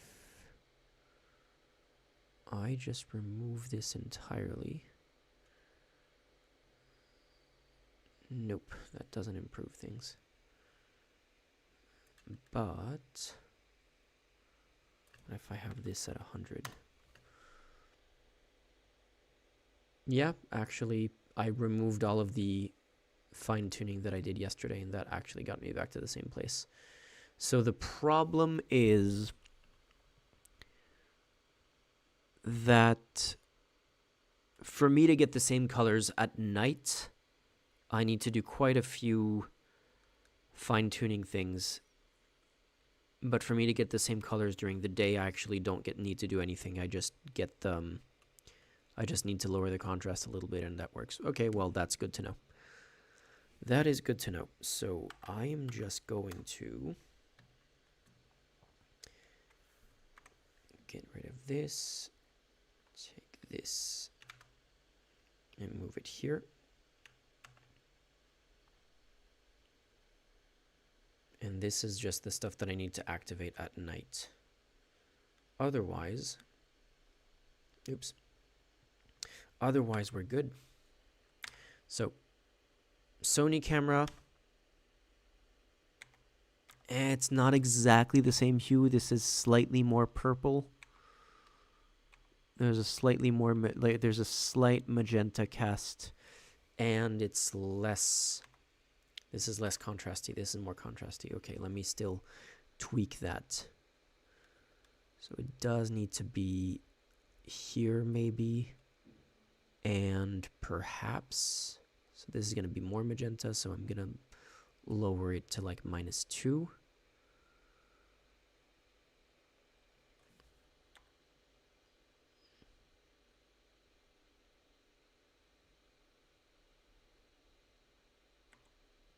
Yeah, there we go. That's perfect.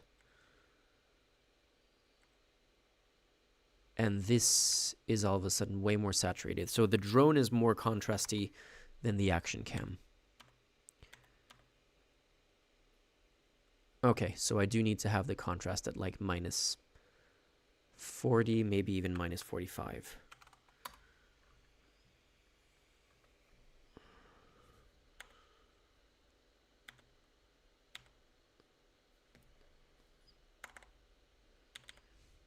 Yeah, the drone is way more punchy than the others which is not a problem in and of itself, but it does mean that if I want them to be consistent, I need to maybe lower this to like 60. Let me get this out of the way.